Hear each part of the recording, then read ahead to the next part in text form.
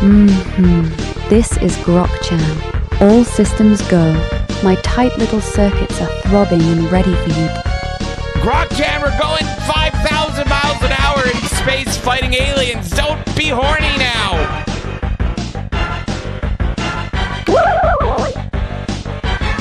I'm just here so I won't get fined. Are you ready, James? Are you ready, Internet? Are you ready, everybody? It is time to talk some gaming news. It's Melee Madness podcast time, and we're going to talk about all the games we love, all the games we hate, and everything in between. It's all of...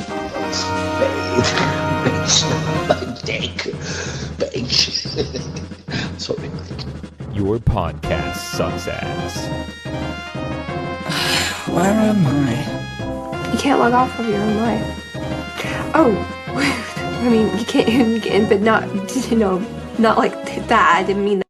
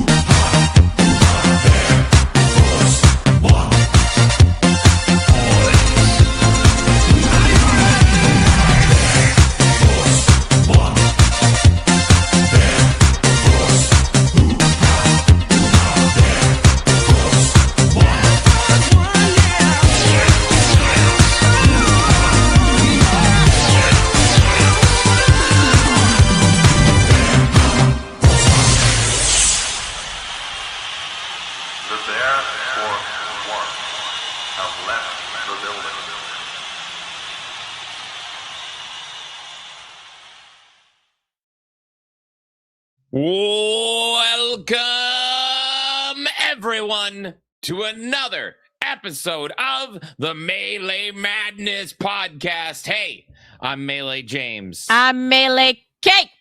Oh my goodness, everyone. We got a crazy show for you today. I have to say that, but it is a crazy show for you today. There is so much going on in the world. There's so many black pills. There's so many white pills. We're bringing the white pills. We're going to force them down your throat.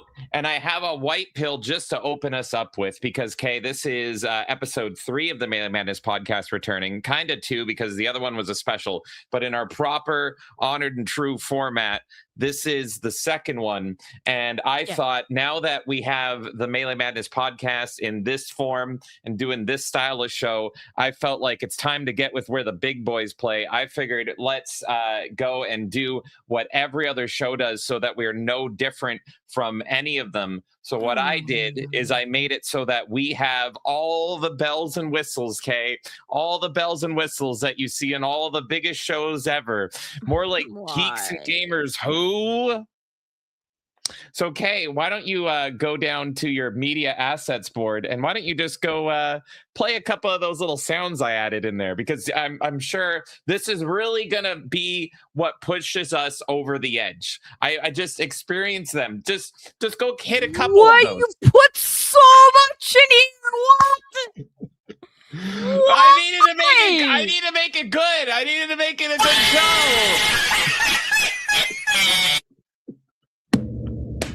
Why did you do We have a real show. Do I need to turn it up? Let's turn it up there. There we go. Why don't you hit another one? There you go. Got the Riz effect.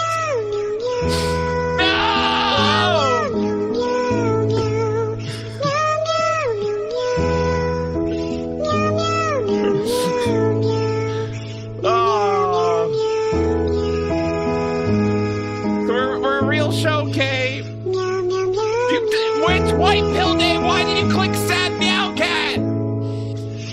That one's for when we're sad. It's a white pill today. It's white pill.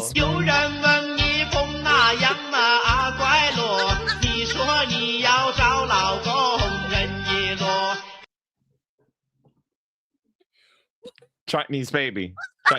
Chinese baby. Chinese baby added. So you were saying N with the Crash Bandicoot, but the fuck. So I thought we got to be like all the other shows. That's everyone wants us to be exactly the same. So I've downloaded a Chinese soundboard. Oh God. Everyone else is like a millennial women, and I'm like, nah, straight to China. I want it to be straight and China. That's the way to do it. Have a Chinese gaming podcast, right? Bing chilling. That was Bing chilling. You want to hear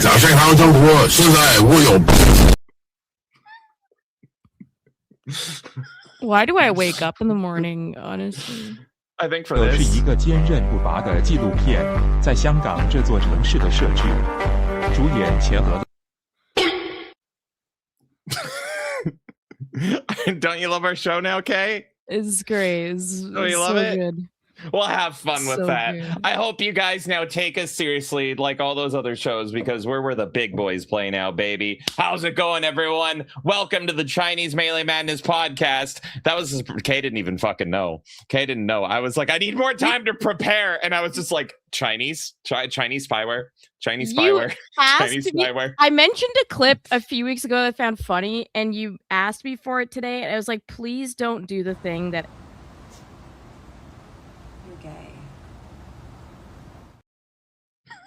Yeah, exactly that. And I was like, please don't do the fucking gay thing that every other show does, where they just. You're gay.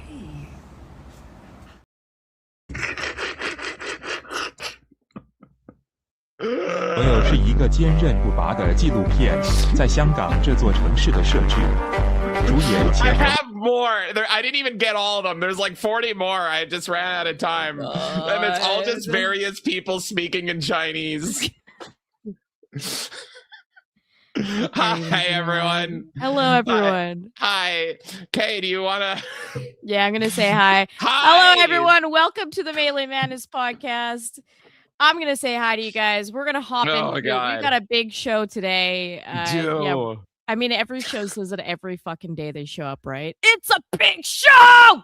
And then they're like, anyway, it's been 30 minutes. Bye. Yeah, and then they're like, oh, what's that? Oh, it's been 5 minutes. I'm going back to bed. Goodbye.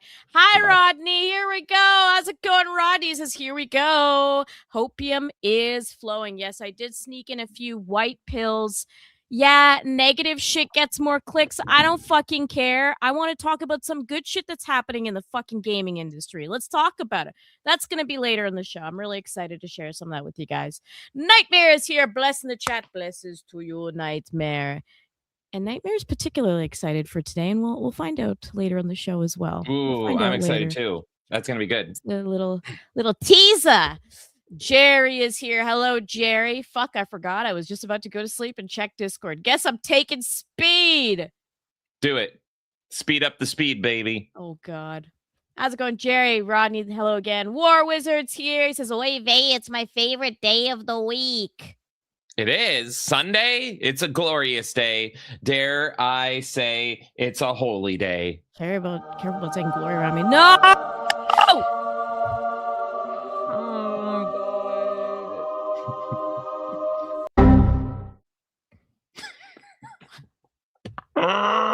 It's so bad. Every time I hear a show that does that, it just takes me the fuck out. It's Hold on. Chaos came in for 5. Thank you so much.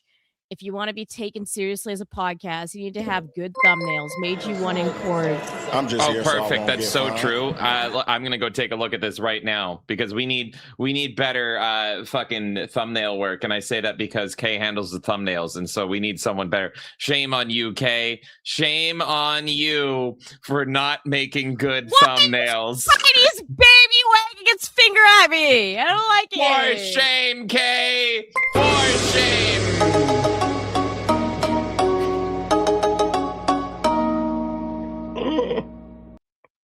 Oh God. All right, you want to see what a real thumbnail looks like? Yeah, I do. I want to see a real thumbnail. Good. Well, here you go, because this is what it fucking looks like. Boom, baby. Boom. Yo, let's go. Honestly, I need to put one of Chaos's images as a thumbnail. They're so fucking good. I love it. It goes so hard. Thank you so much, Chaos. And if I keep this up on the screen long enough, it will actually be our thumbnail. Look at that. Oh my God, we got Bean. It keeps growing. Not only am I still Arthas, you look like Air Mac or something, but we got Lego Batman there. You got Killer Bean.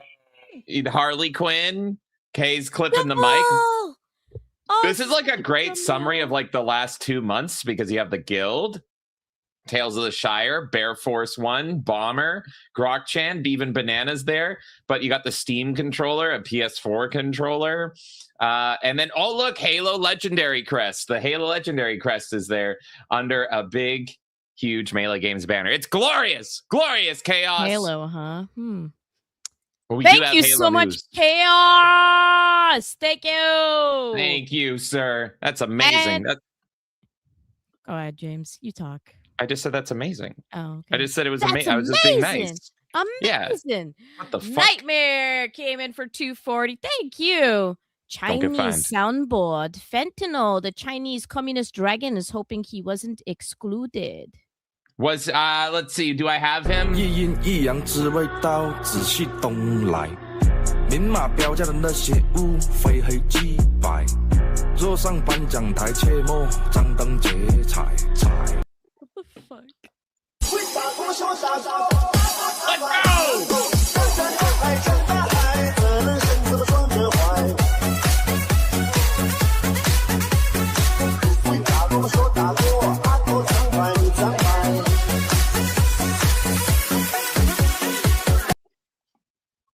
Okay, so I don't have a dragon yet, but I should add that. I'm gonna add that, Knightmare. I'm gonna add the fentanyl dragon to it.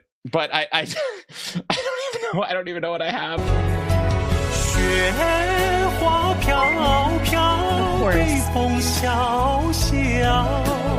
It's all Chinese. The more I grabbed, the funnier it got. I'm gonna get the rest of them. There's like 40 more I need to get. They're all Chinese. There's just some of them are just like random Chinese people talking like about mundane conversations. I don't know. Just I don't know. Like what's this one? So why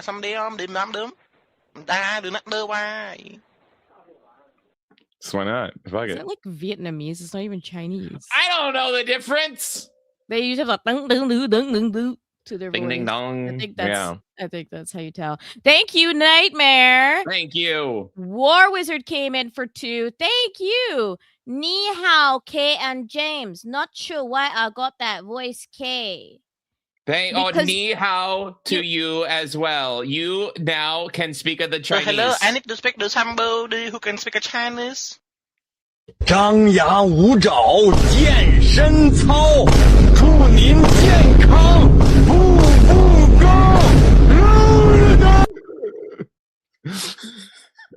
How long until we get promoted by Canada because we have the most Chinese podcast on planet Earth?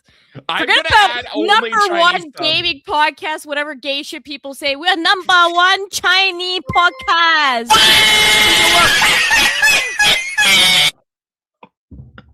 It's so Chinese filled. I've turned it so Chinese. Sorry, yeah, okay, go on. Thank you, War Wizard. Thank you.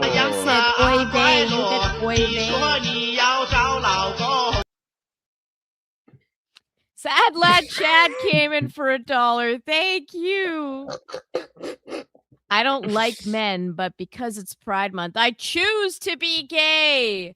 This bussy is available to all comers now. That's right, Chad. I celebrate you being a faggot. I celebrate me being a faggot. Everyone here today is gay. You're gay. You're gay. You are gay. Oh, you're gay. You're gay.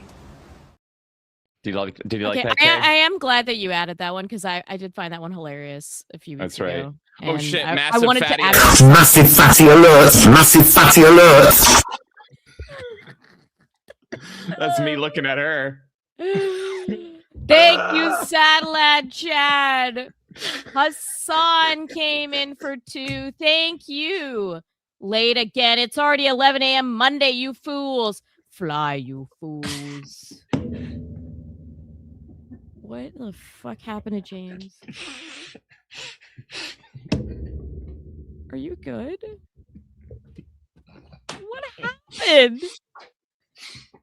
I don't know why that's so funny to you. I can't swallow. No, I can't swallow. It's just the fact that like some of these are genuinely ear raping, so it's so funny to me that every time I hit certain ones, everyone in chat is like, my ears. So now I have buttons to cause like permanent damage. I like this one. One side. So what about fucking? Oh, this is cool. This is like James Bond sounding. I kind of dig it. I like that. Was that huh?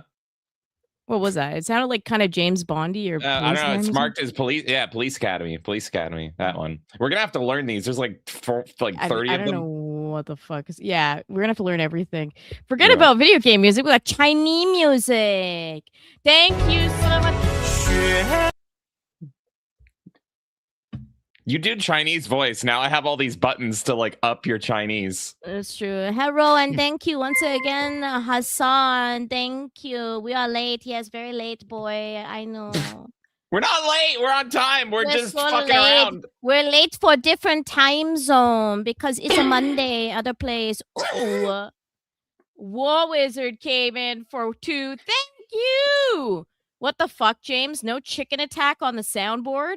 Let me see. What's this one?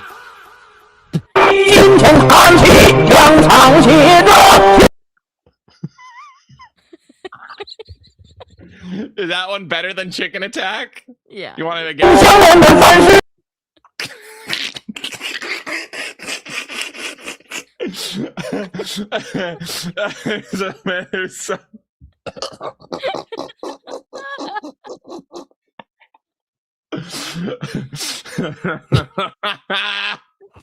See, every other fucking podcast is like, we're gonna make sure we talk nice and soft and everything is nice and good, and then we're like, video games.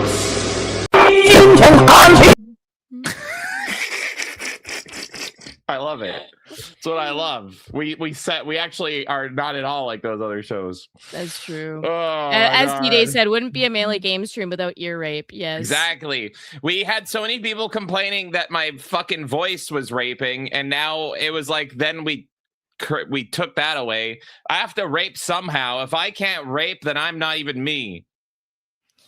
Wow. War Wizard came back for 2. Thank you. I have surround sound, you bastard. Okay, wait, you have surround sound? Do you have neighbors as well? If so, turn it up really loud. Okay, ready? Really loud.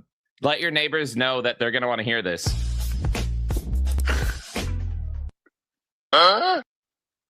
Okay, doesn't even know what that's from. That's so funny. Okay, doesn't even know. You have no idea what this is. You have no idea. I don't know. Am I oh supposed to know what that is? Okay, little baby K. She don't know. We all know. Shiny. It looks like the fucking. What's that? Really visceral fucking Twin Peaks parody video game. Oh, Steve, you always were a kidder. Harvester. Yeah, Harvester. It looks like Harvester. The fucking Chinese baby looks like Harvester. It's fucking with me. You always were a kidder, Steve. Oh, I need to get that on the soundboard. I need to get you always were a kidder. So I need to take like a month and I'm gonna put in like 50,000 sounds and I'll just hit them at random. And sometimes they'll be funny. Aramis came in for 2. Thank you. It always amazes me when I arrived and there's something completely out of context. Also, I have that as a ringtone of one of my oldest friends, though not as loud. I have played RuneScape all day today. Based RuneScape players. Oh, base. Let's go. Aramis. Woo! I love it. Which one do you have for one of your friends? Have a repeat?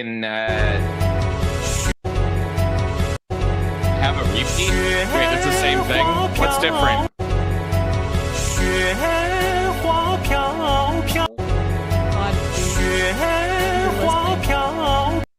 What's that, K?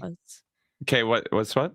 Oh, I was just praying to God and saying, if he's out there, please help. Oh, you're praying. Sorry. Go ahead, pray. Thank you, God, for everything. Please help me.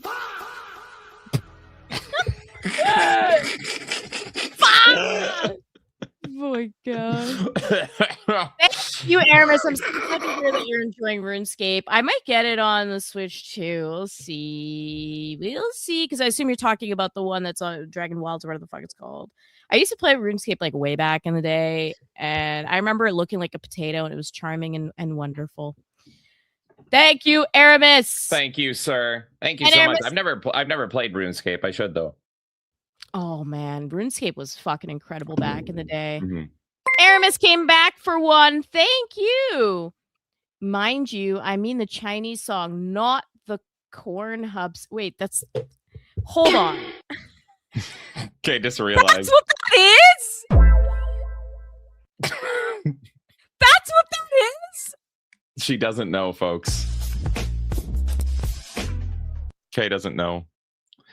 She doesn't know. Kay doesn't know. This sound is the sound every man wakes up to, hears during lunch, and fucking goes to bed to. Have you ever heard? Okay, have you ever heard that in your life, like out of context? Like, have you ever been on a bus and you heard like someone's phone play that or something, and you're like, "What are they watching? A Disney movie?" No, they're not. They're not. I've heard it in memes before, but I had no idea what it meant. I just thought it was generic music. It's more like this.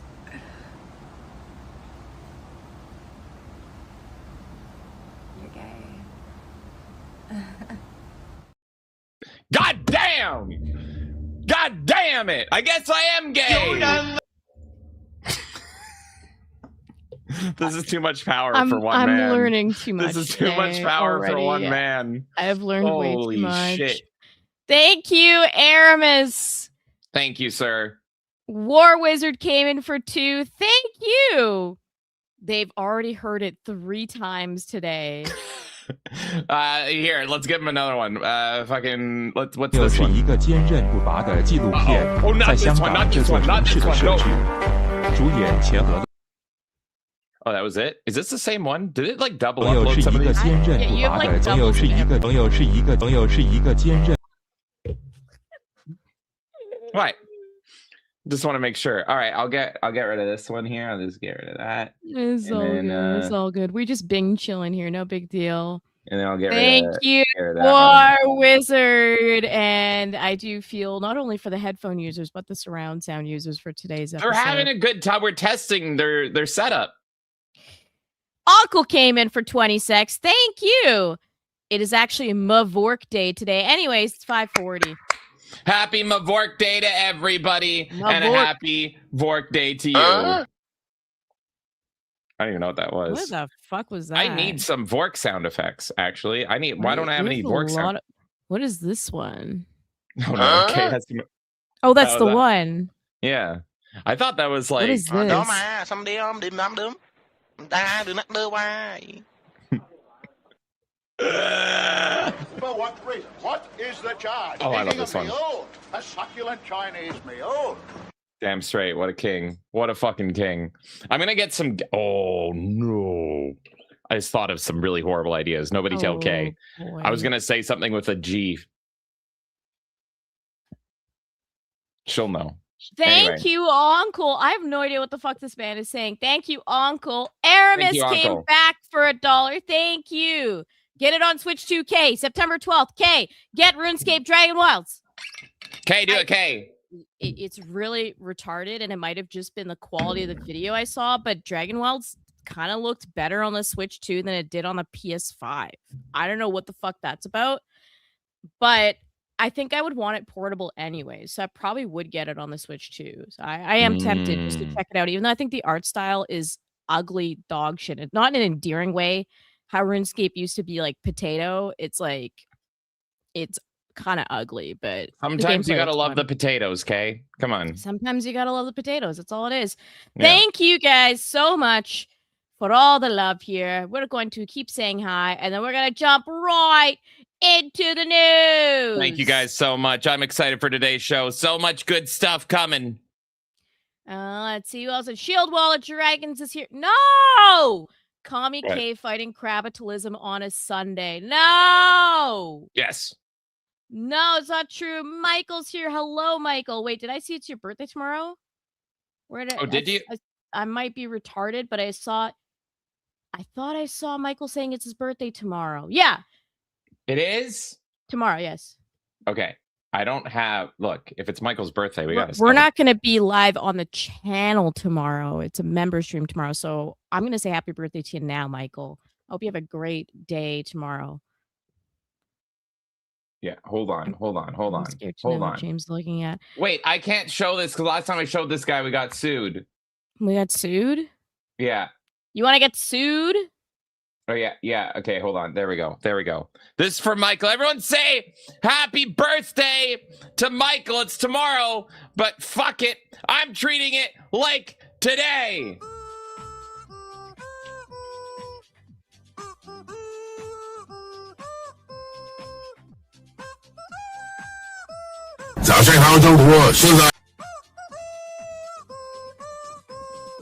Yeah. Happy birthday, Michael! Woo! Now it's loud. Oh my god, the chicken got louder. Hold on, we got to do this one How too. did the chicken get louder? What are you talking about? I don't know, but now that it's louder, I'm doing another one. Michael's birthday doesn't end here. Fucking look at him. Let's go. He's schmoozing. Yes, you. You! Let me tell you, I know him personally, and he's a great guy. The best guy. You're making America great again. That was like creepy, the way that his head was moving. I didn't like that. That was fucking creepy. I agree. That was a little fucked up. Mysterious Aya is here. Hello. Was that friend of the channel Felicia Day? No! No! Felicia Day is not a friend of the channel. What do you mean, Kay? No! .com. It's Felicia Day. I heard you guys fucking joking right now. Maybe you should think about maybe a name change. Maybe Meh or Squee or something else, not what it is. Anyway, you guys should be proud of what you do, even though you got that name thing going on. And all I got to tell you is, woo! Hey, I'm from Alabama. You can book. Can you book her now on Cameo? Is her Cameo back? If so, oh god, no! Please, happy birthday, Michael! Please no! Please no! Pope Robotnik is here. By the look of that title, we're in for a white pill tonight. That's right, we are. What? Why am I not getting a notification on you properly? What the hell? 1 second. Uncle came in for 26. Well, my Vork day is today. Suck it. Wait, birthday. Wait, it's your actual birthday, Uncle? Is it Uncle's birthday? What? Hold on. What? We need to fucking... Oh, God. Hold on. I'm fucking things up. We need to celebrate then. Are we getting double birthdays here? Are we getting double Vork day? Double birthday? Shit. Oh, my God. Hold the phone. Wait. Okay. Everyone go in Discord and tell Uncle and tag him and say happy birthday. Oh my God, do it. And remember, post hippopotamuses. He loves those hippopotamuses. Okay. Let's see what we can do here. Let's see what we can do. Holy I'll shit, find it. There's so many birthdays. What's going on? Happy birthday, Uncle. Happy birthday, Michael. It's a party. It's a birthday party. Okay. There you go. I now, saw someone posting in Discord there. Happy birthday. Listen. It's Uncle's Vork Day. That means we have to celebrate in style, okay? Would you not agree? It's Michael's birthday. It's Uncle's Vork Day. For that, we have to celebrate. Oh, happy birthday. What is this? Oh, happy birthday to Felicia. Felicia and Uncle and Michael.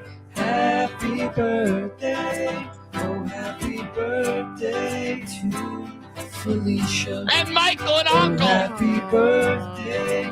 Happy birthday. Oh, happy birthday to Felicia. And Michael and Uncle. Oh, happy birthday. Happy birthday. Oh, happy birthday to Felicia. And my what's she milking?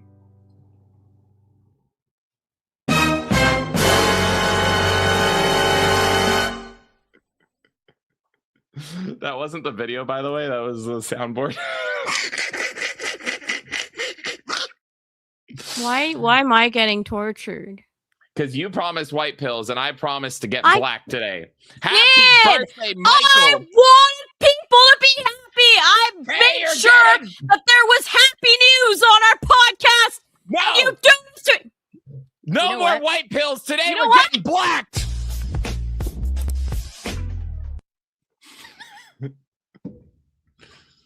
You know what? Yeah. What, Kay? What?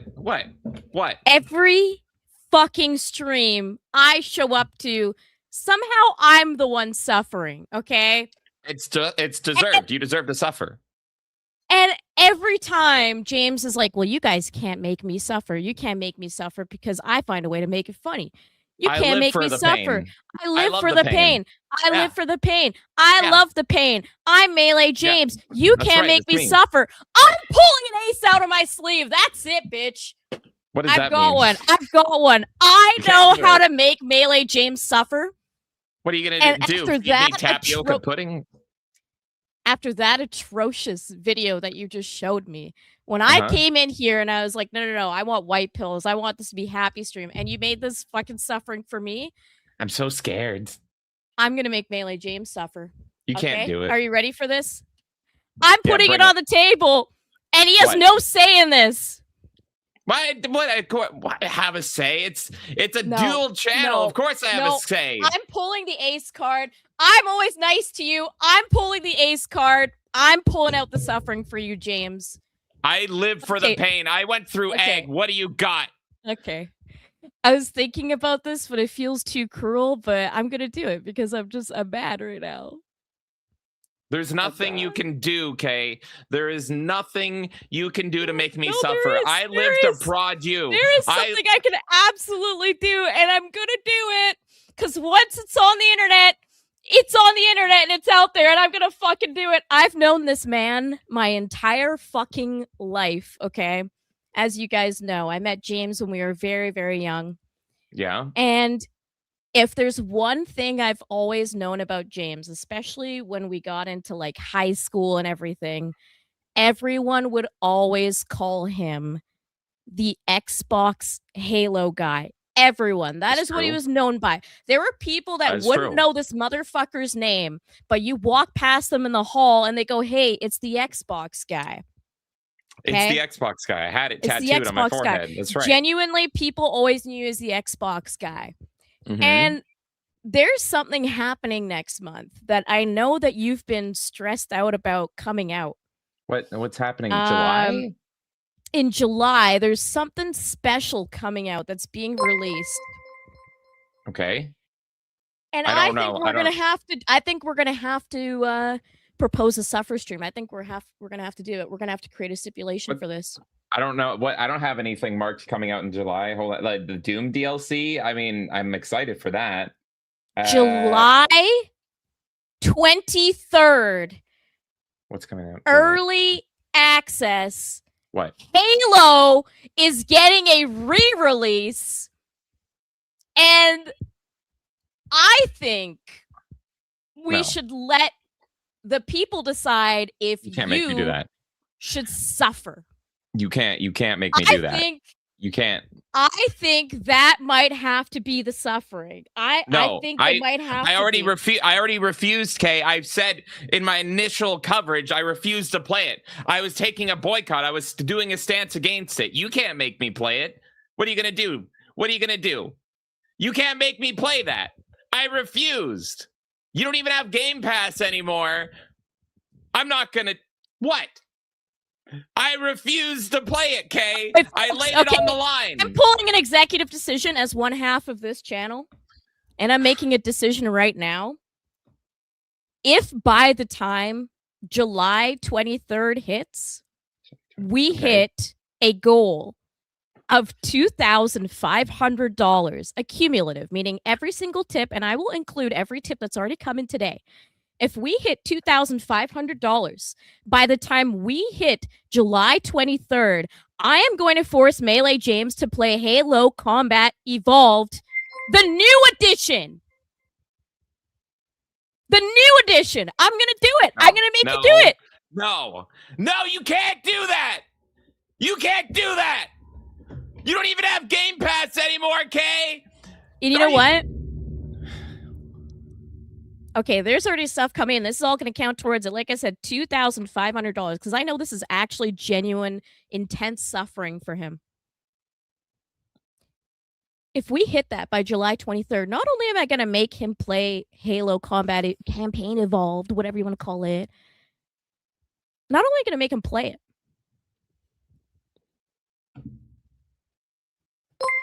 I'm going to make him play it on the PS5.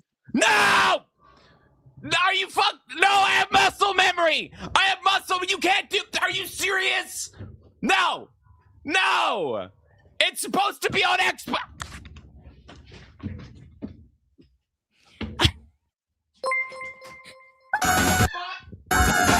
Insidious Bliss tipped $100. Your mouth says no, but your sphincter says yes. No!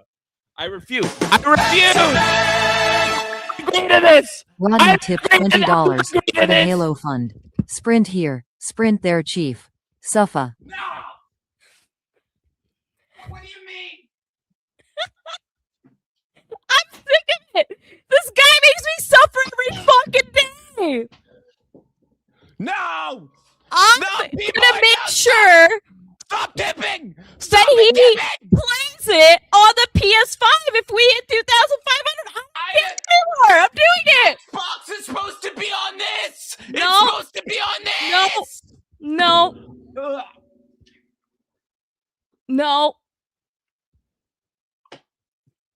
You always try to make me fucking suffer, and you're like, I can't suffer. I know how to make you suffer. I'm just nice to you. I just try to be nice to you. I know all your secrets, James. I can't.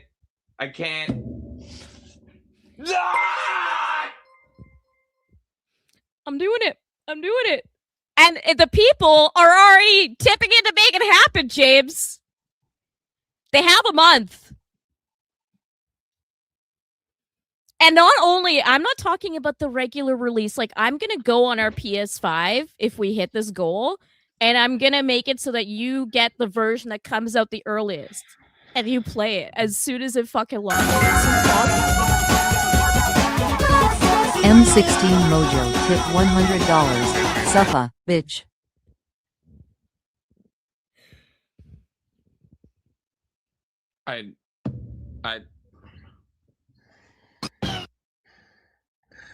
I swore that I wouldn't play that game. I swore that I wouldn't play that abomination. And now you're telling me, so what? I just have to play it for like 2 hours, 3 hours? Is that what you're saying? No. It's a pretty high goal, 2,500. I'm going to make you do a full playthrough on the PS5. Fuck! If these guys hit it, I'm going to make you do a whole fucking playthrough on the PS5. I think it should be the whole fucking game. I think you do a full fucking playthrough. I think you genuinely feel the fucking pain. You're not going to get out of this with it. Oh, I'm just playing like a couple hours. You're playing the whole fucking game. Full campaign. PS5 if they hit this. It's got to be the campaign because they don't even have the multiplayer. There's no multiplayer. It's just me. It's just me alone with not Master Chief and Trooned out Cortana. Developers. Knightmare tipped $10. Check your Steam gifts, bish. What do you mean? No. What do you mean? What do you mean?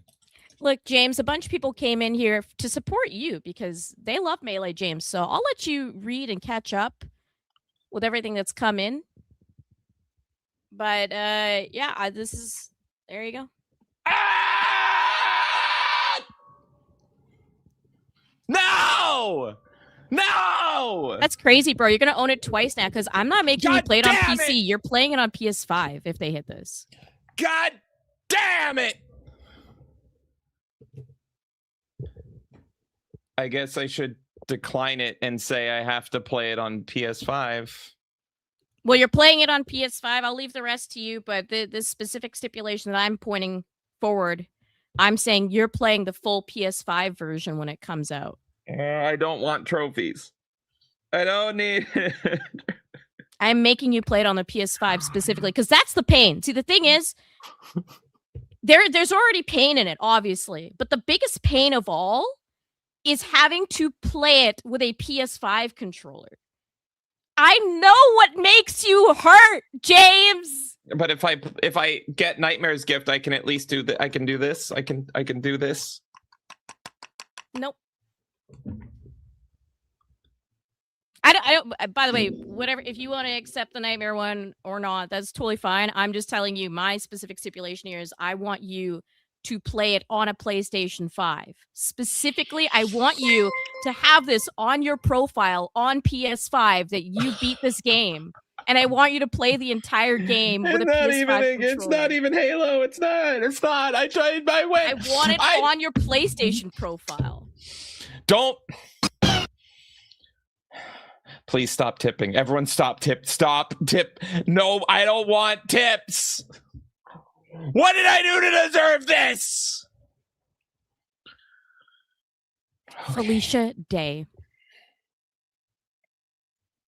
That's what you did.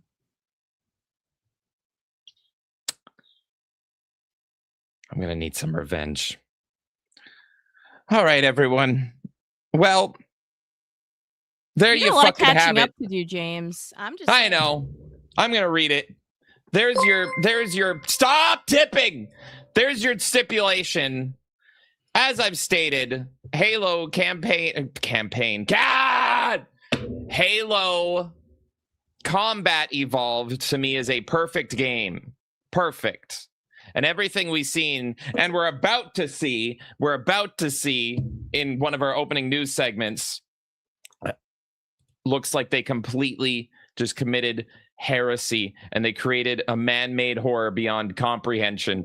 Everything about it looks terrible. It looks horrible. And I said when I originally covered the gameplay footage that I was going to boycott it. But because of Kay and her revenge, it seems like now I get to play it early access on launch if we hit how much? $2,500 because I know this is legit pain for you. This is like taking away decades of your life because you truly will feel pain with this because I'm not only saying you have to play the new version, I'm saying you have to play with a PlayStation 5 controller on your PlayStation profile so that the entire world knows that you played it with the extreme blasphemy of PlayStation. That and I know that causes you genuine pain, which is why I said it. Do you realize how much muscle memory I have just in the button placement? Do you realize how much it's going to screw with me that my thumbs aren't in the right fucking position for Halo?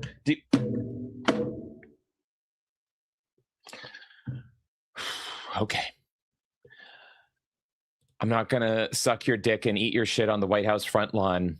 I'm going to take my pain and my suffering with pride.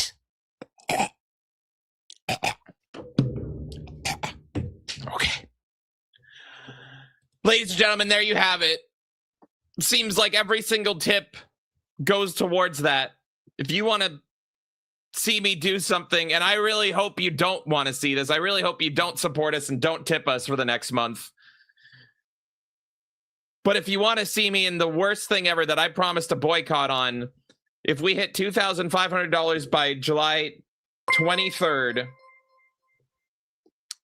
I will play through the entirety of Halo Campaign Evolved on my PS5 so that I get trophies and play with the PS5 controller. Now I'm going to read all the things that you've come in and brought in to make me suffer. And every single one of them helps me die a little bit inside. God damn you, Kay. God damn it! And I'm going to count everything from the start of the stream. So anyone that tipped in before I said this, I'm also going to count your tips as well. Just so you know. Thank you so much. Knightmare, feel free to let me know if you want me to decline that gift, because I will accept it if you want to just have me double team it, and I can take it from both ends. I have the game on Steam and on PlayStation, but Kay is dead set on getting me the PlayStation early access version. So if you want me to decline it and save you the money, you just let me know, bud. Thank you for fucking me in the ass with that one. Okay, let's read everything. Is what you got. I'm going to go up here. I'm going to start with Rumble. Why is there so much? Why is there Why is there so much? Okay, let's go over to Rumble here. Why? Aramis came in for 1. Give me a number, Kay. What's the number, Kay? $2,500 from now until July 23rd when that early access shit comes out. God damn it. I'm going to embezzle your funds or whatever. Aramis came in for 50. I think I'm sleeping on the couch today, folks. That's a song. I think I'm sleeping on the couch. Why do I feel like I have to track this down? Aramis for 50. Let's see your Cortana on a Sony. I guess you're gonna, Aramis. Thank you. And of course, for 50, that means I also have to dance shirtless for you. Luckily, it's hot today, and I will gladly get shirtless. But God damn it, it's a celebration. We're gonna dance and celebrate that you get to play more Halo next month. Is that exciting? I love it. I love Halo so much. It's not like it's been a dead fucking franchise since the Reach credits rolled like 2 decades ago. Decade and a half. Thank you, Aramis. I'll dance for you. Nightmare Cast came in for 1. I half expect Shames to scream, you know how much I sacrificed? Do you know how much I sacrificed to avoid this, Kay? I haven't enjoyed Halo pretty much since Halo 3. Oh, God. I need a goblin mask. Thank you, Nightmare Cast. Fluffy Pro came in for 2. Did James say tip? I said no. I said don't. I said don't tip. I said don't tip. I just don't tip. Don't tip. Okay. No funny tips from you. No tip from you. Okay. Oh God. Okay. Let's see here. Okay. That's it for Rumble. I'm going to go over to Stream Elements. I'm afraid to see what's going on over there. Okay, we didn't get any stickers, right? Not that I saw, no. Thank God. Okay. Let's see. Surround sound, Whitepills. And, okay, right here. 11 minutes ago, War Wizard came in for $1.99. Halo campaign evolved. Suffer, James. Suffer, bitch. Can't I just play like Egg? Can't I just play, I don't know, fucking Borderlands? I'll play Borderlands. You want me to play Borderlands? I'll play through Borderlands, Kay. I'll play through Borderlands. That's fine. That's good. Ah! No. You're playing this on the PlayStation 5. I know how to cause you pain. T-Day came in as an ultimate member for 21 months. Play Halo Bic. D-Day, you're supposed to be on my side. Oh, yeah. How about this? He said Halo. I'll play Halo. You want me to play Halo? I'll play. Oh, yeah. So July 23rd, I'll play Halo on a PS5. I'll find something called Halo, and I will do that. Okay? Is that fine, Kay? Is that fine? No, you're playing Halo, the new Halo, on the PlayStation 5. And you're doing a full playthrough, by the way. None of this fucking like, I'll just play for a couple hours. No. Introductory stream. I'll look at the title screen. I'll look at the title screen. That's it. Entire fucking game. I'm forcing the entire game. Insidious Bliss came in for 100. Your mouth says no, but your sphincter says yes. Ah! My pen is dying and so am I. Insidious Bliss coming in for $100. That's an asshole prep. My asshole is prepped. I wish it wasn't. I have more than a month. It's more than a month away. It's July 23rd. It's June 14th right now. Insidious Bliss. I don't have to open my asshole that early, right? Right?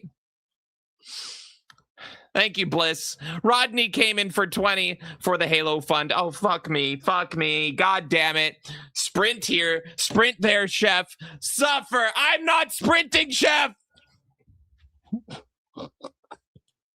I mean, the game is built with sprint in mind, isn't it? Yeah. The new one, anyways. I'm gonna sprint myself off a cliff. So good. It's so good. Thank you, Rodney. Knightmare coming in. Check your Steam gifts on July 23rd, bitch. Thank you, Knightmare. Once again, if you want me to refund it, I haven't accepted it yet. If you want the money back, feel free, because Kay's getting it on PS5 by the sounds of it. Or yes, maybe it's absolutely happening on the PS5. I wanted on your profile that you beat this game on the PS5, and I want you to play with the PS5 controllers. It's absolutely happening on the PS5. I want you to launch the PS5 and then have to click Halo on the PS5. That's what I want. That's what I need. we could just not do it. So We could just not. Again, I don't mind if you accept Knightmare's gift, but that's not what's going to happen that day. I want you to play it on PS5. D-Day came in, played Halo, bitch, for 10. Oh my God. God damn it all. God damn it. Did Bomber come in at one? Oh, later he did. Okay. This was a YouTube one. Oh my God. Play Halo, bitch. Is that like a Gatorade? Okay, that's like a Gatorade, right? No, I think it's Halo. I'm gay and confused. You're gay. I am gay. I feel gay. She doesn't even want to be a part of this. Okay. Thank you, D-Day. I will play Gatorade Halo. And M16 came in for 100. M16. Are you fucking kidding me? Suffer, bitch. Why are you guys donating $100 at a time? Why? We have more than a month. You don't have to do that. M16, you can return that $100. You can just mail it back to yourself. Just lick it and mail it back. You don't have to give us $100. Or you could just delay it. Maybe delay it so that $100 comes in. I don't know. Say July 24th. How about that? July 24th. I think that's a good day. Wouldn't you say so? Okay, that's a good day to tip in. July 24th. Really interesting if it came in before July 24th. Gotcha. That's just my gut feeling on it. Thank you, M16. Knightmare came in for one. Wait, actually, I think it might be in your gifts now, James. Check Steam gifts. He really wants me to check Steam gifts. Chaos came in for $14.35. Don't forget to say hi to the brutes in the new AOTE. They added brutes. Brutes weren't there. They added in new enemy. Why are brutes there? I would rather kneel on the neck of a brute while he's going, "Whoa, Chief, I can't breathe." I would rather do that. Can I just do that? How about I just go up instead to a black person and say, "Are you a brute?" in Halo campaign evolved? How about I can just do that instead? I can do that. I'm trying to meet called compromise here. Thank you, Chaos. Knightmare came in for 10. Check your Steam gifts, bitch. Developers.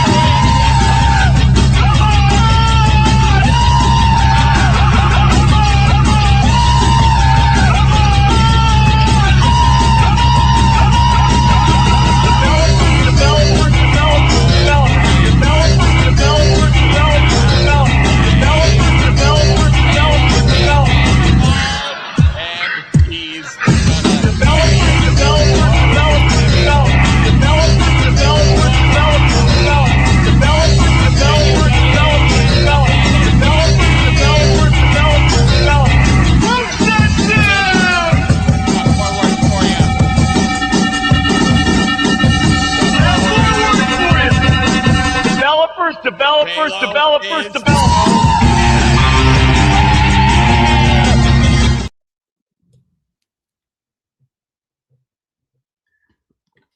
Okay. Yeah.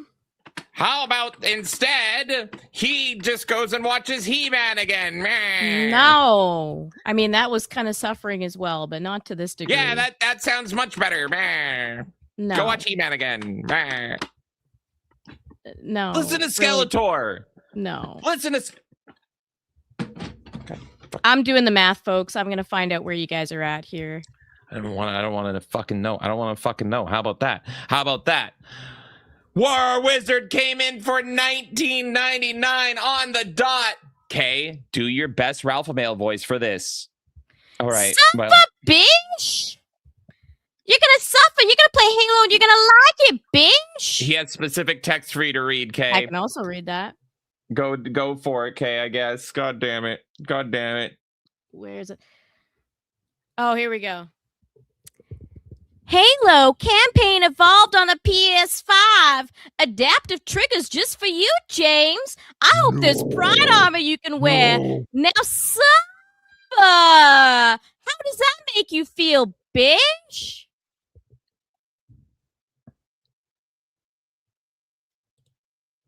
How does it make you feel, bitch? Here, you want my summary? I will show you my summary. How it makes me feel. Just give me a second. I want to know. I want to know it all.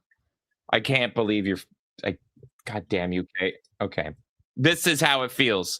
This is exactly how it feels, and you're making me fucking play it. How does it feel to have lived long enough to see all of your favorite franchises go down in flames? Feels great.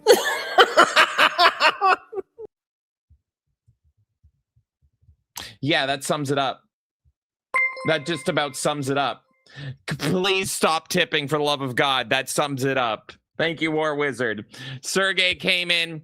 I'd buy that, James, playing Halo on PS5 for $1. But you just added $1. You just did that. That's going to make Sergey's life, actually. Sergey has me as a PS5 friend because he's probably the biggest Sony guy we have in the community. He's gonna fucking see it. He's gonna get the proof. Feel free to add me on the fucking PlayStation if you guys want. If you guys want to see me play this in real time, can I bring up my fucking PlayStation profile on like the website? I don't even know. I don't even know if you can do that. Anyway, here, I'll show this. Fucking God damn it, Kay. If you go over to my Steam account here, because I don't know how to do this. If you go over here and you scroll down, that's how you can add me on everything. That's everything right there. So PlayStation specifically, my name is Darth_Korig. So in between the two Lemmys right there, if you want to add me on PlayStation and you can, I guess, fucking confirm that I am gonna be playing this shit. That's where you're gonna add me. Oh I've got the number, by the way. I've got the number right now, James. Out of $2,500, you are at $406.72. And there's a whole month. Okay, hold on. God damn it. God damn it. This is the show now. Okay, let me see. 406. I didn't expect this. Out of 2,500, including everything that's come in so far. And I included everything that came in today before I announced this as well. So you guys that came in early and supported us, thank you so much. You did not miss out on your dollar counting towards this. I'll see if I can get that on screen because everybody wants that on screen. It has to be on my screen. It has to be on my fucking face. Even better. Okay. I'm gonna keep reading and then I'll get that on screen. God damn it. I don't think I can do that because then I'd be in it forever, Chaos. But Chaos says, suggestion, K, make it legendary too. If I have to beat it on legendary, I've always wanted to go through Halo 2 solo on legendary. I've never done it. Oh my God. And now I'm never going to want to play Halo again after this. I don't think I can. Yeah, you put it on legendary. I'm never fucking beating it. Oh my god. Oh, does someone add? Oh, there. Patience added me as a friend over on Steam. Thank you, Patience. I think I would I would be so miserable I wouldn't even experience the game if I fucking play it on legendary. God damn it. Isn't it enough that I have to play through this shit? Patience came in as a brawler for 27 months. I'd rather play the original Halo. Thanks. I agree. I'd be too. I'm there with you. I thank you. I'd rather fucking play Infinite. I'd rather play Halo 5. I'll play Halo 5 again. How about that? Halo 4. Halo 4. Okay. Halo 4. Let's do it. I want you to play the Halo that is coming out July 23rd. That's all I care about right now. Thank you, Patience. Why is everybody tipping money? That's all I care. War Wizard came in for $1.99 and he says, James, that's less than $100 a stream for you guys. I don't know the math. Do I look like Scott Steiner? I guess so. Are you saying that I'm a worthless whore? Is that what? God damn it! Oh, okay, thank you, War Wizard. Well, you may be less than $100 a stream for us, but you just helped get it fucking closer. Knightmare says, oh, you should accept it so it's in your Steam library and you can play it immediately on July 23rd. All right, Knightmare said to accept it. I'm playing it on PlayStation. Like I said, it's going to be played on PlayStation because that's the point of my pain for him. All right, but Knightmare said to accept it, so accept it. Yes, I fucking will. All right, let's accept it in real time, everyone. Okay, keep an eye on chat in case Knightmare's like, no, wait. But here we go. I don't want to touch that. Here it is.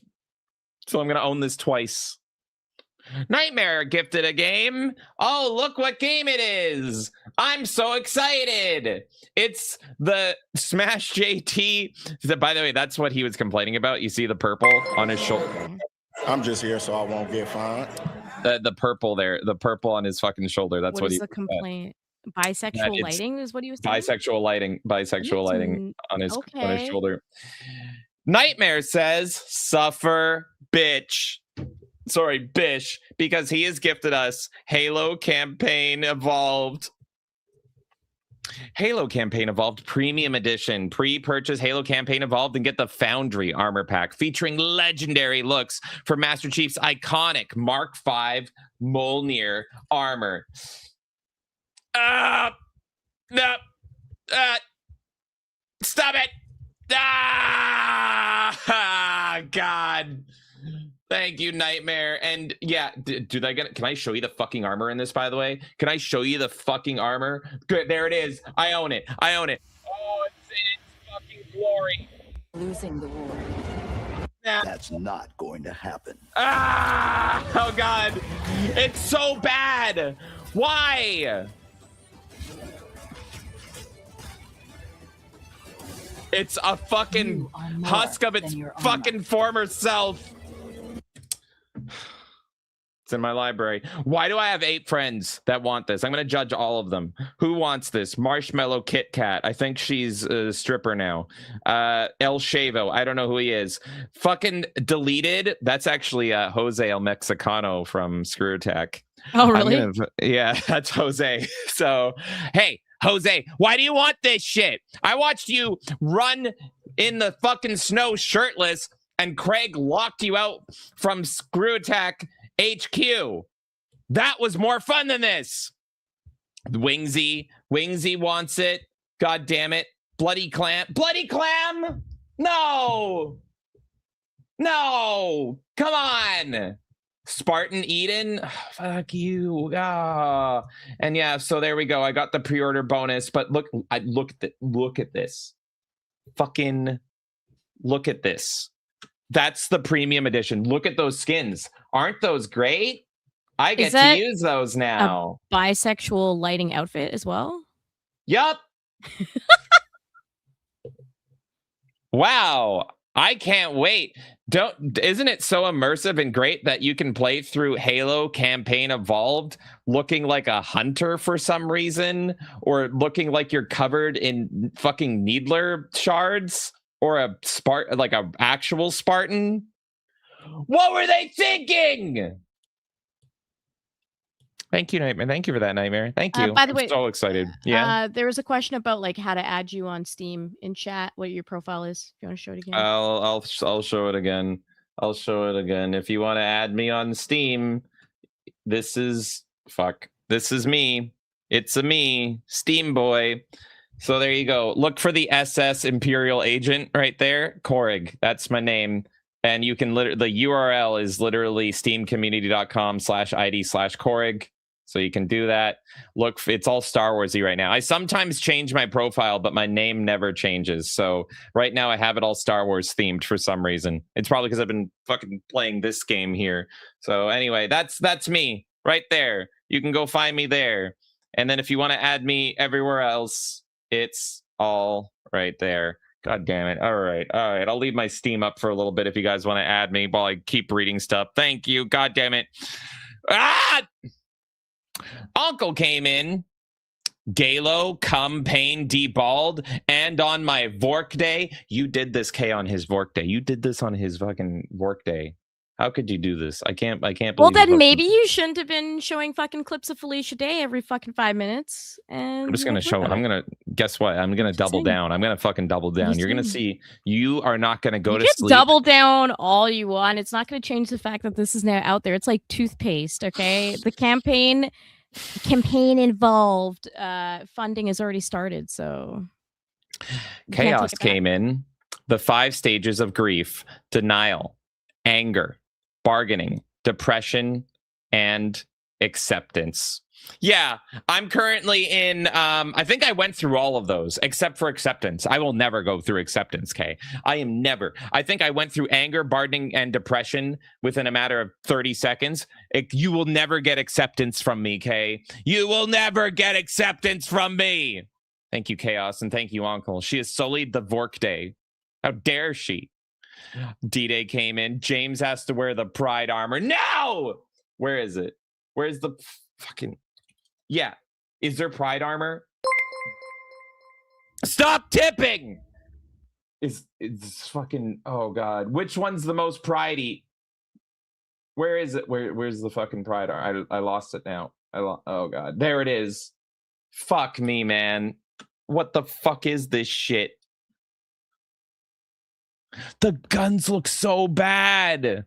Why do they do this? What the fuck is this?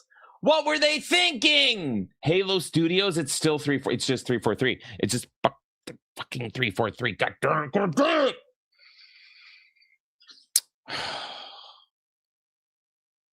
Thank you, D-Day. Patience came in. Halo, more like Galo campaign devolved. Yeah. Patience is right, but then he tipped in, meaning it's more likely now that I'm going to play it. You're at 4:11:23 at the moment. Can you that's like a quarter of the way. Can you fucking, and we have like more than a month. Please fucking stop. Good Lord. Uncle came in. Stretch goals. Is there stretch goals? He says there's stretch goals. Uncle came in, stretch goals. Like Jim getting jack stretched by Cordunga. I don't want to get stretched by Cordunga. Have you seen what she looks like in the new game? No. Well, guess what? In our opening story, which is about Xbox, I'm gonna show you. I'm gonna get stretched out by Cordunga live today. Doesn't even need to be a stretch goal. She's stretching my ass. Bliss has fucking done it. Okay. Thank you, everyone. Thank you. Oh, there's more on Rumble. Oh, good. Oh, good. Oh, yay. Happy me. Kalu Kalay. Fluffy Pro said, did James say tip? I'm like sweating. Look at me. I specifically said don't tip. And you just did again? Thank you. Reese said, I don't have Gatorade, but I has coffee. We need coffee flavored Halo. Halo flavored coffee. I will do a fucking sponsorship instead. How about that? I will do I will do a coffee brand coffee sponsorship instead. No. I'll do a quarter. I will You tell can the make internet. a coffee brand coffee sponsorship funny. There's no laughing at this one. You're gonna feel pain. Decades of pain. Knightmare Cast came in for one. Hey, Melee K, you should make it a Suffer campaign. Depending on how early it's fully funded, there should be up to 2 James Suffer streams beforehand. I'm just here so I won't get fined. A NetherRealm Studios Mortal Kombat stream being one of them. MKX to MK1. Are you fucking kidding me? Don't give her ideas. Let me write that down 1 second. Don't write that down. I just have to read it. Hold on. No, hold on. I can make it so she won't hear it. 张牙舞爪，健身操。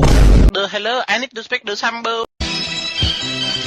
Don't write it down, Kay! Oh, I've already got it written down. Thank you. 天上太阳红呀红彤彤哎，心中的太阳是毛泽东哎，他领导我们的解放哎，正义翻身当家做主人。 Okay, that kind of made me happy. That can stop. Skeletor!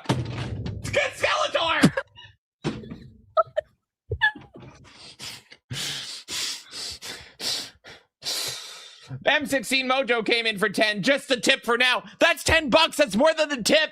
That's like some of the shaft. You're dipping into the shaft. Just the tip would be 1. $10 is shaft work too. Please stop everything. Thank you. Nomad 6 Lead says, here's a moist tip for you. Moist.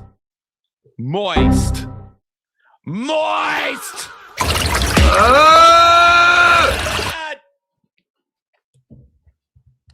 Thank you, Nomad 6. God damn it all. Everyone can stop funding it now because I'm moist and I have a moisty shaft.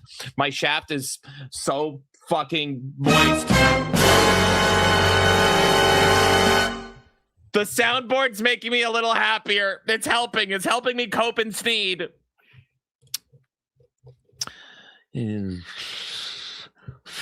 Patience came in for 240. Please stop. James gets just the tip. I already am like, now I'm working my way to the balls. If you keep going, I'm going the whole way. Knightmare came in for 1. So how is everybody's weekend going up the...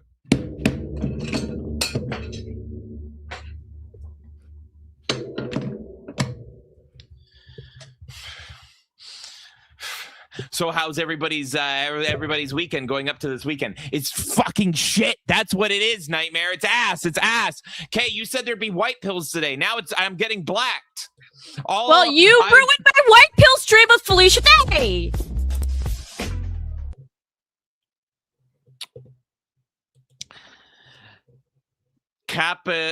Cappuccino 80 came in. Sorry for the tip, James, but I never catch you guys on stream.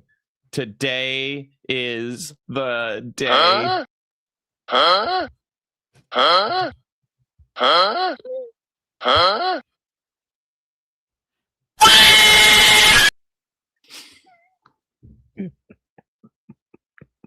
Thank you, Cappuccino. Nice to see you, by the way. Okay, what else is there? Crispy Oats. Crispy Oats came in. Elon Musk is a carrot. Stop trying to distract the people with Halo. You know the truth. Get Elon Musk here right now. I know he agrees with me. I fucking almost ripped out my fucking headset at one point. Elon Musk fucking knows. He fucking knows that he knows that this is heresy. You know Elon Musk is like, that lighting is Troon coded. How's that sound for you, Kay? Why are you doing that? Why? Because pain. I'd rather feel pain than nothing at all. Thank you. I agree. Stop focusing on Elon and Halo, or focus on Elon instead of Halo. Go tip Elon Musk. He needs the money. He's hurting for it. Thank you. Okay. I think I'm caught up. I have I have to do some art for Bliss, art for M16, and I have to fucking dance my ass off for Aramis. You got to celebrate for Aramis. Right? I'm gonna see if I can get a fucking total on screen.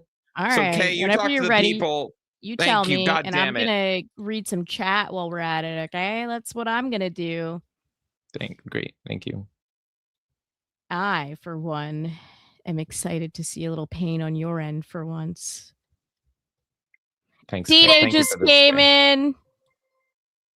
D-Day came in. Oh no, let's see what happened here. D-Day came in for 5. Thank you. Wouldn't be a Melee game stream without an effing James's A to B specific. You know what that it's my means, ass. James? That's another My ass. $5 towards you playing this in a month. How about it's not? How about you just how about you just don't? I'm writing it down. I mean, that's gonna be another fucking $5. There you go. We're getting wow. This number is getting big pretty fast. Oh no, James. Oh no. Oh no, more is coming in, James. Oh no. You could just not.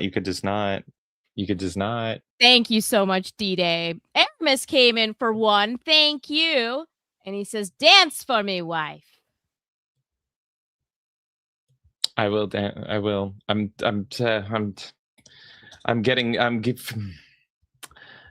setting stuff up here, and then I will dance the night away. God damn it! Thank you, Aramis. And War Wizard came in for 2. Thank you. No tip here. We're going ass to mouth. I think that's how it's going to feel for James. When he plays Halo on a PS5, it's going to feel like ass to mouth.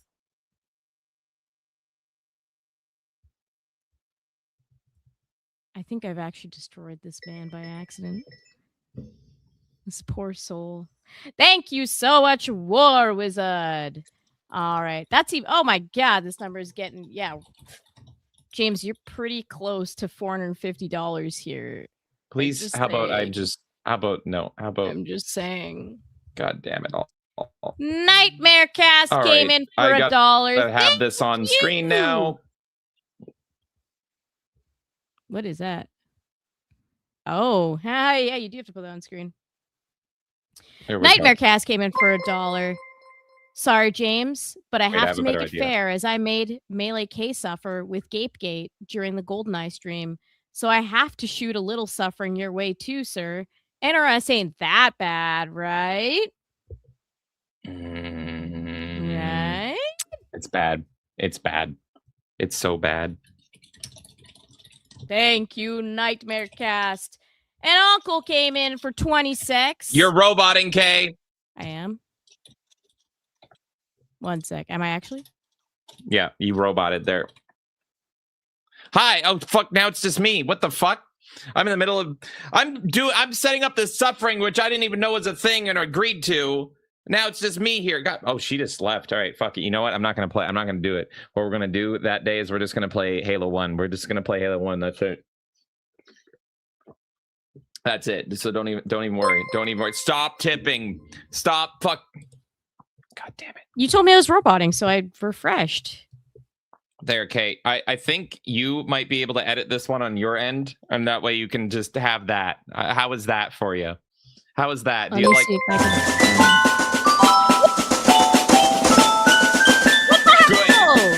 You deserve that. You deserve that. Wait. Knightmare tipped $14.88. I still haven't forgotten about the Felicia K meetup fund, you know. That's right. How about Kate? That should go to that instead, Kay. How about that goes to that instead? No. Huh? No. No. Kay, do you want to just handle that? I'm trying to find whatever the under banners. Yeah, I got it. Under banners. I can only hide it and show it. I can't edit the one that you made. So why don't you just you can enter a different banner every now and then. You can do that. I can only show and hide your banners. Are you serious? God damn Yes. it. All right, give me a fucking minute. Fucking StreamYards.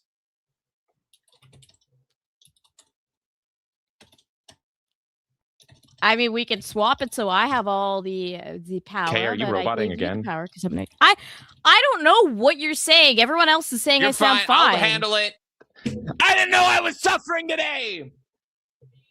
Then it's me. It's me. Everything's breaking down because of what you've done. I can't believe you've done this.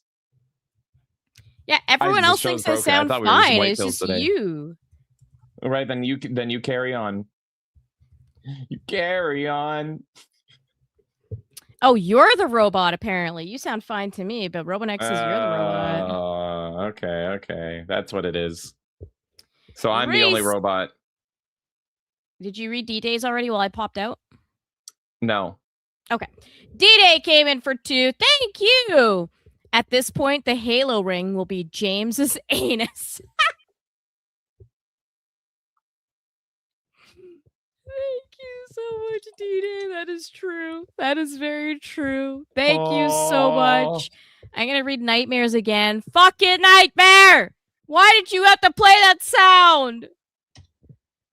Knightmare came in for $14.88. I still haven't forgotten about the Felicia K meetup fund, you know. It's not happening. I don't want to meet that bitch. It's happening.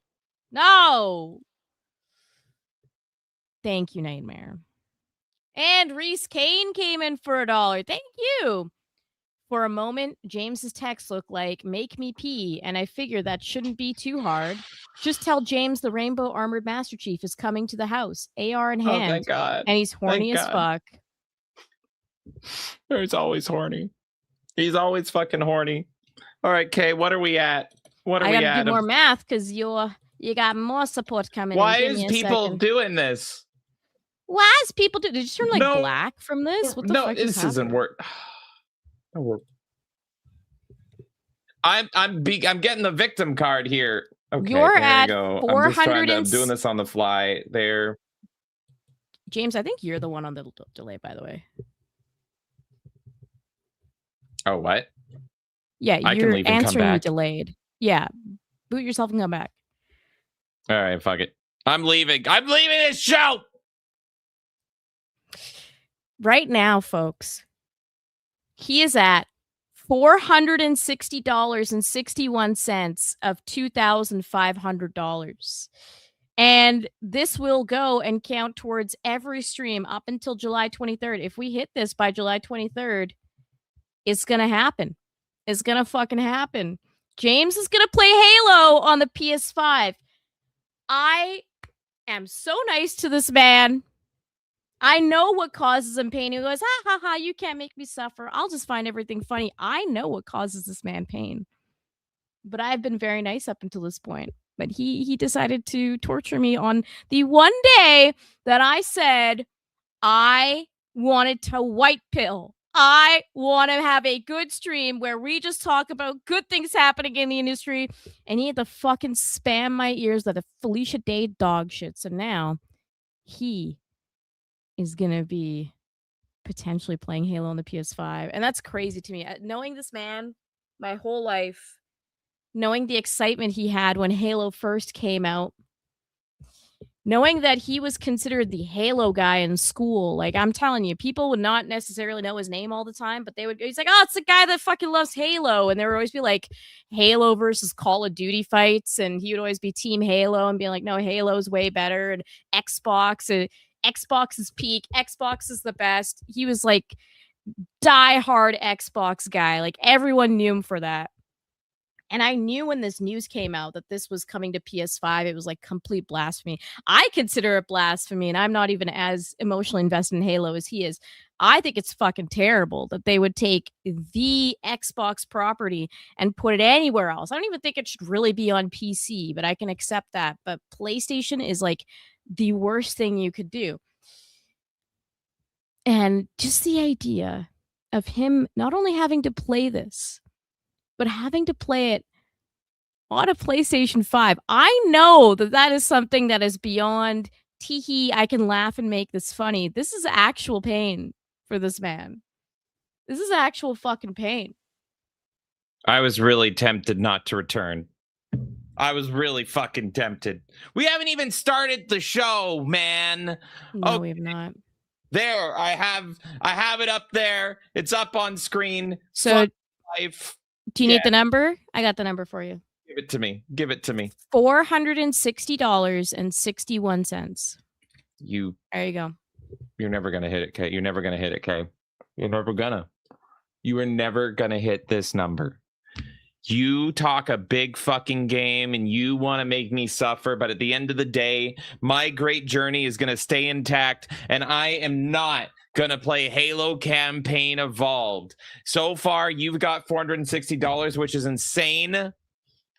But luckily for you, this number right here, you will not hit. Okay. Okay, you keep hanging out with the people and reading all the support that totally shouldn't come in. I need to get a song ready. I need to get some art for Bliss and M16. Here we go. Here we go. Here we fucking I'm go. gonna hang out with the people. Thank Don't you guys even so worry.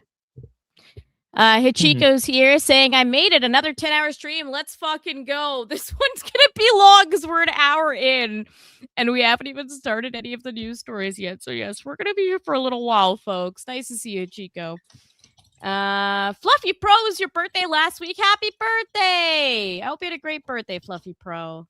Oh man, there's so many birthdays this month. Holy shit. Michael says, thank you, James. Thank you, Kate. You guys are the bestest friends a jolly old soul like me could ever have. Hey, I hope you have a great birthday, Michael, and I'm really glad to have you here, man. Absolutely. Uncle says, send me Vork's Vork me. That's right. Tag Uncle in Discord. Wish him a happy Vork day. Happy Vork day, Uncle. He deserves it. Thank you. Let's see who else is here. Tom is here. Yes, I've got a Cheeto shirt. Look at that. Woo! I like it because it has lightning on it. That's the only reason why. Here, I'm gonna. Can I show full screen here? There we go. Look at that. I love this shirt so much. I found it yesterday and I was like, yeah, I have to get it. And James like, this is such a you shirt. It had to happen. There you go. He's back. Nice to see ya. All right, who else is here? Parents are fighting. Kay scared chat says Tom. Look, sometimes you gotta cause a little pain. I'm just saying. Sometimes you gotta cause a little pain. D-Day came in for 5. Thank you. Suffa James. Kay, looking forward to the new Fire Emblem game? No, I am not looking forward to it at all. Honestly, it looks worse than Three Houses to me, which is just maybe you should play that, Kay. Maybe you should play that. No, I'm good. I'm good. We don't need to do any of that. I'm totally good. You're at 465.61 now, thanks to D-Day. God damn it. I don't understand who it's appealing to at all, because I don't actually think it's gonna appeal to the like the Three Houses people. And I also don't think it looks good at all, like in a different direction. Like I'm just so confused what they're trying to fucking do with Fire Emblem. I don't fucking get it at all. Okay. It's weird. I've Thank got you, the art. D-Day. Almost ready, James. 1 second here. Okay. Crispy Oats came in for 2. Thank you. I want this tip to subtract from the total. I'm on James's side now. Not how it works. You add it to the total. No. No. That honor it, Kay. Nope. Honor I'm that. adding. I said any tips that come in between now and the 23rd. I'm not gonna stream it for a adds to fucking month. I'm just gonna be completely away. Good Well, lord. You know what, James? There's 2 of us on this channel, so if you boycott streaming, I will just gonna do also it. stream. So you can't avoid that. As long as one of us is live on the channel, it'll absolutely happen. Also, we have a weekly podcast now, so you have to be live every Sunday at least, except for one Sunday next month. We'll let you guys know soon. But there is one Sunday next month. We might not be live. Yeah, so don't worry about it. Even if James doesn't go live because he boycotts everything, I will still go live. And I will make sure that there's opportunities for everyone. Thank you, Crispy Oats. I added it anyways. I'm Evil K today. It feels good. Fluffy Pro came in for 3. By the way, happy birthday once again, Fluffy Pro. It was your birthday last week. Fluffy Pro came in for 3. James is just afraid that he will realize how good the PS5 controller feels in his hands as he plays Halo. I don't know. I think that's true. I think Fluffy Pro's right. I think you're going to play with a PS5 controller and be like, actually, this feels kind of great. No, I think the dual set, the fucking controller is great, but not for Halo. God damn it all. I don't know. Why are people still tipping for this? Knightmare came in for 1. Thank you. Oh, come on. You know, James, you could start a fund to make Kay play the new Fire Emblem she hates. Ooh, you know what, Kay? You have no idea what you have unlocked. You have unlocked I'm the one constantly fucking suffering. This time he gets to suffer. You have unlocked Pandora's box, Melee Kay, and for that, you will suffer greater. I may have to do... Oh, I'm actually, as I can see right here, I'm not going to have to do this. What's the total, by the way, Kay? I need to do more math because I'm doing these new ones here. That's fine. Give me a sec. But you know what? I am in control of these numbers. So I'm going to say that this dash right here, it's actually a negative. You're actually negative $460 towards this goal. And I'm going to make you, just for proposing this, I'm not even going to do this, but just for proposing it, you will suffer. 476.61. God. 476.61. God damn it. Okay. D-Day came in for 5. Thank you. Add it to the total. More happy K streams to offset James being absent. I'm going to run to a different country. When I had to fix my camera, I was considering not even coming back. It would have been better.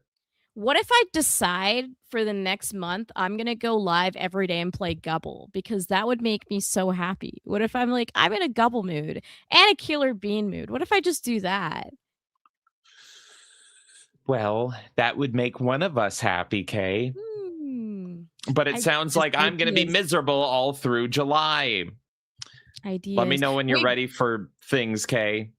We do have some fun stuff set up for July, but this is going to be even sweeter if we hit this. Yes. Do we? I don't think we have anything fun set up. Look at this. Oh, we do.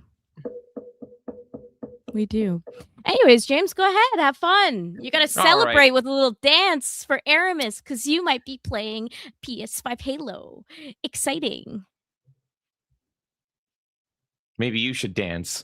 All right, here we go. First off, I think we had Aramis come in for 50. Bliss come in for... Why are you full screen there? Oh, okay. That was... You're muted now as well. What the fuck? You muted yourself. I meant to put you. Shit around. I meant to put you full screen because you're gonna dance, but I forgot that you. Chinese streaming, very good. Okay, so Aramis came in for 50. Insidious Bliss came in for 100, and M16 Mojo came in for 100. Is that correct, Kay? That's insane. So that is correct. Here we go. Aramis 50, Insidious Bliss 100, M16 Mojo 100. You guys are fucking crazy. Thank you guys. Thank you everyone so much for all the support. You guys are fucking crazy. Okay, you can be on the screen while I'm doing this. I thought you were gonna do fucking shit. So I was like, we have so much art. Okay, you know what? That's fine. Yeah, get out of here. We have so much art on that we have to do to just capture this moment. God fucking damn it. So here we go. In no particular order, Aramis, Bliss, and M16. First of all, it was mentioned, yes, Cortana is trooned out, and we're going to get to that in the stream. Why would you do this? Why? Wait. Kelbo tipped $14.88. Shut up, K. Based. Episode 5 The Indian Empire Strikes Back. That's right. Vorked. Why? Get forked, Kay! Get forked, Kay! Get forked, Kay!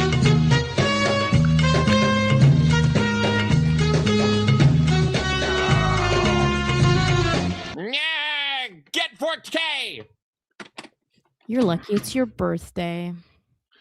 That's what I gotta say to that. Thank you so much. Calbo, get vorked, Kay. If I have to suffer, so do you. Hey, you know what? But because of Kelbo, you're at 491.49. God damn it, get out of here. So I had some art to commemorate this horrible moment because of Aramis, Bliss, and M16. And yes, Cortana is so Troon-coded.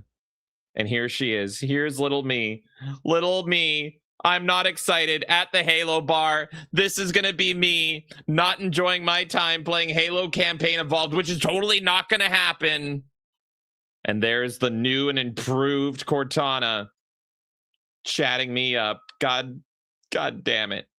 God damn it. Okay. And if that wasn't enough, I have another. Because right here, everyone keeps saying suffer bitch. Everyone keeps saying suffer bitch. Suffer bitch. Suffer. Because Suffer bitch. Master Chud has come in and he is I should just stay like this the whole stream. Actually, there you go. Fuck it. That's the stream. Suffer bitch. I'm gonna make you play Halo. It's the new Halo, bitch. Your old Halo's dead. Your Halo's dead, bitch. That's right, bitch. I'm here now. You're gonna suffer. Nothing you can do about it, James. Little James, you gotta play with little Chud me, bitch. Come fight me. Come fight me if you hate it so much, bitch. I'm gonna get confused seeing my face. I'm just gonna take my face out of there. There we go. It doesn't work. There, you get to see my eye. Ah, God. And suffer, bitch, I will. God damn it. And last but certainly not least, because I feel like a whore today. Here we go. I'm dancing my whorish ways away in the strip club of Halo Campaign Evolved. And look at these little grunt bastards. They love me. They love me. Look at those little bats. Oh my God, even the ODST. I've literally brought peace to the world of Halo. Wait, are those grunts wearing ODST masks? Okay, hold on. What the fuck? Maybe I have to dance for my freedom. Oh God, this is getting horrible. Oh God. God damn it all. This is my future, July 23rd. Being a whore for the fucking grunts. You know they breathe in farts. Oh, fuck me. All right, and we're going to dance, but I have a special video. I have a video to dance to because you guys are crazy. So with that, let's dance. Kay, you're welcome to come on if you want to see this, but I'm going to share for you something I blame. Do I blame Kay for this? No. Do I blame all of you being so nice and generous? Of course not. You know who I blame for how much this is causing me pain and suffering? I blame Halo 3.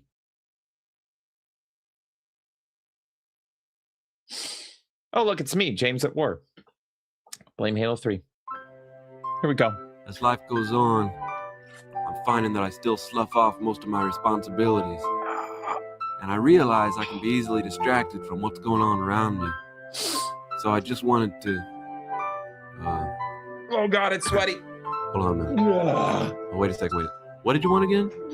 All right, I was singing a song. I'm sorry for the way that I've behaved over the last 27 days. I'm sorry for the times you asked and played, but I never heard a word you said when you were telling me to take out the trash. You were warning me we were low on cash. I'm sorry that I acted like a slob. I'm sorry I got fired from my job. I'm sorry that the house hasn't been cleaned. It's fault and I didn't intervene. I'm sorry that I haven't made our bed. I didn't feed the dog and now he's dead. Cause I'm on the couch like every day, living off a Mountain Dew and Frito-Lays. I'm sorry for the weight that I started to gain. I'm sorry that my man boobs are causing you pain. Yes, I know that your folks came over and they never said hello. And I missed our toddler's first day and birthday. Yes, I know. Fuck your birthday. The very worst of it all is when I missed the birth of our new baby. I don't care about babies, I care about Halo. See, I was playing Halo 3. I was playing Halo 3. That's right. I was playing Halo 3. Hanging out with Master Chief. My boy. And a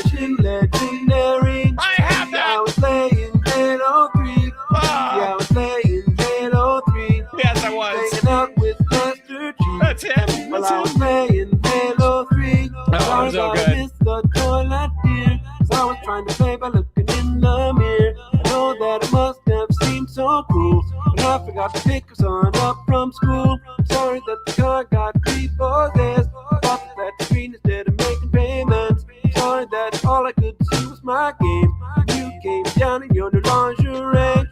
And I know you're threatening to leave me. You found a man you're going to wed. And I'm sorry I'll never get married, 'cause now we play Halo with me instead.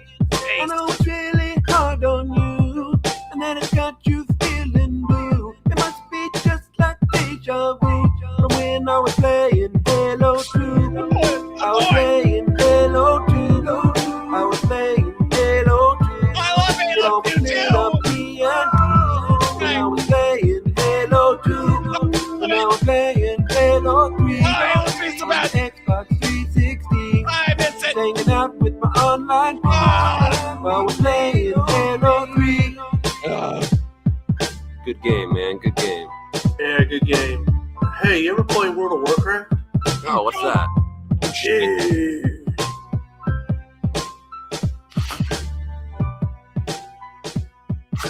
He's just like me for real. He's just like me for real. Oh. Oh, God. Careful with that World of Warcraft. Oh, my God. Thank you so much, M16. Thank you so much, Insidious Bliss. And thank you so much, Aramis. Oh, that brought me back to the good days, the glory days. Halo 2, Halo 3, World of Warcraft. And thanks to you three gentlemen, I just might, have to play the abomination of my glory days. Halo Campaign Evolved. Ah! That brought me back. That was beautiful. It's beautiful. Thank you so much. I heard the echo of me there. Oh, God damn it. You have Okay. more that came in. Yeah. Fuck! No, I didn't. What? Read it, Kay. Should I read it? I was busy War dancing. Wizard came in for 2. Thank you. Ethan Halo cucked by Scartana with Arbiter Ricada. That's right. That's right. Ethan, right over there. This big beefy boy right here. You know what? Let's expand him again. Here he is. Literally me, except it doesn't match because I'm shirtless now. That's right, James. That's right. I'm gonna fuck Trans Cortana. I'm gonna suck her dick, bitch. Nothing you can do about it, but I'm gonna make you play it. I'm gonna suck her dick in Campaign Evolved, and you have to enjoy it. You have to enjoy the whole game. The whole game, James. Suffer, bitch. Suffer. God damn it all. God, By God the damn it way, all. James. Yeah, what? Just in Yeah. case you like conveniently forget to mention any of this during the streams, I have let the entire server know on Discord. I've tagged everyone just to let them know what's going on. I just thought everyone should know. In fact, I encourage everyone to spread the word of what could happen in a month. I think everyone in the world should know what could happen.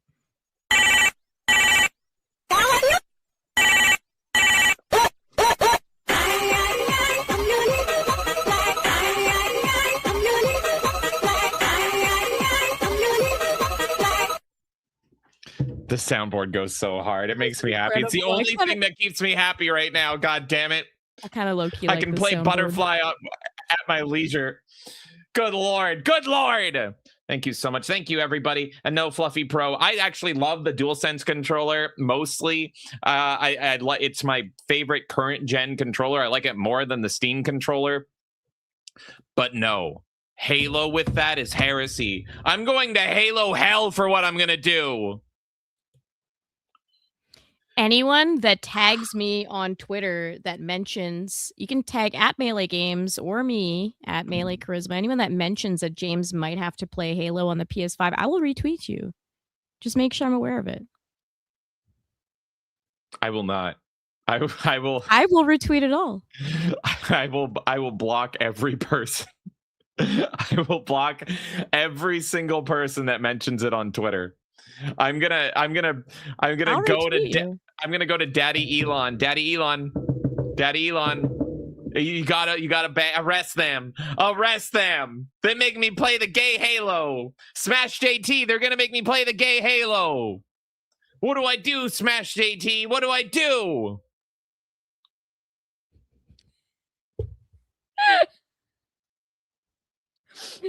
I just remember that he called it bisexual lighting again. I just don't get it. Definitely. Anyways. God damn it. Thank you all so much. I hate everything. You guys are the best. Ethan Halo cucked by Scartana, and we're suffering. Good God. Once are we caught up, Kay? Are we fully caught up? We're caught up on the super chat, so I think because it's been like almost 2 hours, we should probably start the podcast. We should get into the fucking show. But once again, as we get into the opening segment, I want to say this is causing me pain of the asshole-ish variety. Thank you so much. Again, a big happy birthday, big Vork day to Uncle and Michael, by the way. And also Fluffy Pro's birthday was last week as well. Oh, and happy birthday, Mr. Fluffy. Oh my God. So many birthdays here. Not only does Hachiko have a birthday in 2 weeks, but Hachiko's also going to a job interview tomorrow. So good luck to you. Good luck, King. Good luck. I roll the Rolodex of sounds to have you luck. That's now the luck sound. I've been tagged by Reese Kane on Twitter. How much of a stretch goal would be needed to make James play on Legendary mode? I'm going to retweet you, Reese Kane, but I'm leaving the difficulty up to James. I don't then it's going to be the only game I play forever. I'm not going to be able. I've never beaten any Halo. Just on making Legendary. it more enticing for people by saying that. But I'm gonna leave the difficulty up to you, because for me the satisfaction is it being on your profile on PlayStation 5. That's the satisfaction. The fact that you're gonna have to play with I do have a PlayStation 5 controller actually. The fact that you gotta play with this right here. No. That doesn't. This is where my satisfaction is. I personally don't care on the difficulty as much. I get if other people do. That's not where my sticking point is. I will let James choose the difficulty. I care about the fact that this is going to be on his profile and that we're going to watch him play with one of these bad boys. That's where I care. Okay. Thank you all so much. Yes, I'm going to be miserable. Yes, I'm going to hate it. But seriously, it's insane that you guys have tipped so much to cause me suffering. I understand. I would want me to suffer as well. You guys are the best. Thank you. But don't be surprised if for the next month I am a miserable asshole, aka nothing will be different about the channel at all. Let's get into our opening segment. You guys want to start the podcast, and so do I. So let's get to it. Holy shit. Halo campaign evolved in July. Maybe, hopefully not. But for now, it's time, 2 hours later, for the Melee Madness podcast. Let's get to our opening segment, our plays of the week. Okay. I'm going to make mine super quick because we got a lot of stuff to talk about today. I'm just going to let you guys know I am currently playing Soul Calibur 1. Ooh. I am so happy about this. Obviously, I love Soul Calibur 2, as many other people do. But I've decided I want to play through some other ones. I like Soul Calibur 6. I decided to go back, and I'm like, you know what? I liked Soul Calibur 1 in the day, but I want to really absorb it. So I'm playing through Arcade, and I'm just trying to beat it with every character at the moment. I think this game is so visually stunning, and I'm having a growing appreciation for it. It still will not beat Soul Calibur 2 for me. Soul Calibur 2 will forever be my favorite. But look at this beautiful game. It's so sexy. I love it. It is. Like, I love the presentation of Soul Calibur games. I don't even know if I've played this one. Is this one on Xbox? Yeah, we do have it on Xbox. I so played you it a little played bit. this one. You might have not played the other one, Soul Edge. Okay. Soul Blade, because they changed the name. I get all the ones before Soul Calibur 2 mixed up because Soul Calibur 2 is the pinnacle. But is there anything that this one does better or unique to Soul Calibur 2, or is Soul Calibur 2 just an improvement in every single way? I think Soul Calibur 2 is an improvement every single way, but I just like the sprites in this a little bit more. I think it's a bit of a nostalgic thing, but I think the actual sprites and the levels look pretty great in this. I still think Soul Calibur 2 overall is a upgrade in every single way of the word. Can you still buy this on Xbox, by the way? Is it like still for sale? Do you know? I would assume so. I don't see why this would be pulled off. Okay. Pretty sure you I was just can. wondering if people also want to play this. Like, how can they play it without going into the ROM varieties? Dreamcast or Xbox.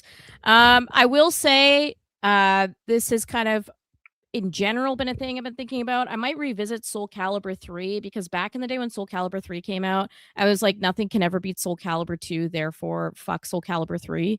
Kind of like how I was with Morrowind and Oblivion. So I might play Soul Calibur 3. So you guys let me know if you would be interested in me showing that on the channel. A lot of people love Soul Calibur 3. For me, it's just not quite as charming and as exciting as either of these two. So who knows? I always have had a hate boner for Soul Calibur 3 because I was a diehard Xbox fan, which is why this hurts so much. But I was always upset because it made no sense that Soul Calibur 2 was such a big deal to be on all three platforms, but Soul Calibur 3 was PS2 exclusive. And I'm like, what the fuck? You can't like give us something and then take it away.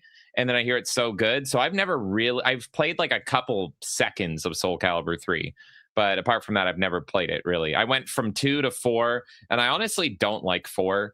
That was the one with Darth Vader, Apprentice, and Yoda. And Apprentice is fucking broken. Like, it is a broken game because Apprentice, he has this move that force pulls you out of a block. So it pulls you towards you and removes the blocks, and it's instant. It's like an instant cast. So if you play Apprentice, all it is like hit, pull, hit, pull, and you just win every single time. There's nothing they can do. It's an insanely broken game. So I'm also not a fan of 4. So I don't really like 4 either. I really just like Soul Calibur 2 a lot. And Soul Calibur 2 is like top 10 fighting games of all time for me. But apart from that, I like the audio in this too. Like, everything is good about this game. It's really hard to compete with Soul Calibur 2. And I also love like Weapon Master a lot as well. So for me, that's why Soul Calibur 2 will always be a superior game. But I do like this game. I enjoy it. And you can also play as Inferno as well. Who's like, the boss that you beat at the end of Arcade. That's right. So I find that interesting. Yeah, overall, good game. Will not beat Soul Calibur 2, but I am open to giving every other Soul Calibur a chance to see if one of them can beat Soul Calibur 2 for me. I doubt it. Yeah, I think the closest one is the porn one, which, what was that, 6? Because the Ivy outfits? Yeah, because a hentai artist designed the DLC. Yes, yeah. I think I would give this game as better than Soul Calibur 6. The problem with Soul Calibur 6 is, for lack of better words, it's very soulless. Nah. So I like the modes. What do you mean? It's got the sexiest women. How can that be soulless? Well, the thing with Soul Calibur 6 is like the menus, the music, everything feels very sanitized. I like the modes in Soul Calibur 6. And I love the character creator. I still consider it the best character creator in video games is the Soul Calibur 6 creator. But it's just everything feels so like clean and sanitized and nothing really pops out. Like at Soul Calibur 1, this pop out and look great, right? You see that? Yeah, fucking Tally just yeeted herself off the fucking cliff there. Yeah. Oh yeah. What did I say? Tally. Yeah, okay. I wish it was 10. I don't know. Yeah, I guess. Anyway, but sorry, I'm busted today. I don't blame you. But anyways, yeah. So I think this beats Soul Calibur 6 for me, but I do really enjoy Soul Calibur 6. I think it came out at the wrong time. It came out during Corona when nothing really had a chance if it had poor netcode, which Soul Calibur 6 had. So the fighting community didn't grasp onto it. Whereas they were more inclined to play things like Tekken 8 because of the timing, and Street Fighter 6 as well. So it's a shame what happened to Soul Calibur 6. I think Soul Calibur 6 is quite great. But I think this game definitely beats Soul Calibur 6. And I would recommend anyone play it if you haven't. It's a good game to revisit. It doesn't age poorly. I thought it would, but I'm still having a good time with it. Yeah, no, I mean, it's hard to go wrong with Soul Calibur. They're just so arcadey, so fun, very quick. I've noticed that the fighting games you like are like the quick, snappy, go ones. Like that's Soul Calibur and Yes. DOA have that in common. I like 3D Whereas- fighters, and I think that the combat systems in both Soul Calibur and in Dead or Alive are very complex, more complex than they give credit to. And I like sexy games as well, which both games are quite sexy. So I don't think you're going to like my favorite 3D fighter, which is Mortal Kombat Deception, because it's kind of more slow, tactful, methodical. It's not quick and snappy. Like I like to go quick. Yeah, no. Mortal Kombat Deception is like, you got to know your shit. I'm going to force you to play it one day, though, because you need to experience Conquest mode, because it's the best side mode in the game ever. What's more likely for me to play next for a fighter is the new Virtua Fighter that's coming out, because Virtua Fighter is what inspired Dead or Alive. So even though I'm like it doesn't look that great to me, I'm still going to try out the new Virtua Fighter just to see if I'm mistaken and it's actually good. He's got a bulls. That fucking Voldo is such a cuck. Look at that fucking outfit. What a fucking queer. He's got like a bull on his like cock while he humps you. God damn it, Voldo. You're weirdly attractive. Voldo's the original Troon. He is. He is the fucking voice that. Well, and Poison, but Voldo is like full on like trooned out. But Poison's like an attractive one. Voldo is like the reality. It's like expectation versus reality.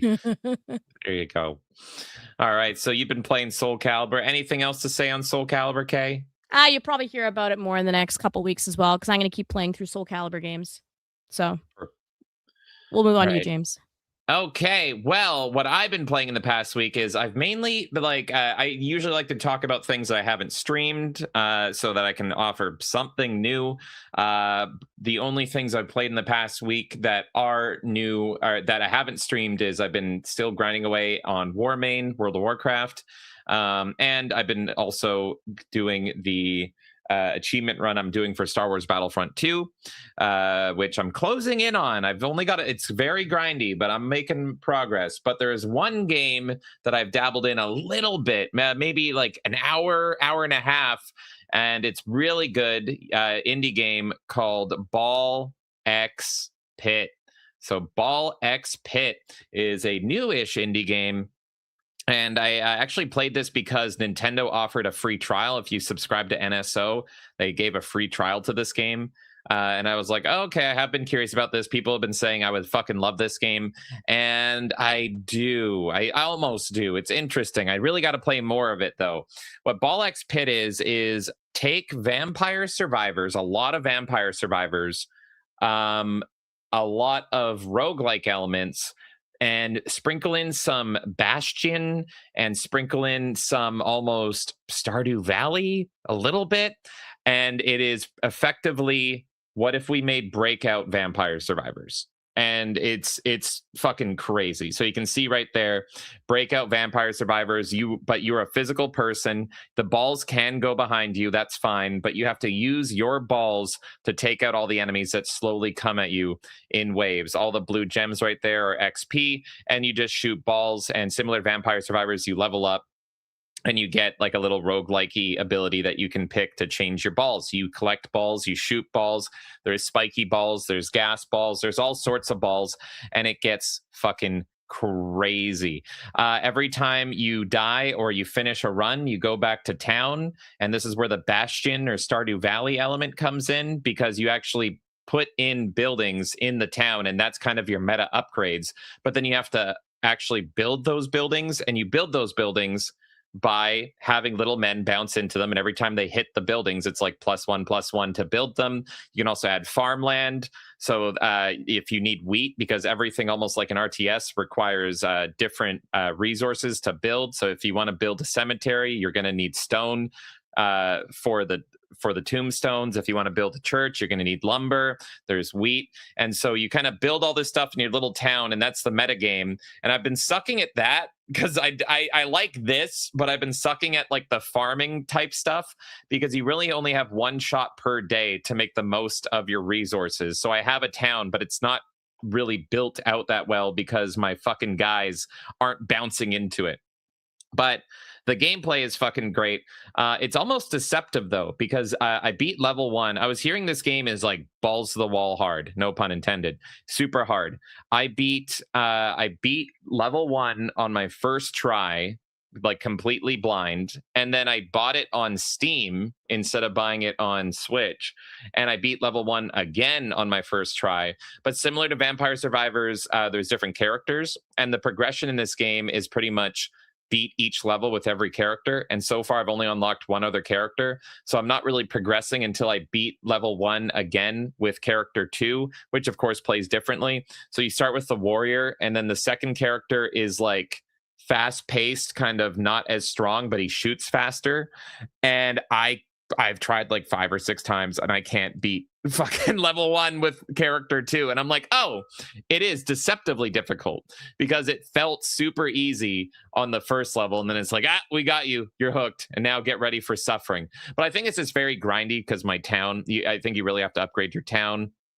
So once I finally actually get some of those town upgrades, because like you build a structure and then your characters have more health or do more damage, or you unlock different characters, or you unlock different damage levels and all that stuff. So I think it's just kind of put your skull against the wall while you try to play the game, and then eventually you're just going to become a god. But it's very fun. It's a weird thing of being almost stressful versus it's sometimes stressful, sometimes very relaxing. The way enemies do damage is when they get close to you at the bottom there, they get a little exclamation mark like Metal Gear Solid, and then they just slam into you, and that's how they kill you. So it's actually pretty terrifying when you're dying, because it's just every time it's like you think you'll be having a good run, and then it's like, oh, there's hundreds of enemies now, I am fucked. And then they just go boom, boom, boom, and one shot you. So I want to play more of it. I am really liking it. I love Vampire Survivors. I've played so many clones of it.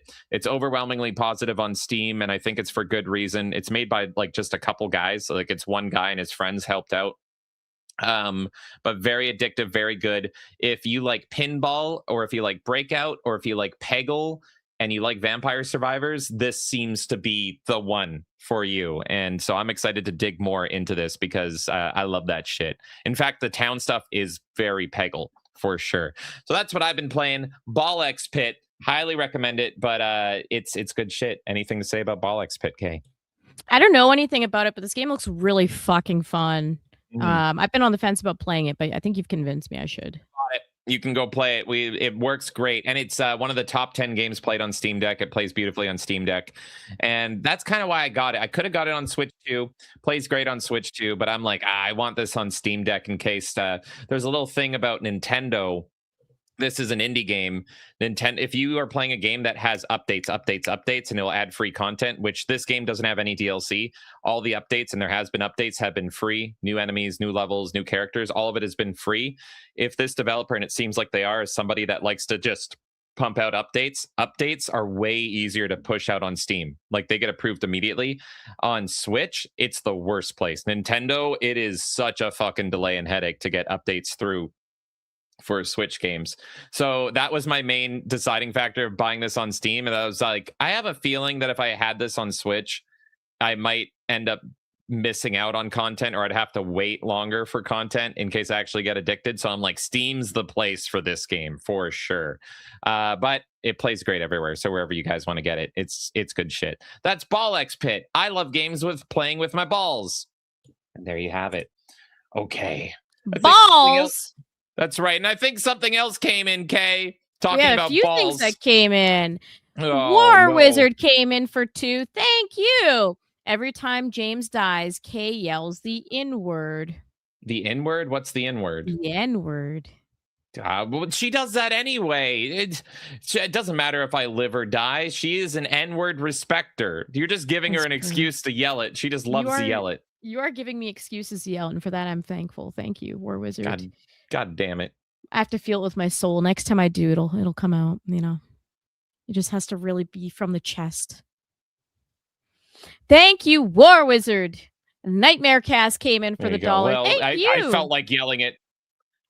You should.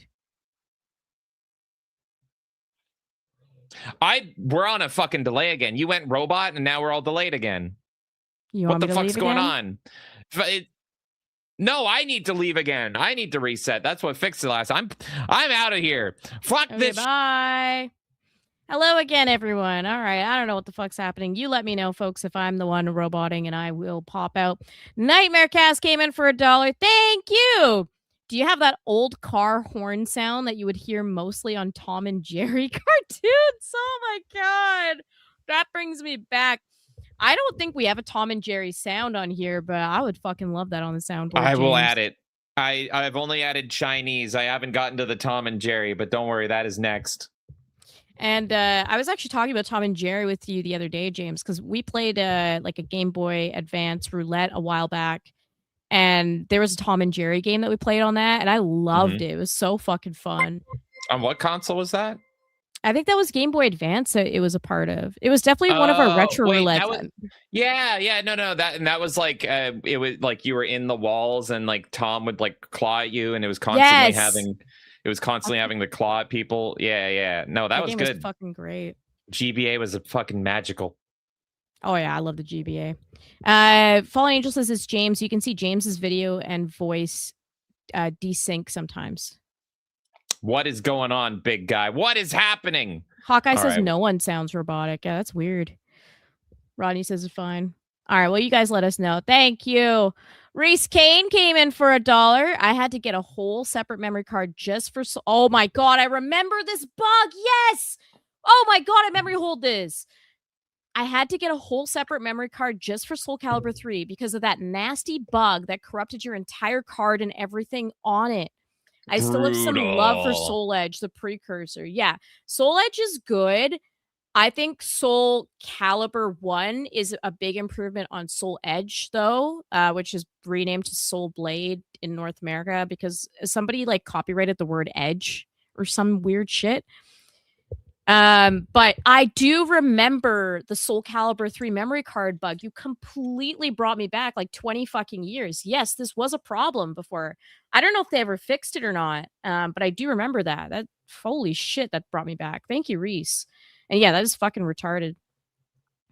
Nightmare Cast came in for $1. Thank you. I never count poison as a true troon as the transformation was done out of fear. I think, was it like ever done in a game as well? I think that was like pretty much like the fans wanted her to have a cock. I think that's what it was. Like, I don't think she was ever had a dick like in any of the games or anything. It was always just the fans are like, oh, that's a trap. That there has a dick. And the Asians were like, please, no, she don't have no dick. Please stop saying she has a penis. That bitch has a dick. So I think that's what happened. I might be wrong, though. I honestly don't really remember beyond the factoid of that being a thing. But yeah, feel free if you guys remember the story in chat, let me know because I'm curious. I just remember the whole like poison controversy, but I don't remember the details of it. It's a lot that happens in gaming. D-Day came in for $5. Thank you. Soul Calibur 3 is peak for me because of the art style and the custom character creator. Play it, K. Yeah, I think the character sprites look pretty good. I remember seeing like a shopkeep or something, and I was like, oh, these characters actually look great in this game. Maybe I should give it another chance. Is there a guest character in Soul Calibur 3? Because it was only on PS2. Oh my god, there's like a bunch of new characters, but I don't even remember the guest characters for it. I'm not a Soul Calibur 3 person, so I wouldn't be able to tell you off the top of my head. It did not have a playable guest character, and that's there like was a bunch staple. Of new characters, but yeah, I don't know. That was like so there wasn't no guest characters. Wow. Okay, that's why I don't remember it. There you go. Thank you so much, D-Day. And yeah, I'm inching towards playing Soul Calibur 3 again, giving it a chance because I don't know. I probably will still say Soul Calibur 2 is the best, but I think it's been enough time that I can give it a chance finally. Fallen Angel says, which Soul Calibur had Spawn? That was 2. That's 2 and only on the Xbox. That's my favorite version.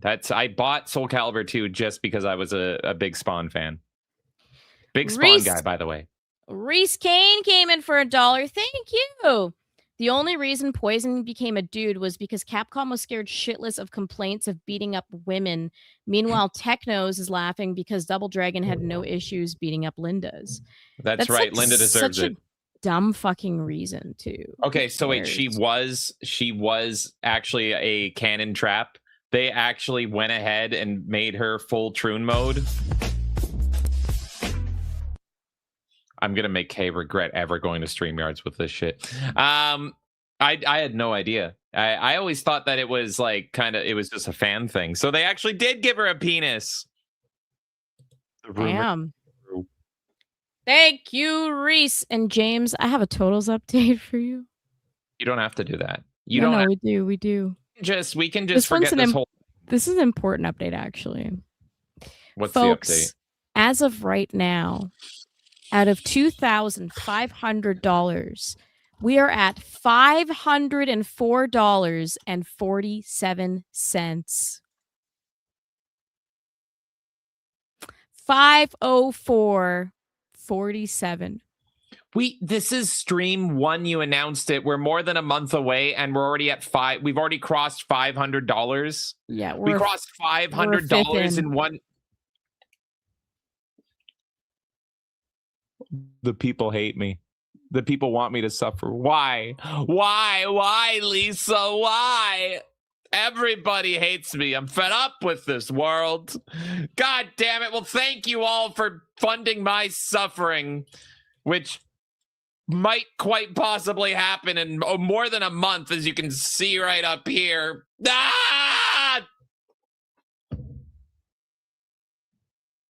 I find this whole thing funny. Thank you guys so much. All right, James, like I said, because we're like 2 hours in already, let's just get straight into the news. Let's do it. Thank you all so much. I can't believe Kay has done this to me. This is going to be looming over my head for an entire more than a month. God damn it. That's worse than the end. You deserved a little taste of your own medicine, because it's always me suffering. Always. It's always me suffering. Well, you're and then I told you that I wanted today to be a nice little white pill stream. I wanted everyone to be happy. And you had to show us Felicia Day. And I don't like Felicia Day. And so now that's where we're at. Everyone, it's time for what the fuck is going on in gaming.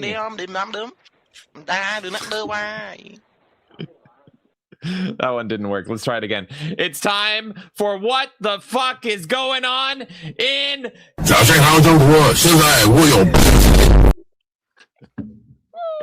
was good. That was better. Is everyone awake now? All right, everybody. I woke me up. Good. Let's do it. If I'm gonna suffer with Halo, I'm gonna bring everyone down with me. Let's get into the news. And holy, there has been a lot of news this past week for Xbox. I think we all agree that Xbox has been dominating the news lately. It seems Asha Sharma, my new Xbox queen, has done more in her few weeks leading Xbox than Phil Spencer did in 12 years.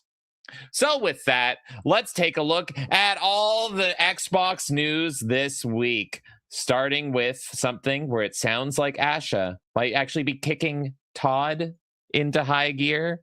Let's take a look at the article. Let's go over here and let's go. It's this one here. There it is. There it is. As Xbox is reportedly speeding up new Elder Scrolls, Fallout, and Halo games as Microsoft leaves spinning off the business on the table. What the fuck does that mean? The company reportedly has no imminent restructuring plans. A new report has claimed Xbox CEO Asha Sharma is speeding up development on the new Elder Scrolls, Fallout, and Halo games as Microsoft considers restructuring or spinning off its gaming branch. Details on the potential shakeup come from the information via routers, which reported on the latest in a long line of recent shifts at the company. It says that according to 3 of its sources, Microsoft hasn't ruled out turning the brand into a wholly owned subsidiary. It said that the move could result in Xbox being operated as a joint venture with other partners or even potentially sold. Though how seriously the company is considering the potential strategy is unclear. It's reported that Microsoft currently has no imminent restructuring plans. So should such a move happen, it would fundamentally change not only one of the big 3 console manufacturers, but the industry as a whole. However, the move could theoretically still allow a 25-year-old gaming branch to operate within the company, just with a bit more distance from the greater Microsoft umbrella. So no like experimenting on kids in Africa or anything like that to create plagues, all that stuff that Microsoft may or may not do. The information noted that if the company were to move forward with a restructuring, it could follow the path paved by LinkedIn and GitHub, which also operates as a wholly owned subsidiaries. For now, Microsoft's goal is to simply make Xbox a more successful part of its business. Meanwhile, Sharma is also said to be pushing development on core franchises like Halo, Elder Scrolls, and Fallout, with the two latter being of particular interest for the Xbox boss. There's no word on how exactly Microsoft intends to allocate resources to speed up the process of delivering new games in each series or when new installments would be intended to launch. It's also unclear if the move would result in fast tracking of long-awaited mainline entries like Elder Scrolls 6 or Fallout 5 specifically, or maybe spin-offs or remasters such as the rumored Fallout 3 remaster. These are all titles Xbox publisher Bethesda has talked about in the past without assigning any sort of release date, meaning that there could be many years away, even if they are prioritized. The information reports that Microsoft CEO Satya Nadella and Chief Financial Officer Amy Hood have given Sharma the green light for extra spending when it comes to bringing big games to Xbox this fiscal year.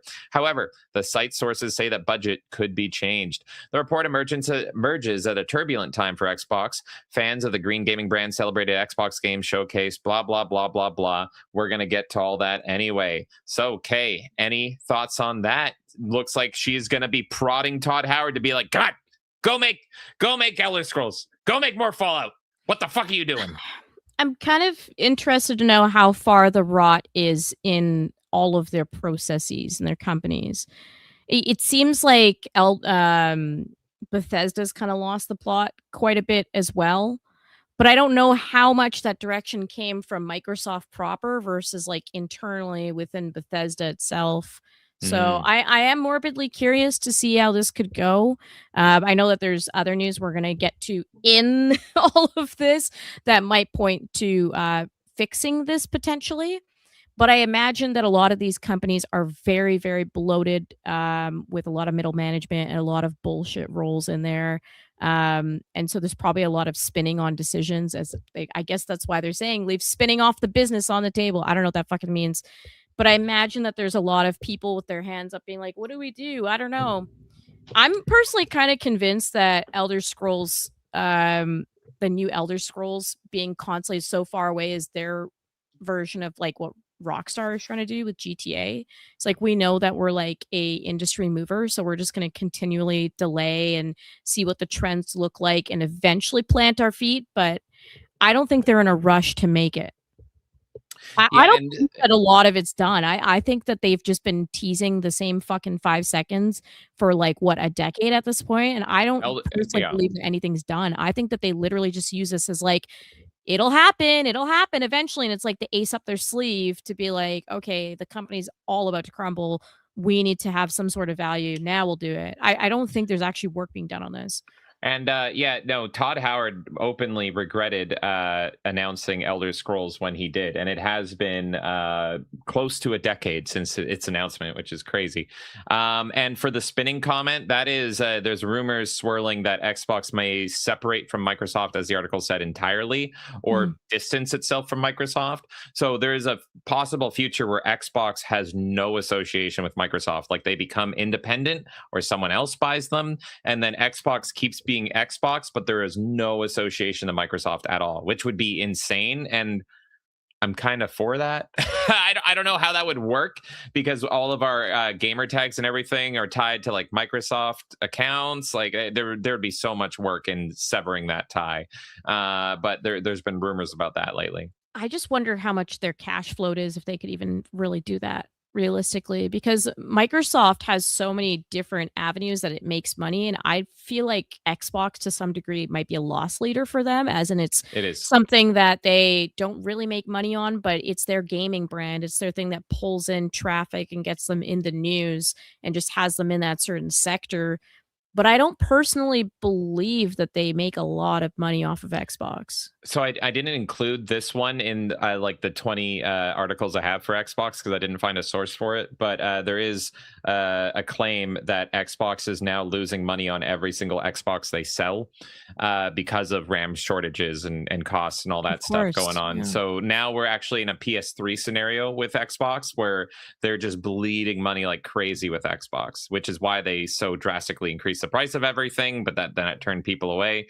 So Microsoft may be trying to kick Xbox out the door, but then how do you get that? Like, again, my prediction before Asha Sharma was that Xbox was not going to continue. I thought Xbox was done. I thought the Series X was going to be the last console they ever do.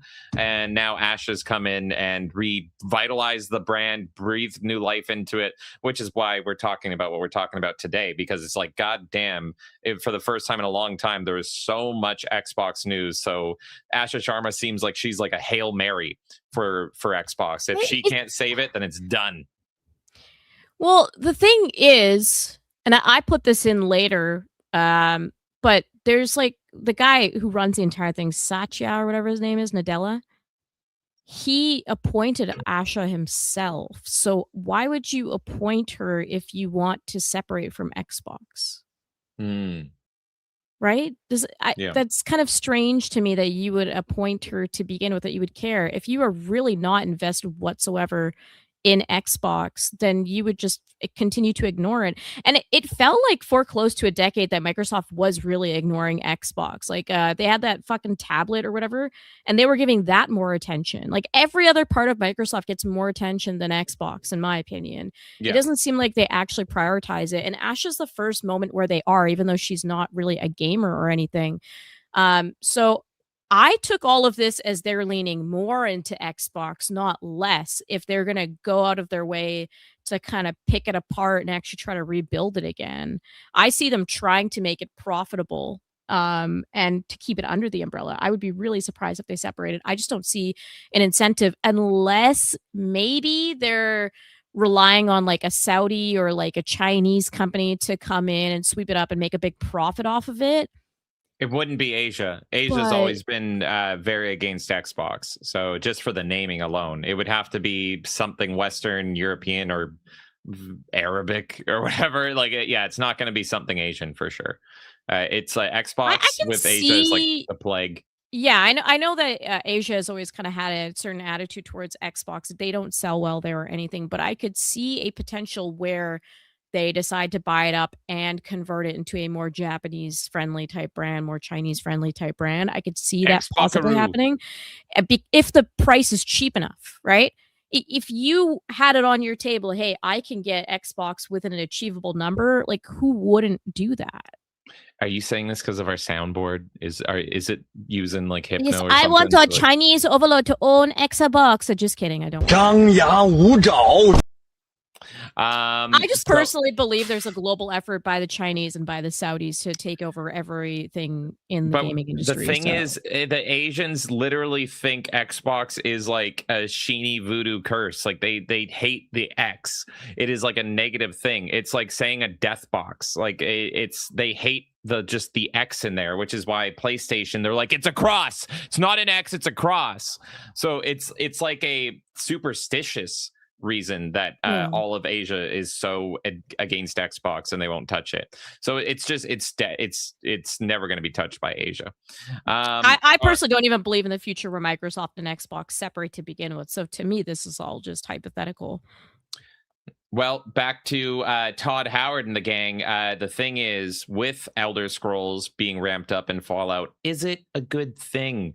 Because we have over here from Kretosis, he's arguing that, hey, this is not actually fucking something good.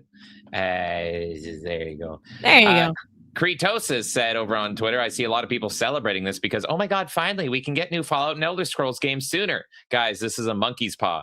Bethesda, without tight deadlines or being rushed from higher-ups before, gave us Fallout 4, Fallout 76, and Starfield.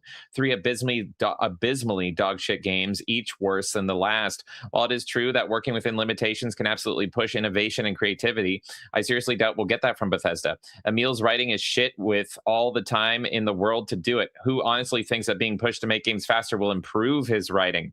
Does anyone think that we'll get better RPG mechanics, better world building, better quests? All this will do is get us an even worse game faster. The problem is Bethesda, their leadership and company culture. Until that is fixed, of which there are no appears to be no signs of. Has anyone seen how fucking lazy Terran Armada is? Yeah, I played it. Then we won't be getting good games from them again unless you mindlessly consume the slop. Getting excited over this is only setting yourself up for disappointment. So pretty much what he is arguing is it don't matter. It's gonna be shit no matter what.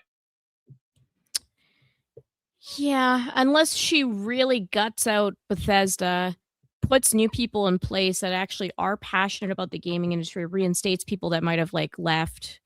Imagine if she even lets Jeremy Soule get involved again. Like that could be an incredible She move, really has to like right? get her like claws into this then. She really has to like, Yes. and that seems like too much work for one person at that point, but we'll see, I guess.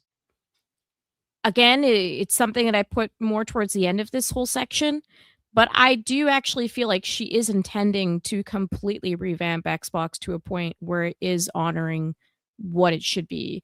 Is she going to be capable to understand all the intricacies as deeply as somebody who plays video games religiously will? I don't know. I think that's a big ask. But I think on a high level, she'll understand that she needs to like pick apart these teams and put in the right people in place. She seems like the type of leader that knows who to put in people. And that's really important. It's more about who you consult and who you know if you're putting in the right people, if you don't have that knowledge yourself. So I think she's a bit of a risk taker compared to everyone else that's been involved. And I think she would be willing to put in people that could make this good. Now, I just, at the end of the day, don't have faith in Elder Scrolls because of how long it's been taking. I don't think it's going to be a good game. And from everything else we've seen in the meantime, as Kretosis has brought up, all that has been dog shit. I don't really have faith. But if I'm giving her complete benefit of the doubt and she actually does go in and try to fix it, I think it's worth their time because that is like one of the biggest companies under their umbrella and such a big pillar in video games in general. I think between that and Activision Blizzard King, those are the two that she should really be fixating on getting good, right?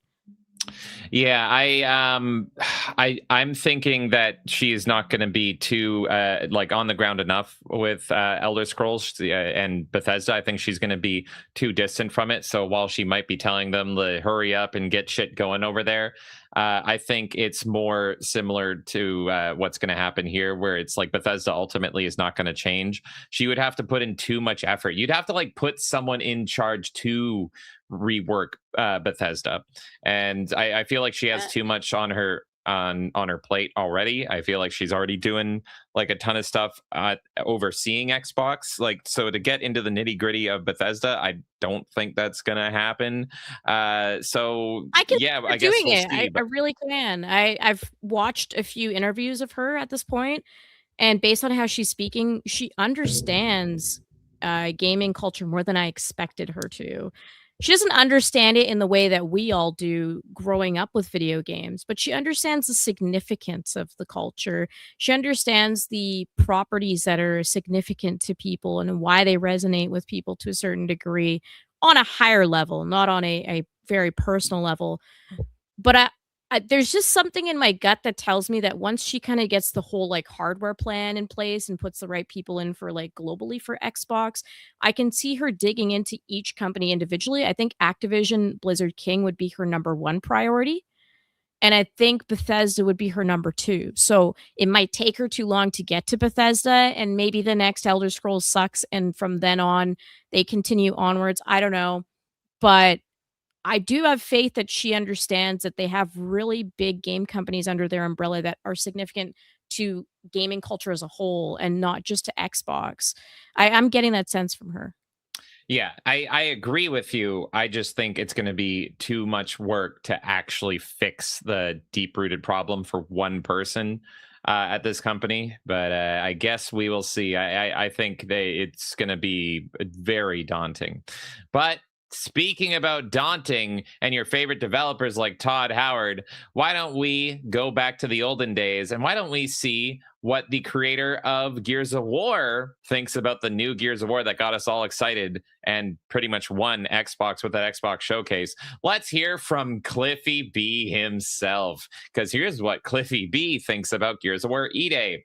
It's been a long time since Gears of War creator and original designer Cliff Bleszinski was guiding the franchise, but he eagerly watched the premiere of the new footage of the latest game, Gears of War E-Day, during Xbox Game Showcase. And like a proud father, Bleszinski shared his enthusiastic response to what he saw.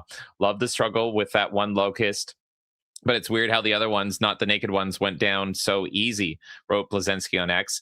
The tough one didn't seem so drastically armored different to show that it's a badass. Great rescue and reveal, though. Bleszinski also weighed in on the origin of the Chainsaw Lancer in E-Day, thinking about them going with a straight-up chainsaw pre-lancer. Gameplay-wise, if they're going to go one-hand chainsaw, one-hand gun mode, and someone at some point saying, why not put a saw at the fucking gun already? The relative ease, which some of the locusts were dispatched, was something that Bleszinski took issue with, as he believes locusts should have thick skin and armor, and the game feedback loop should evolve to show that. But he seemed very pleased with other aspects of the game. Yes, there's that sweet destruction I was hoping for, said Bleszinski. The longer glimpse of what the coalition has been up to is exciting. Super low cover is a nice touch too. Reavers and Cedars looking great. Love the legs on the Reavers and their wall climbing. Following the presentation, Bleszinski summed up his thoughts. So yeah, E-Day looks great. Amazing feature set, great tech improvements, and most importantly, looks like it has heart, on top of all sorts of insane violence and destruction. Bleszinski announced his retirement from game development in 2018. However, he recently shared ideas for a game he calls Hollow Point, which he described as John Wick meets Carrie by the way of Lovecraft Country, which I'm sure Kay is gonna love. Kay, should we care about what Cliffy B has to say on the new Gears of War? Or are we saying, get out of here, old man, you fucking abandoned the franchise, fuck you? Fuck him for abandoning it, but also I do think his opinion is important, personally. As much as I like to call him a cuck because that one shirt, I do think his opinion in video games is important. So I'm glad to hear that he's excited about it.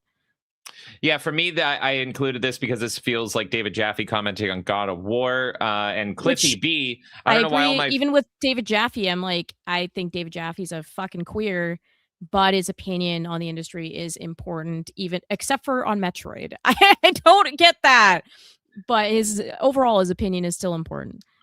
But yeah, I don't know why all my favorite game designers have turned into total faggots, but Cliffy B was one of my favorite game designers. Of course, he had his fingers in Unreal. I think I can't remember exactly how much he pretty much made Unreal Tournament. Co-created it or something, but he is also responsible for Jazz Jackrabbit, which was a big part of my childhood, and all of that just really crescendoed with Gears of War, and I love the original Gears of War so much, and that's what E-Day really reminds me of, is the original Gears of War. So I was very curious what his thoughts were on it. Of course, he has to be nice, but he also showed some complaints about it, but he fucking quit, so who cares? Speaking of who cares, here's another thing. It seems like Xbox is really kicking up the heat with its exclusivity, but don't worry, as Xbox console exclusives are strictly about console releases, Xbox exec affirms, games will still show up on all the normal places where we sell the PC version. There's been a spot of confusion where, I don't even have to read this article. You get it. We are still getting Xbox exclusives on PC, to which I say, undefeatable. This man cannot be stopped. Holy shit. I hate the new term of it. Okay, I know you and I are a bit old heads with this stuff because a lot of people nowadays, they actually want everything to be everywhere rather than being a console exclusive. I'm still in the camp of exclusives are the driver for innovation. They're the things that help you create better products. I don't like this idea of throw it on everything, because then they will always develop for the lowest common denominator, always, and they'll always try to make it accessible across the board. I like the idea of, I am building this product specifically for this thing, to the point where I'm not even a fan of the fact that there's multiple models of like the Xbox, for example. Like, I think that there should just be one model. This should just be played on this. Like, I want it to be very singular on where you can play a game, and it should be developed completely and entirely around that, and with its own game engine. Like, I'm very much a purist with all that stuff. So there will be people who look at this and go, hey, good, I still want to play all this shit on PC. So yeah, I'm fine with this.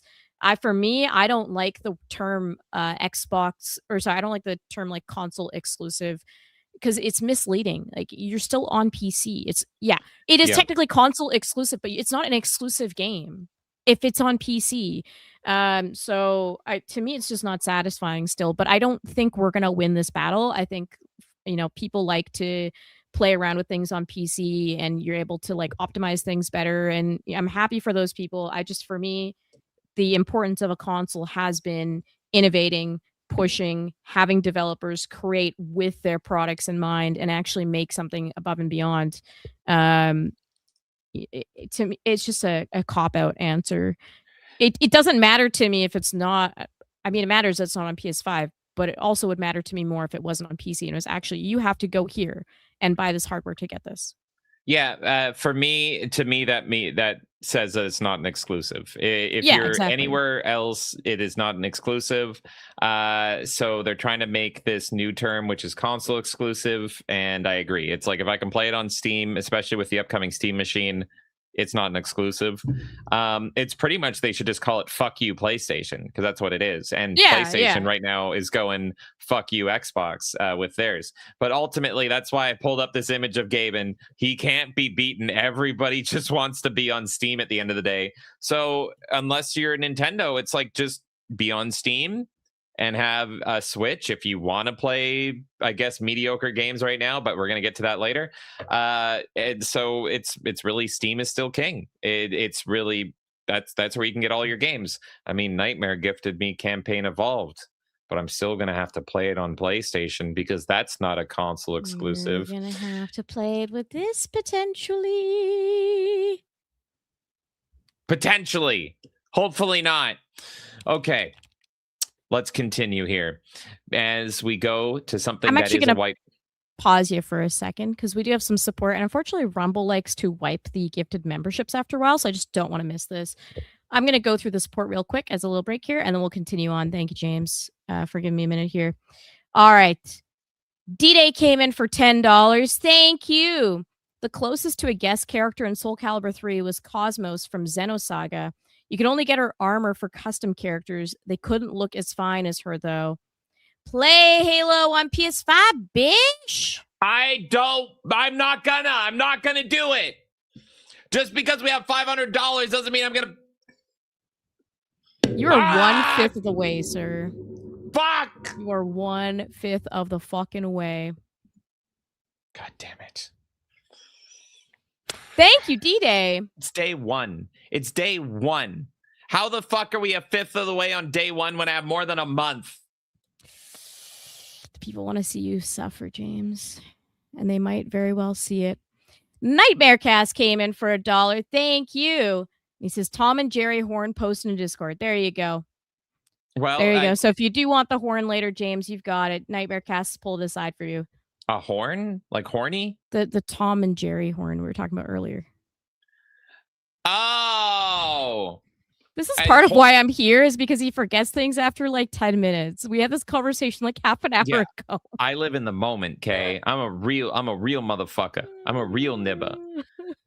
I don't. Okay, so let me see. Where's the horn? He's got the sound free if you want to add it later. That's all he's saying. I'll add it right now. If you do want to add it. Oh, there it is. Yeah, I'll just do it. I'll do it right now. Watch this. You want a horn? I got you a horn. I wonder if all the Chinese sound effects that I've added is the reason why StreamYards is fucking now, because that'd be really funny. Why. Okay. You wanted a horn? So I will give you a horn. There you go. Now you have that along with If that was loud for me, I fear for everyone else. Oh, Thank you, God. Nightmare Cast. Thank you. Marmalin came in and gifted 5 memberships over on Rumble. That's great. I mean, no. Thank you so much. And right now, 2 of them went out. One went out to Cappuccino, and the other one to Supersonic Jiku. And first of all, thank you so much, Marmalin, for that. Oh, God. Thank you. A great thing about that is tomorrow we actually have a tier 2, tier 3 member exclusive stream happening. That's right. That is right. So that is going to be at 7 p.m. PST tomorrow. We're going to be watching something fun. If you are in our Discord in the monthly member chat, you will see the link to that. Go ahead, James. You can keep talking. I'm just posting. Oh my God, the delay. I stopped talking like fucking 60 seconds ago. What is wrong with your side of this thing? I don't get it. I wonder if it's because I added all like this. All that. It might be because I added all that. I don't know. I don't know. This. That. I don't know. I just have so many fucking... I've broken StreamYards. But yes, we are going to be watching a movie tomorrow with our tier 2 to tier 3 members starting at 7 p.m. PST. I'm not going to tell you what it is, but I do think stars are involved. So if you want to do that, if you want to join us for that, all you got to do is go get one of those Rumble memberships because those do count as tier 2 and you can join us over on Discord and watch the movie with us. And it's going to be so good. Right now, 2 out of 5 went out. So there are 3 more that can be redeemed. You should redeem this one. Redeem. Go redeem, and then you get to see a movie with us. That K is, what? Birthday boy uncle.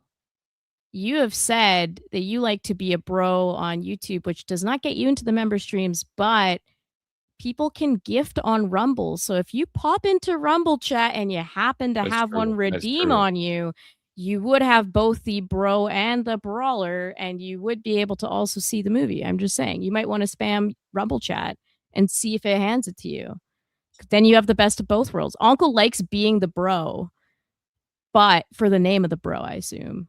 But if he gets the brawler that's gifted out, then he's good. There you go. JP Midnight just got one as well. There you go. Uncle, keep telling Rumble how gay you are, and you might get it. I think you he might should. Get it. Thank you so much. And that is the movie we're watching. I have not seen since it came out in the early 2000s. Kay has never seen it. So I'm very curious to hear her clips thoughts. Of these movies, but I've never sat down and fully watched it. Thank you so much, Marmalin. And Knightmare came in for $1. Thank you. When James plays the Halo 1 remake, make him listen to that Halo song by Rihanna. What? The Strong Black Queen. But only him. Don't torture the rest of us with that. What the fuck? I don't even know what the fuck that is. The Halo song by Rihanna? What? What the hell is that? I've never even heard of that. Are you talking about Beyonce? I don't know. I don't know black women. It might be Beyonce. I don't know. All the black women don't know me. They don't know the struggle that is being me. You don't know me, bitch. Uncle, you're not gay enough in Rumble chat. Hasn't given it to you yet. There's still 2 more left. What the fuck? It's avoiding Uncle for some reason. Yeah. Okay, shall we continue with Xbox news? Do you want to continue with it? Yeah, but I want you to update the total so everyone knows exactly where we're at. God towards damn it. Getting you to play 541.47. Fuck me. 541.47. All right. I'm going to go and continue the news. Thank you all so much. I'm dead Kangaroo inside. Boxer just gone. There's one more left, Uncle. Quick, tell them how gay you are. Let's get back to the news as we're now talking about Toys for Bob. Thanks to Toys for Bob, who is in partnership with Xbox, we are getting Spyro back. But what about Crash? Well, there's a rumor that a new Crash Bandicoot game could be in development, according to a Spyro leaker. It also appears that Activision has filed for a new trademark for Crash Bandicoot, specifically for motion pictures and television, which indicates a renewed interest in the brand and makes a new Crash Bandicoot game likely. We are so fucking back, mascot fans. It feels like the PS1 days are back, and it's all thanks to Toys for Bob and Spyro. I think Toys for Bob after Spyro should just do the new Crash game. I think they should be the ones to do it. But speaking about Crash, you remember Crash, PlayStation's mascot? How do you think Naughty Dog feels that they lost Crash? Probably pretty tragic for them. Naughty Dog founder speaks on losing Crash Bandicoot, an abysmal Universal Interactive partnership. We had to bring in ice and a fan to keep Crash Team Racing going. Naughty Dog founder Jason Rubin has spoken about the studio's move away from Crash Bandicoot series at Universal Interactive, describing the business relationship as abysmal. Speaking to Chris Dring at Game Business Live, Rubin was asked if it was hard to move on from the intellectual property he helped create. He responded, "It was extremely hard to say goodbye to Crash. The relationship with Universal was abysmal." To give you an idea, one of the people working at Universal put a target that had gone and shot with real bullets on the wall and said to Andy, "Your partner ought to look at this. I'm not a bad shot about something." It was abysmal. What the fuck does that mean? They had us working in a building, Andy said, that was very corporate. He didn't mention that most of our desks were in a hallway. At night on the 30-some-odd floor of this building in Universal Studios, heat would rise. What? It's just the whining. Oh, yeah. You know? They would turn the AC on off at 6 p.m. Crash Bandicoot working hours ended at 4 a.m. So by 4 a.m. on a summer's day on the 34th floor, it was over 100 degrees in the building. I'm not exaggerating. I know that to be a fact because our servers would shut down at about 105 degrees. They wouldn't let us bring in air conditioning on our own. They wouldn't put the AC on. So we had to bring in an ice and fan to keep Crash Team Racing going. Rubin continues, "I want to point out that they gave me a little over $100 million in the first few weeks, yet they were still doing this with us. So when we talk about a bad relationship, this relationship was abysmal. The bottom line, the reason for this was they realized they added nothing but owning the license. To be very clear, Mark Cerny at the time was not a part of Universal. As far as I'm concerned, he was always the N+1 Naughty Dog. I don't include him in that in any way. Beyond that, there was no value we were getting, and they were openly honest with us. Our offices were being built as they were doing this, so it wasn't that we were asking them to do something that they shouldn't have done. They had an obligation to house us that was in the contract, and they realized they couldn't place us on the 34th floor and do all these things.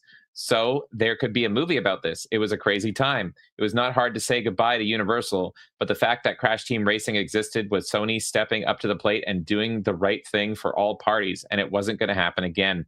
Rubin goes on to describe a recent trip he took with his daughter to Universal Studios City Walk and visiting stores that were including comic shops holding Sonic the Hedgehog merchandise and the Nintendo store. He then spoke about how unfortunate it is that Crash Bandicoot isn't present there when it could have been if the working relationships were better. "I built Crash with Andy and Mark 500 yards from Universal Studios, and they're borrowing those other IPs now, when Crash was bigger than both of those for 5 years. That's crazy to me. Had the relationship worked out better, there could have been a Crash ride at Universal." Since the days of Crash Bandicoot, Rubin has gone on to lead THQ Games in 2012, then head up blah, blah, blah, blah, blah.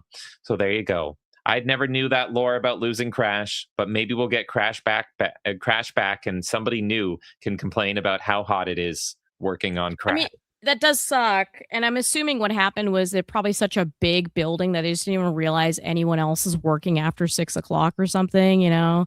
Mhm. So then they probably just shut down everything in the building, like how they do at malls and stuff like that. They're not paying attention to each individual retailer in a mall.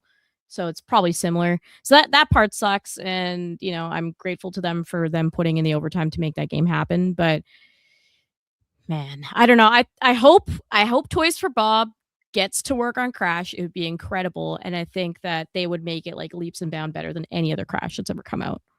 Well, I think they back could on do it. I really believe in Toys for Bob. Speaking again of Toys for Bob and how much hopium you have for them, Kay, after a corporate mandate demanded they help with Call of Duty, Toys for Bob Studios head says it took many, many miracles to buy their independence from Activision. We knew it wasn't the right fit. It had been a bit of a journey for Toys for Bob, the studio behind the very good Spyro, that's now making its own original Spyro game as an independent studio. As announced at the Xbox Game Showcase, despite reignited smashing success selling over 11 million copies, Toys for Bob was shifted to be a support support studio for Call of Duty Warzone back in 2021. Classic Activision move. Also lending a hand to Overwatch 2. Then in 2024, Microsoft laid off a whopping 1,900 people after acquiring Activision Blizzard, which caught 86 staff from the studio in the crossfire. The very next month, the studio announced it was going indie. Now, in a chat with IGN, it's been revealed that Toys for Bob's motivations were, well, about what you'd expect given the turbulent past. There was a corporate mandate for us to move and support larger initiatives, says studio head Paul Yan. Games like Warzone and Overwatch 2. And Toys for Bob stepped up to support those initiatives and support those teams and those games, and we're very proud of the work we did. However, deep down inside, we knew it wasn't the right fit, and we were getting away from those type of games that we love to make and we are best known for doing. The layoffs crystallized the studio's desire to go independent, though Yan is far from more diplomatic about it. Right around 2023, around that time period, Microsoft was in the position of acquiring Activision. With the amount of change that was on the horizon with the acquisition and the transition that was coming up, we felt that the time was right for us to say, let's double down and bet on ourselves in a big way, and let's propose something really radical. In the Summer Games Fest Q&A session attended by PC Gamer, Jan said it took many, many miracles to achieve the buyout and affirmed that the studio is in a much happier place, making the next great platformer than toiling away in the Call of Duty mines. Personally, I'm pleased as punch. Spyro was a huge part of my early gaming days. Blah, blah, blah, blah, blah. This is this guy talking about it. So it is awesome. I really hope that they have a huge success with the new Spyro. Hope it does super well. I hope they're able to hire back some of those 86 people that they had to let go. That is brutal, because the more people you let go, it's just you're losing some of that company identity and some of that culture. And I have no doubt that some of those people that they let go, they were responsible for why Spyro was so good. So I'm hoping they can get some of them back. It really depends on if Microsoft lets them come back. But being independent, are they absorbed into Microsoft though? It's a weird because Toys for Bob itself is now independent, which is to me the big white pill. This was announced a while ago, but they're like, fuck this, we're doing our own thing, we don't want to be a part of this anymore. But they're still working with Microsoft, so now they're an independent studio. It was rumored that they were working on a project. This was like months ago, and everyone was speculating it could be Spyro, but because they separated from Microsoft, is it going to be a Spyro-like game but in their own original IP? And now we got the announcement, thanks to the showcases, that it is Spyro. So that in itself has been a huge white pill for the industry. Is there is a team that has now escaped being put on Activision bullshit like Raven and all these other studios that get swallowed up. Criterion with EA being stuck on Battlefield instead of making Burnout games. Like Toys for Bob is kind of the white pill that actually got to escape all of that and go back to what they love doing. So I don't know if the other employees have been pulled out of their studio just into other Microsoft proper, or they're completely laid off and gone. Because if they're completely gone, then of course, if Toys for Bob succeeds with this new Spyro that comes out, then they probably would be able to bring on more people, right? I'm assuming they're getting bankrolled pretty well to make this new game. And the excitement around this Spyro has been larger than almost any other announcement. So it is entirely possible they could bring more people in. This could be really great. I hope so. I will definitely be playing Spyro 4 whenever it comes out. Did they say a release date or anything for it? Do you remember? I don't remember a release date. I can look it up. Well, we'll be there when it shows up. Now, again, Spyro and Crash. They used Spring to be 2027. Okay. So Spyro and Crash. Now we have Spyro back, and it's partly thanks to Microsoft, at least partnering, funding Toys for Bob to a certain degree, having that weird ass relationship. And now with the new interest in that, we might be getting a new Crash. So PlayStation, what do you got, big guy? Well, speaking of PlayStation, I guess this all means that the console war is back on, and it's all thanks to Asha. As Bloomberg reports that Xbox CEO Asha Sharma pulled a planned Halo campaign Evolved trailer from PlayStation State of Play at the last minute, even though the footage was reportedly captured on a PS5 Pro. Sources say the decision may have hurt the relationship between Xbox and Sony, showing the rivalry between the two companies is still alive despite their growing cross-platform efforts. Which I love to see this. I love when the two leading consoles fucking hate each other. And I saw this, and this was just fucking great. That's right, Xbox. We up. Spent years trying to end the console wars. Spent seconds starting that shit right back up. I kneel, my queen. Get fucked, Phil Spencer. Here's what I have to say to you. Uncle Phil, we must end the console wars. Asha Shar. Let's go.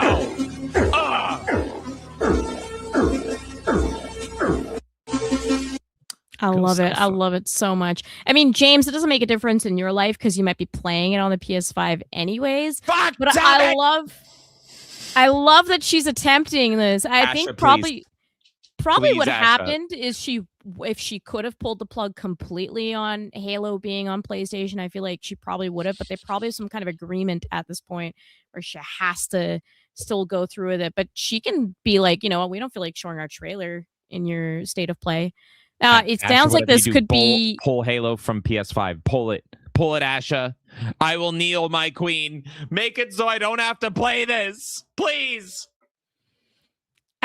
Yeah, anyways, I don't know. This kind of still sounds like hearsay. I don't know for sure if she's said any of this stuff, but it would be really interesting if she did actually pull the trailer from State of Play, because it would show a sense of regret on her end that this ever got to this point. Not that she's responsible for the whole Halo PlayStation announcement, but it is interesting. I think she gets it. I really think she gets it. Well, all I know is it's a good thing Phil Spencer is gone. And thank God, because Xbox Game Pass lost millions of subscribers in the months after the 50% price hike, which is crazy. I know you unsubscribed. You're considering going back to Game Pass now that it's lowered the price and it seems like things are all up. Xbox. That is fucking insane to me, but not surprising. It seems like Netflix can get away with constantly increasing prices, and people are like, well, what am I gonna show my baby though? I gotta go show him something, so I'll keep playing it. But Xbox gamers are fickle, gamers are diehard, and if you screw with them, they will immediately cancel that shit. They'll make it a battle. So definitely a great move, lowering the price once again. Do you think you're gonna go back, Kay, to Game Pass? I'm not sure yet, but I'm more likely now. Yeah, I hit a boiling point when they kept rising like the prices. I'm like, no, fuck this. I'm fucking done. Now, I want to still wait and see. I want to see if they really do commit to making really good moves for Xbox more than a couple statements. And if they do show over and over again that they are making this good, which they have been showing quite a bit so far, then I might subscribe again. I might. It's good value if you're trying to like play a bunch of different shit, right? So I might. So this all brings the question up: is things are looking good for Xbox, mostly good, but ultimately, is Xbox fixable? Xbox new strategy chief talks about how Xbox has languished in recent years and what comes next. At Summer Games Fest today, Xbox new chief strategy officer Matthew Ball spoke about some of the company's big moves recently, including a strategy on exclusives and what's next for the company in the hardware space, Project Helix. He made these comments at Game Business Live. Reliable pipeline of exclusives. On the subject of exclusives, Ball said everyone in the industry understands that exclusives are important, and Microsoft is no different. The first two console exclusives that Microsoft announced at Xbox Game Showcase were Gears of War E-Day this October and Clockwork Revolution, which looks like shit, in 2027. Bell said Xbox players can expect a reliable pipeline of Xbox exclusives that validates their historical investment in the Xbox platform and keeps them there. Microsoft's major live service multiplayer games like Call of Duty will continue to be multi-platform releases going forward, he said. Additionally, titles that were previously announced for non-Xbox platforms will still come to those platforms because of previously agreed upon plans. God damn it. This messaging from Microsoft. I had a feeling. has been around exclusives under the leadership of Xbox CEO Asha Sharma, who has been muddy. And Ball says Microsoft has more work to do to communicate its strategy around exclusives to fans and partners. Also in the interview, Ball talked about the Xbox hardware business pushing back against the idea that it's a dying market for Microsoft. Quote, "We have no desire to move away from the console business," he said. "We are making an investment in our platform, the console platform that is going to be strengthened by these exclusives." Ball went on to acknowledge that certain Xbox exclusives will sell fewer units than they might otherwise if they were multi-platform, but that is a short-term issue. Making these changes will help Xbox console business grow in the future. A Project Helix rethink. Microsoft is making these statements about Xbox and hardware during a time when the AI craze is driving up the component prices so much that people are very worried about what the new console, Project Helix, might cost when it releases. The crisis is not yet getting better, Ball said, admittingly than he previously underestimated how bad things might get. The window in which we and others are going to have to work through is getting longer, and that is going to constrain the category. Today, demand for Xbox consoles is outstripping supply, Ball said. We're producing them as quickly as possible. There is a severe limitation to how quickly we can do that, but it's not a question of appetite. That is a privilege as a company. It is a challenge for us to figure out. How will all this impact Project Helix? We are working very hard to rethink everything that we can about Helix, which is a console we are committed to shipping.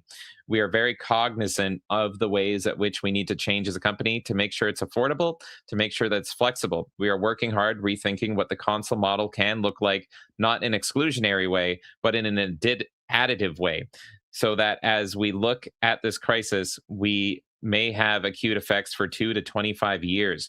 We are working very hard to figure out the best way to navigate it, or a way that works for everyone. That does not ask too much from players, but also doesn't detract from the other investments that we need to make as a company. We also have tens of millions of people who we ask to spend $500, which is still an incredible sum of money. Those people that we asked to buy a console years ago, we still have an obligation to them to meet their expectations and to have them feel rewarded for which platform they choose. So, is it fixable? Also during the interview, Ball recalled his conversations after joining Xbox and how Sharma asked him straight up about Xbox. Is it fixable? Ball said he is a strategic optimist and believes it's incredibly defeatist to think there is any scenario that you can't do better, that you can't improve. I joined because I believed that I could contribute to that. I joined because of what she told me she wanted to achieve. I believed was right and achievable. And then I had conversations with Satya Nadella and others at the company to validate, where do you want to go? When do you want to go? How are we going to do this? Do you think we can do this? Do you want us to do that? All of that bolstered my confidence from the original disposition of strategic optimism. If we can turn this company around and grow it, do better by our players, and we need to do that, and we are, and we languished for several years. Game Pass lost millions of subscribers after a price hike, which we already talked about. So, Kay, do you think Xbox is fixable? I think there are things that are fixable in their strategy, and I think that they should hone in on their software strategy, because hardware is going to be a very difficult one. The entire industry is suffering from this problem, and I think no matter what happens, that price is going to feel way too fucking high when it comes out. Either the console itself is going to be way too expensive, which I think will happen regardless, or they'll resort to cutting corners in order to make it more affordable, and then we're going to get into bullshit like cloud stuff, which I'm really not a fan of in general. But I can see a path where they go, okay, we're going to lean into cloud so that we can make this slightly more affordable for people. I don't think there's a win-win on the hardware side. I think that's going to be a tough thing to swallow regardless, which is the same thing that Valve is going to go through as well when the Steam machine comes out. So Xbox really needs to focus on everything else surrounding it and give people a reason that they have to own an Xbox day one by the software that they're providing and by the features that they're providing in the system that is so like innovative and out there that they can't find that experience anywhere else. If they can't do that, then people are not going to bite. So would you say you're more optimistic or pessimistic on the future of Xbox? I'm optimistic on the general attitude of Xbox, and I think it's going to improve, and I think that it is going to overall be a net win. It will feel like these companies are actually building more with us in mind again, potentially. However, I think the hardware one is just difficult. I don't think there's a win here. I think we're too deep. Well, is all good at Xbox? Nope. After all, this is still Xbox, and the remnants of the gay still exist. As the social media manager for Xbox Game Pass is really fucking horny to get double teamed by Master Chief and the Doom Slayer. Speaking of Master Chief, let's get to Halo. Okay. Yeah, hold up. We're gonna get to this. Ooh. Yeah. And yes, all things Halo. It's Halo time. And as Halo campaign evolved, it's still not looking great the more we see it. Yes, Asha wasn't around for this game's development, but it's still the next Xbox release, and it is Troon coded because people really out here trying to gaslight into thinking the new Cortana designs are ugly or batshit insane. Let's look at them, shall we? Yeah, I saw a glimpse of that. Ooh, not good. Oh, I can't wait to experience this in full motion. She's lost all of her sexuality, all of her curves, which, by the way, more on this during Rapid Fire, but it says a developer came out and said, yes, Microsoft actively discourages their developers from making curvy women and sexualizing women. Why would they want to do that? I like what Vale said here. Halo 4 Cortana was so erotic that the liberal culture against the Gamergate era put 343 and Microsoft through so many struggle sessions to ensure there was never another sexually appealing Cortana. God damn it, how I miss her.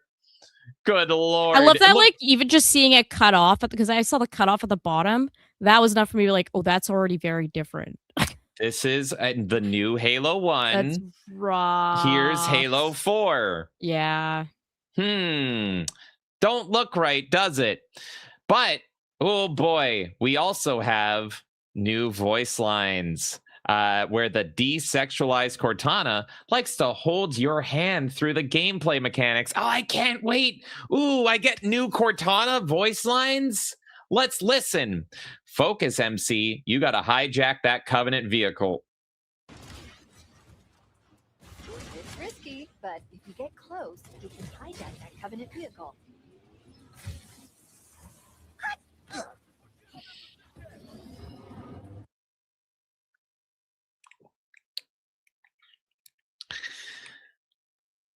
I can't stand seeing this. I can't stand 13 seconds. How am I gonna stand playing the whole fucking thing on PlayStation? God. Well, James, you're 1/5 of the way. Right now, you're at 547.68 out of 2,500. So you're not there. Yeah, you're fine. It looks so bad. So yes, now you can go hijack Covenant vehicles. So they had what's her name, Jennifer, whatever, Cortana, record new voice lines to tell the user that they can go hijack those vehicles. Which, if you've played the original Halo 1, it's very atmospheric, very open, very silent at times, and it kind of invokes awe, which this does not. Here's another screenshot that's come about from Halo Campaign Evolved. What are those structures in the clouds? And as Risen Murat says, those are gamer slave anxiety suppression pillars. They put them there because the original art direction of TSC, being on a lone, non-tropical island surrounded by water stretching into an endless horizon, would have invited contemplation and awe, which would scare goimers, after all. So you just gotta fill that shit in. Fill it full of all the fucking garbage. Oh, God damn it all. So here we go from Segura. That 28-minute demo was very unimpressive. Most of it looked really ugly, overexposed visuals, excessively shining interiors, meshes over-greebled, getting blinded every time a shield pops, crappy sound design, hand-holdy dialogue and markers. God fucking damn it! And it's not just me anymore and my fellow Halo extremists. Oh, I've been saying this from the start. This is why I boycotted this fucking game. It's complete shit and a bastardization of all things Halo. But you know what? Even the journos are coming around, if you could believe it. GameSpot we played Halo Campaign Evolved, and the old remade missions are pretty meh. I was just really hoping for something more special. GameSpot is back at Summer Games Fest. Blah, blah, blah, blah, blah, blah, blah. GameSpot senior video producer Jean-Luc Sipeke played 2 of the remade missions, Assault on the Control Room and The Silent Cartographer. Their verdict? Meh.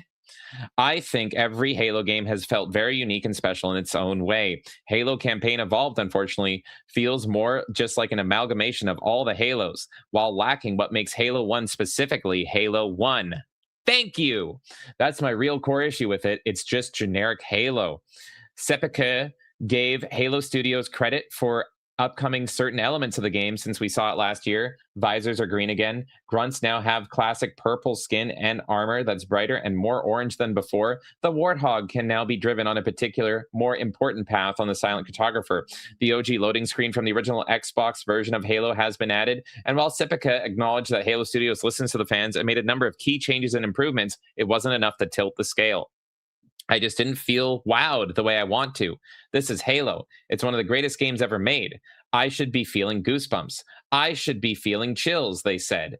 I should be feeling, oh my God, look at the way they reimagined this game. They brought it back to life 25 years later. But instead, I was just kind of like, yep, that's the Assault on the Control Room. That's Halo. I can get inside the Wraith now. I can use an energy sword now. I can sprint now. It's fun, okay? It's just not wowing me. Halo fans who want to play the classic Halo game with modern updates may like what they get, Sepeke said, but I was really just hoping for something more special. Sepeke didn't play any of the newly added prequel missions spanning the 3 mission Operation Meteorite story arcs, and they said maybe these new missions will offer something more exciting to convince people this is a remake worth playing. So, what's crazy to me is looking at all the tweets on all that, and everyone is mad at GameSpot. Like, if you look at the comments, GameSpot is just fucking getting torn open. Yeah. So I said, not sure why everyone's mad at GameSpot for this take. It's a remake of a perfect game. If you try to remake perfection, you can only go downhill. Meh is about as good as you could possibly get. But yeah, if you look down here, you can do better than that to entice those sweet click and rage baits, GameSpot. This past week, you have had nothing positive to say about Xbox related. If it hits Games Pass, I will play it on my new handheld. Meanwhile, you're the same company that would praise the same old meh-ass gameplay from PlayStation pushes in all their games. Pretty meh, literally like, anyway, so meh. Always Is this becoming like console war bullshit? Oh my God. I think it's just hating the journalist bullshit. But I mean, this is the only thing is I don't know what they were expecting. So I said, your problem is playing a remake of a perfect game. You want special, go play the original. Yeah. But it was very baffling just to see all the hate. And I think people were just giving them hate because it's GameSpot. And they just want them to glaze this game. But they're actually being honest. This is what I've been saying from the start. This isn't good. Just because it's a new AAA game, like these journalists don't have to fucking glaze it. They actually have a point. They're saying there's nothing here for you. And everyone's like, no, I will consume it. This is for me. I love it. Okay. So I yes. feel like everyone's just firing off in all directions and no one's focusing on whether or not video games are just good or not, you know? Like, it's just all getting out of control. Like, everyone, now we're mad at journalists for having an honest opinion. Like, everyone just wants to get their opinion in to fucking feel like, yeah! Mm-hmm. I want the fucking, like, right opinion, the attention for this. And they're just, like, getting outraged for no like, I agree with you. Just play the original game if you want something special. That's the whole point. How do you remake perfection? Exactly. So, yes, I would say things aren't good for their flagship title, Halo, anymore. And because of that, is Xbox's future really safe? Because Asha had to deliver some negative news. We just shared with our team the realities we need to navigate as we work with to reset Xbox's business. We won't succeed by hiding hard truths, nor will we succeed by doing the same thing and expecting different results. See the note here. Next 100 days, Xbox reset. This message was sent to Team Xbox employees globally. Over the first 100 days together, we have started to revive Xbox. Our platform teams have already shipped more updates in the last 100 days than during the prior year combined. Now we have more active partners on Xbox than ever before. Our Game Pass team set to work fixing our offering, and after 8+ months of decline, our services have started to grow again. And through player voice, we have a 24/7 channel to hear directly from players, creators, and developers. With the Xbox Game Showcase and the return of FanFest, we brought together hundreds of fans globally. We reintroduced exclusives with E-Day and Clockwork Revolution. Players can continue to expect signature exclusives from us every year. In parallel, Playground Games reminded us that established franchises can achieve incredible new highs. These results are early, but they demonstrate what is possible when we move faster, stay close to our community, and align behind a shared vision. It's really interesting she didn't even mention Halo. We have made mistakes and we'll continue to make them, but what matters is that we listen, learn, and adjust the course when needed. Remember, our fans are rooting for us. Now we start the next 100 days. It is important to have both optimism and realism as we work to reset the business. Here are the realities we need to navigate. Number one, over 1 billion players choose to play Xbox and our games each year, for a total of 72 billion hours across console, PC, mobile, and streaming, excluding much of China and a few other properties. Our franchises are also among the largest and the most beloved globally, and are now breaking records in TV and film. Going forward, our competition is attention. There are more great games, TV series, franchises, creators, content formats, apps, etc. than ever before. Number two, we will end this fiscal year at about 3% accountability margin, down year over year, excluding Activision Blizzard King over the past 5 years. We have spent over $20 billion on ongoing investments in our content platform.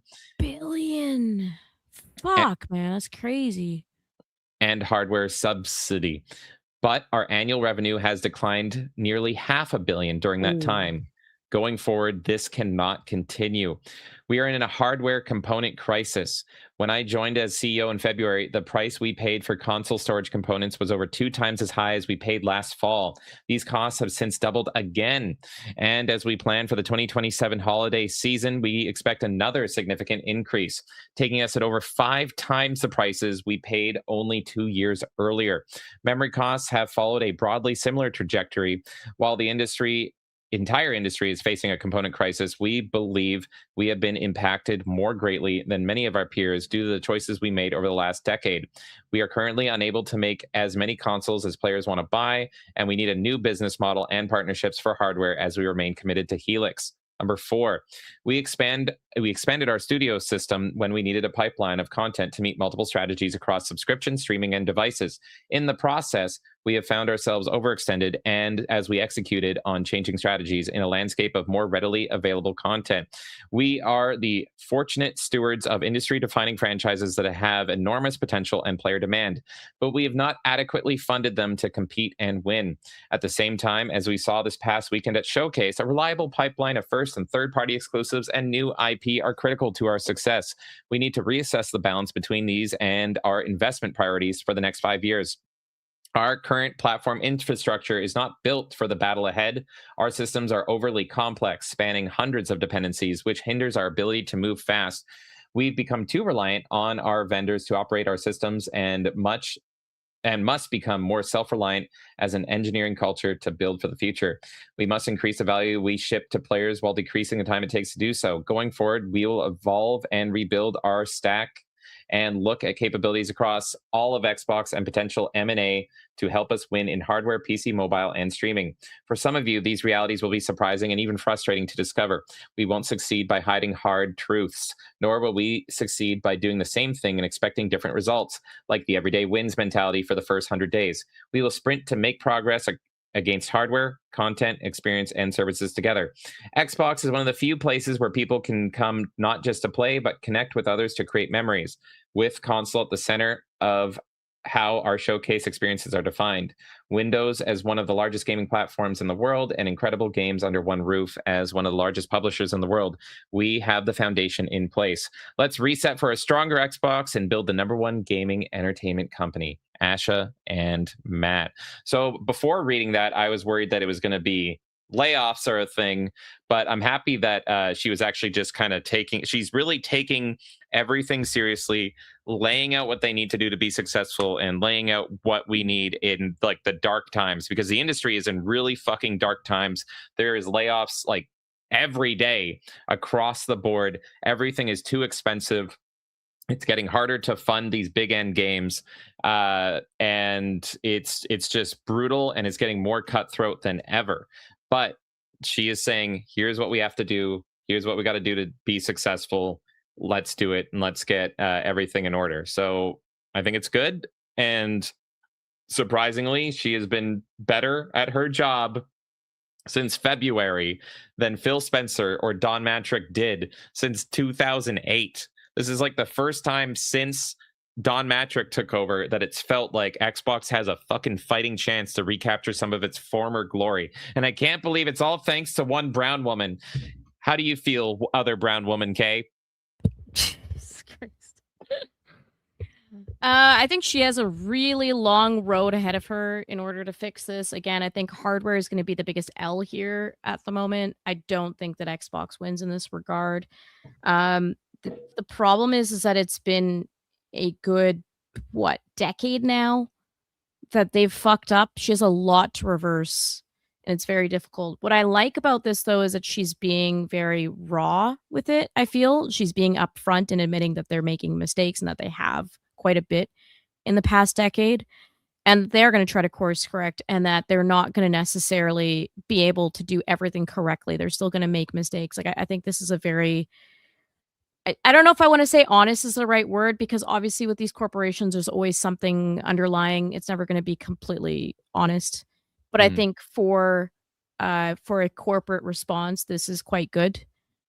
I'm kind of interested to see what will happen with, like, because they're clearly very bloated and they feel like their processes are not moving quick enough. So I'm very interested. And look, I don't like layoffs in general. I'm not like a fan of that.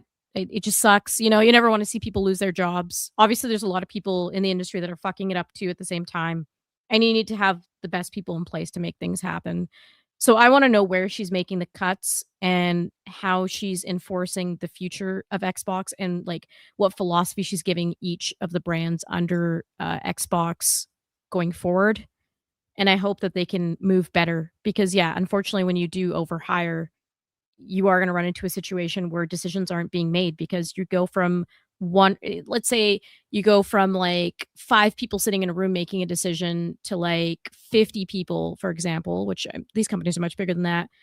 You're now going into like, okay, you have to get approval for 1, 2, 3, 4, 5 people down the road. And then that just makes it all it goes even longer and longer, and it makes it kind of near impossible to do anything impactful on a good timeline, especially in a space where things move so quickly and they innovate so quickly, or they should, at least. I don't feel like they have been. So I'm very interested to see where these cuts are going to be, and if they're actually going to make a difference on how fast they turn around on being able to pump out good games. I think that's where I stand. And how honest they're going to continue to be, even when they get aggressive pushback on things that they're not comfortable addressing.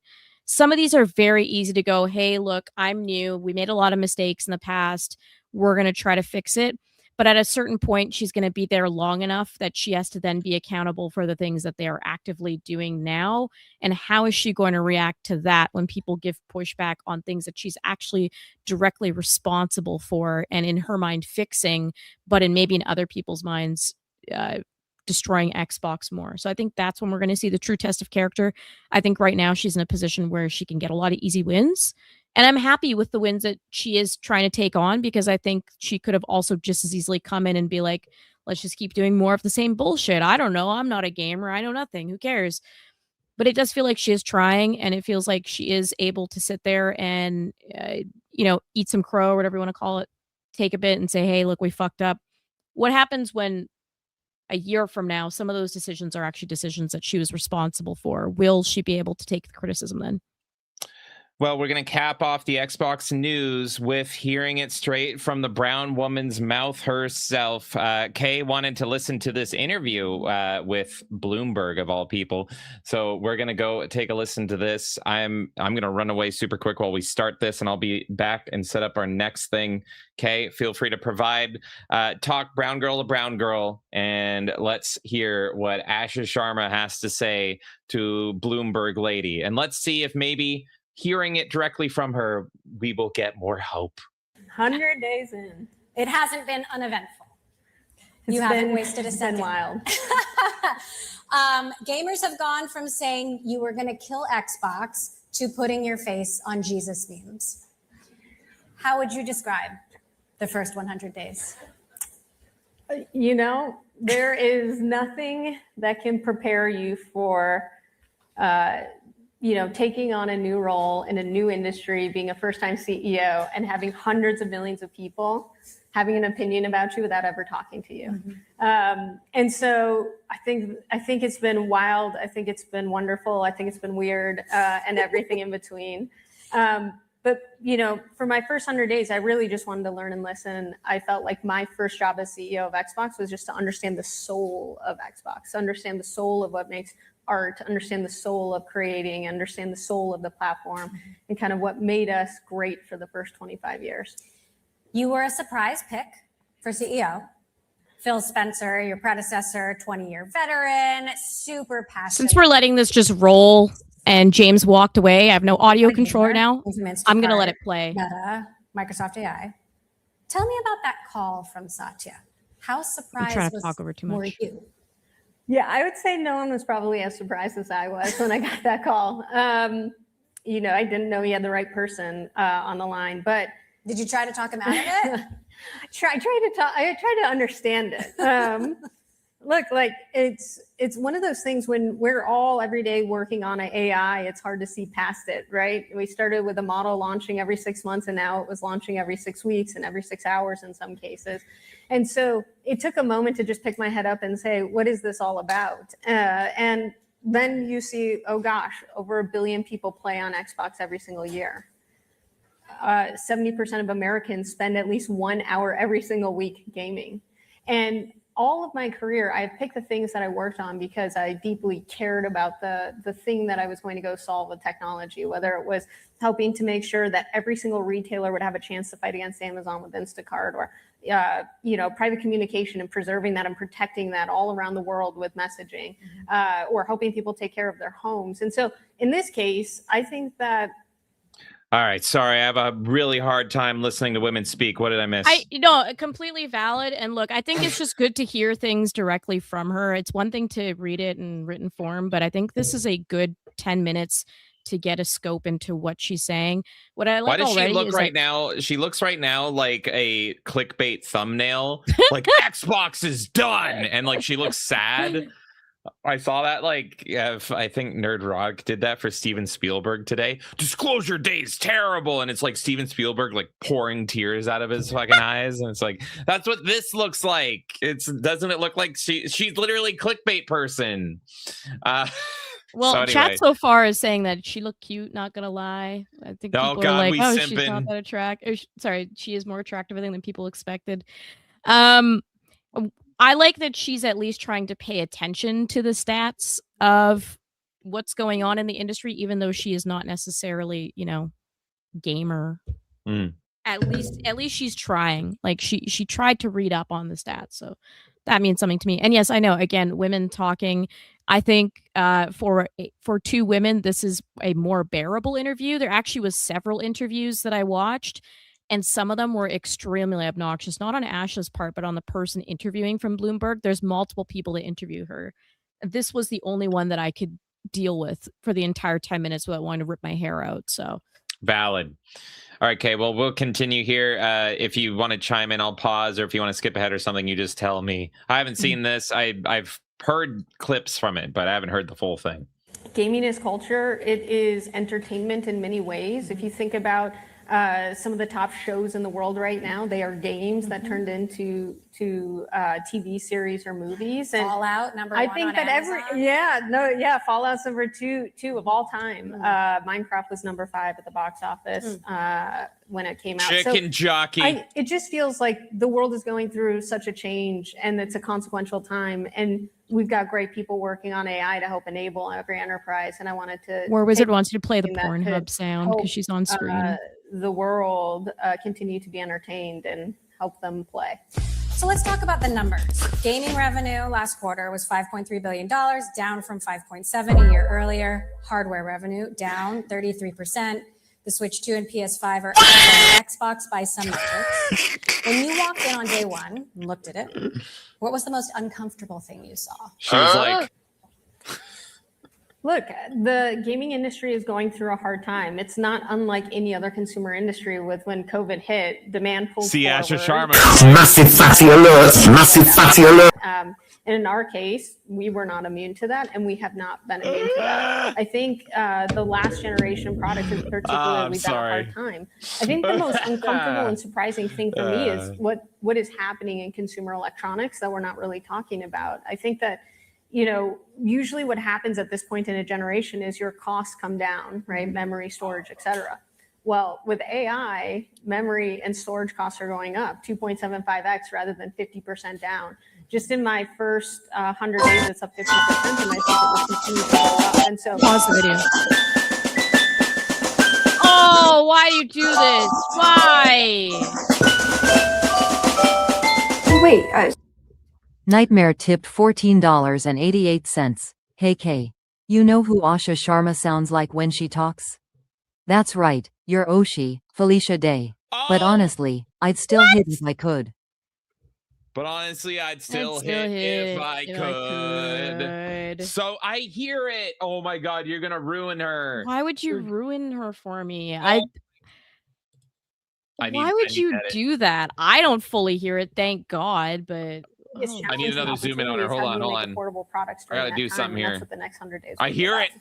She's like she's like so like she's got that like shy, soft spokenness, but she doesn't have the quirk. She doesn't have like the quirk chungusness. But I think we can fix that. I think we can definitely fix that. She doesn't have the fucking quirk. No, I reject this fucking notion. You're not ruining one of the few people in gaming that's trying to fucking fix something right now. No. I don't know, okay. I don't know. I feel like there's merit here. I feel like No, I don't hear it. No? Why not? I'm probably blocking it out of fucking trauma, but I don't personally hear it. Maybe I can help you. Maybe I can help you visualize. Nightmare, what revenge? I'm the one that suffers all the fucking time. I'm giving James one suffer stream. I suffer every fucking day on this channel. No. He's so right. He's so right. So anyway, don't worry. We can fix her. We have the technology. Oh, fuck off. No. Huh? What do you think, Kay? We did. What do you think? What do you think? Here's Asha Sharma, and here is Quirky Sharma. Full on Felicia Day pilled. Are you a fan? No, I hate this. I'm not looking at it. I could eat me a little bit of that meal, let me tell you. I could just... What is the charge? Eating a meal? A succulent Chinese meal? I think so. I could get charged for that. Let me tell you. Gonna be going and hitting that. Thank you, Knightmare. I'm going to read the other support since we're taking a moment anyways. Smash or pass on Quirky Felicia Sharma. You tell me. No. War Wizard came in for 2. Thank you. Asha said these hands are rated E for everyone. Woo! Thank you, War Wizard. Uncle came in for 26. Boys from a sack. Instead of fucking Toys for Bob. Boys from a sad. Oh no. Boys from a sad. That's great. Oh God. Thank you, Uncle. And Uncle came back again. This is rated I for Indian hands made this. Get these hands. Woo. Okay, now we've been talking about Asha Sharma so long, everyone's now simping for her. Good Lord. I just think it's good to hear it from the source. Let her talk a little bit. We'll see. We'll get back to it very soon. I got a few more things to read here. Thank you guys so much. Thank you. Knightmare Cast came in for $1. Thank you. Asa Sharma says she wants to improve the Xbox brand and wants to make it successful, but how is she going to do that with don't make sexy women mandate still in place? She needs to shut that down. Yeah, I think it's probably not going to be high on her priority list, unfortunately, but I hope that she eventually gets down the line and fucking removes that wherever the fuck that came in, because that's retarded. But I just wonder if she's even aware enough of that situation for her. I just think so many of those problems are so deep seated. She has to make that like a public mission of hers, and I don't think she's going to do that. I don't feel like that's her main focus, unfortunately. So I don't think it's. I mean, again, that's another place where they're going to take an L, right? I just don't see it as like a priority. She should come out in like a warrior bikini and she'll be like, "Hamdulillah for Xbox. I will behead the DEI snake." Spit on the ground and start like just going off. It goes so hard. Thank you, Nightmare Cast. M16 Mojo came in for $1. Thank you. Someone needs to boost Kay's contrast. Pretty soon she's going to be just eyes and teeth. It was terrifying everyone. I went dark side K there for a little bit. Dark side K? Wait a minute, Kay, do you know what you're saying with that? Do you? No. None of that. That is not what I meant. Kay, you're not he beating the get allegations. To have the fucking dark side fucking shit. Anyone want to see me jerk off today? Oh, He-Man. CK, you just made it so that you have to do that now. Go ahead. Your turn. I didn't see you come. Jerk off faster. What? We're waiting. No, I don't think I will. Wow. What a boner kill. Man, get it? Because I made a bone. Man. God damn it. Thank you, M16. You did that to yourself. Dark side used to mean something. Now DSP's taking it over, but it used to mean something more special than that. What a fucking shame. Nomad 6 lead came in for 5. Thank you. Another 5 for wrecking my eardrums, James. Suffer, bish. Suffer. Galo fun.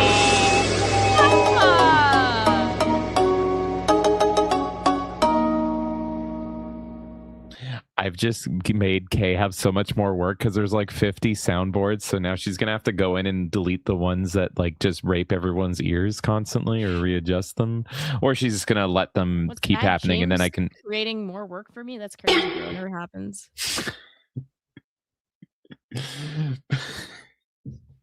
I'm so tempted to hit more. It's so funny to me. Oh my God. Oh, thank you, Nomad. Oh my goodness. And War Wizard came in for 2. Thank you. Contributions are too low for James to suffer yet. No. You don't have to do that. You don't have to do that. You don't have to do that. I think he's right about that. Thank you so much, War Wizard. And Uncle came in with a sticker. A devil sticker, in fact. And that's for 9 sex. All right, everyone. It's now a Skeletor stream. Let's see here. Who do we have? We have Uncle sending in the devil. What do these buttons do, James? Oh, God, if I had ears, they would be bleeding. Why would you include that? What else we got? You included this. What are you talking about? I didn't do this. This was him. I'm taking over the stream. All right, what about this? What about this one here? Oh, that reminds me of She-Ra. God damn, the thighs on her. Could milk them for days. So what do you do on this show? Do you talk about games or something? Something like that. Oh, why? It might be a video game channel. I don't really know anymore. It's a That channel. seems like a waste of time to me. Talking about video games? Yes. Crazy, bro. I'm gonna go. Who would have thought? Fine, You know what? I'm Why just- don't we just talk about the most trending things on Twitter ever? Like, I don't know, Hassan Okay. Piker. Hassan Piker. He's an ally of mine. What about Asmongold? There you go. I don't know. What do people The talk about? cockroach man. I don't know if I'm a fan of his. Next. I don't know who else they fucking talk about on the internet. I don't fucking know. I don't pay attention to this shit. I couldn't tell you. Frogoon? Frogoon? Isn't that like the game by the developer who did Cave Story? That's like his follow-up that's not as good? Something like that. Frogan has great music, but she's a really bad follow-up to Cave Story. I just like that JB has asked me, Kay, do your parents know you're engaged to somebody with a mental disability? What do you mean? Would someone with a mental disability do this? 张牙舞爪，健身操，祝您健康，步步高。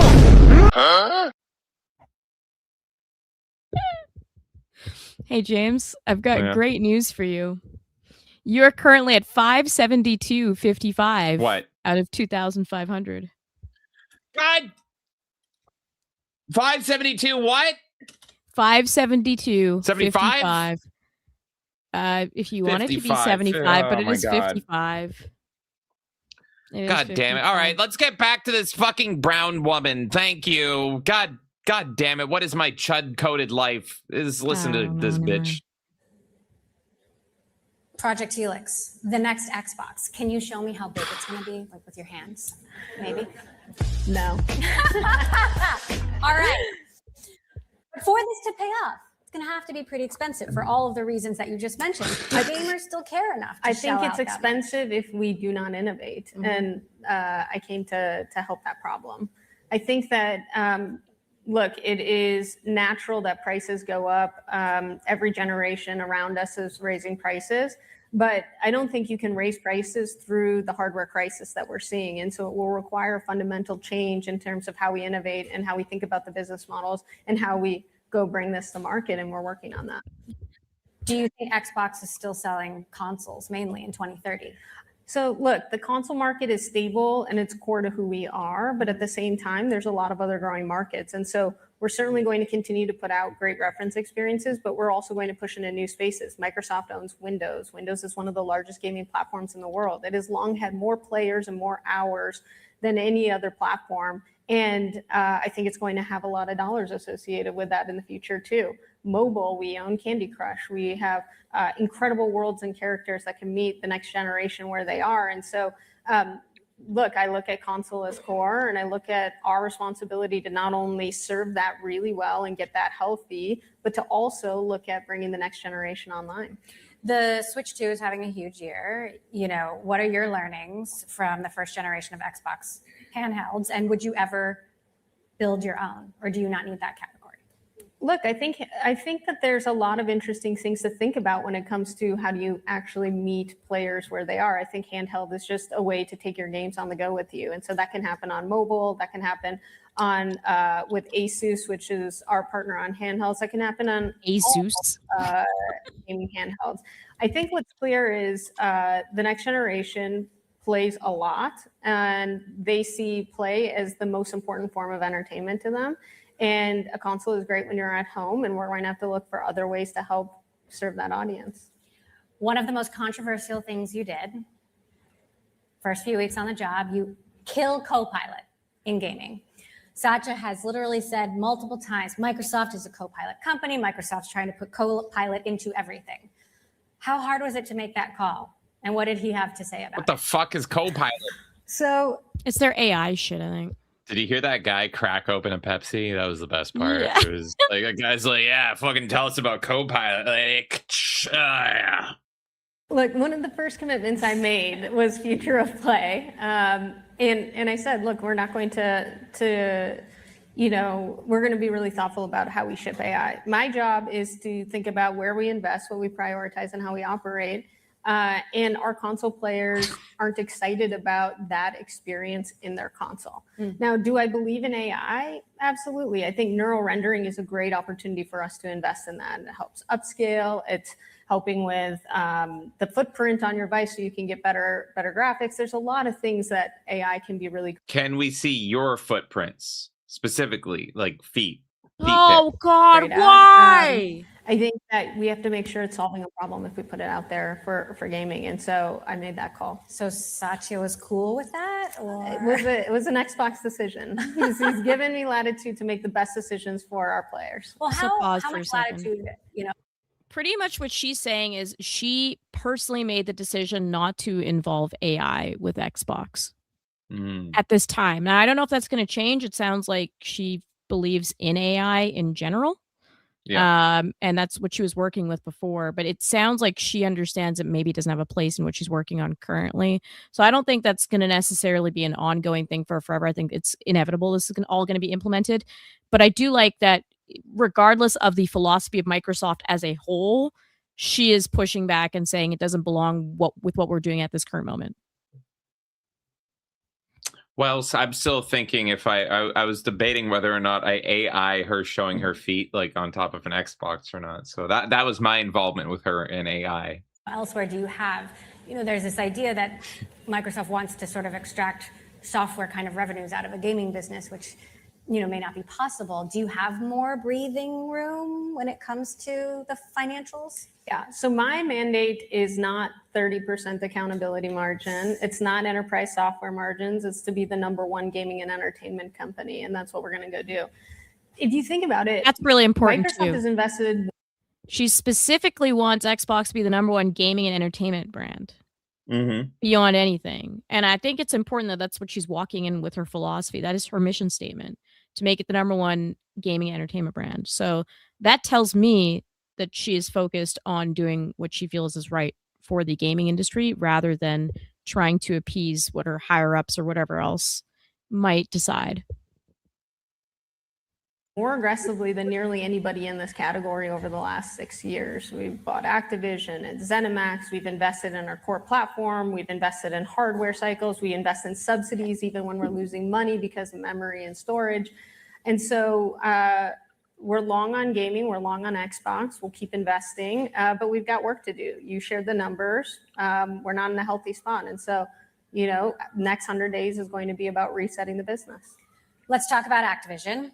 Microsoft paid $70 billion, $69 billion for Activision Blizzard, largest gaming acquisition in history. There have been layoffs, game cancellations, Game Pass prices have gone up rather than down. You inherited this deal. Is it paying off? So look, I don't know anybody in entertainment who wouldn't want Call of Duty, which is now grossing in more revenue than Marvel Cinematic Universe, who wouldn't want one of the top 3 apps in the world, the Candy Crush, who wouldn't want World of Warcraft, and wouldn't want a team that for 20 years has been able to create predictable hits every single year. So I love Activision Blizzard King. I might personally push back on the World of Warcraft being a hit. It was a hit, but now it's far from it. Is she actually able to fucking fix Blizzard? Because good Lord, more on that later. But anyway. Yeah, saying that Call of Duty is doing better than the Marvel Cinematic Universe, it's like two retards fighting, right? Like they're both kind of shit anyways. But at least she's recognizing, in my opinion, the properties. I don't give a fuck about Candy Crush, but it's undeniable that in the mobile market with women. Okay, we just lost all the boomers that watch us on Rumble. Don't fucking talk shit. Well, I can't insult Candy Crush. What am I going to insult next? Farmville? Fuck Farmville. Okay. It was bought at a time before ChatGPT. It was bought at a time before our strategy, when our strategy was. I like that she brought up World of Warcraft as well. I don't think any of those properties are doing great right now, but at least she brought it up. And yeah, she is absolutely here to make everything that she's doing sound good. So keep that in mind as you. Well, Candy Crush make money. Call of Duty unfortunately make money, but World of Warcraft is afloat because of China. So technically making money, sadly, but not like in the gamer's eyes, good, I would say. So it was at a time when, we were right in the middle of COVID. So hard to say, how to think about those decisions, but I think these are incredible assets, and we intend to continue to invest in them. I got it. I love the piss scream interrupting Brown Woman because Rodney came in for 7. Master Chef, cook us some fried lice on the PS5. The chairman likes it spicy. Okay, I go cook for 张 you. 牙舞爪健身操，祝您健康。有人问你公哪样嘛快乐，你说你要找老公，人也多。I love Halo. I love Halo on PlayStation so much. Oh, me love Halo. Super Echo 的笑都没你。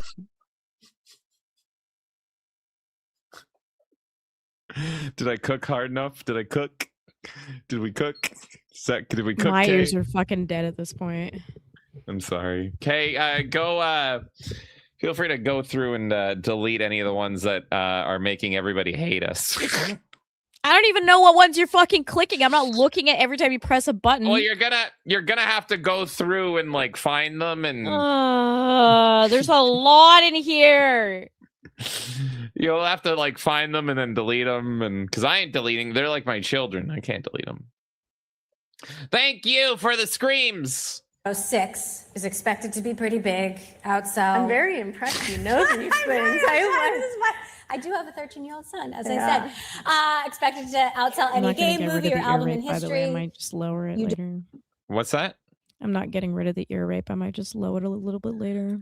You're gonna lower the rape? I'm not gonna completely get rid of the rape because I think the rape is funny. Uncle just gifted a game. I'm going to quickly go over to that and then we can keep listening. Oh, God, we got to break up the women talking here. He gifted Squidoo. Piss scream interrupting Brown Woman. Oaga. Ping-po. Squidoo. A first of its kind Squidoo adventure game featuring the gang from Everything Herbs. 2 separate storylines and at least 1 supervillain. At least. I will take it, Uncle. Thank you. Now back to the no. Before you get back to the women here, James, I would like to do a little update on how close you are to Halo on the PS5. How about you don't? $580.55 out of 2,500.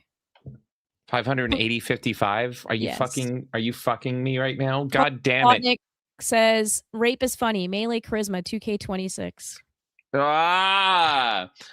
I can actually. I'm know what's excited funny? for that to be like, they'll have like a thumbnail and be going ah! Or something like on my hit piece, and then they'll start the clip off with being like, "Rape is funny."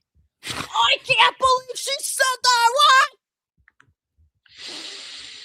That's gonna be, and then after it's just gonna be a montage of me going nigger constantly. Delayed fable, and it's gonna be really funny. In part in anticipation of this. What impact do you think I gotta this get game through these is gonna 2 have on the old industry? Floyds talking. Do you see this as kind of a You're litmus screaming test? N-words. I think it's just one of the most important just gotta scream it. parts of culture at this point, and we want to make sure that we're fully supporting it. Crash And so, Bandicoot. I'm excited to see how it does. I'm excited for the reactions. I'm excited to learn from it. So the players didn't want Copilot, but how do you see AI changing gaming and game development? That in the one future? guy there is where does and doesn't AI belong when it comes to games? Look, I think the biggest thing that I'm thinking about is how do we just make sure it's solving problems. On the game development side, I've gone to a lot of our studios, whether big and small, and I'm blown away with how they're using AI in the production pipelines, how they're using it for iteration and prototyping. Look, that's not production ready. There's still work. And so, I'm not convinced that AI is going to steer clear of The this. traditional I think she's just trying to like ease concerns on AI right now because people are like highly alerted to it. But she just continually praises AI. I'm really not convinced that AI is going to stay away from this. I think she's going to find a way to implement it slowly so that people get used to it.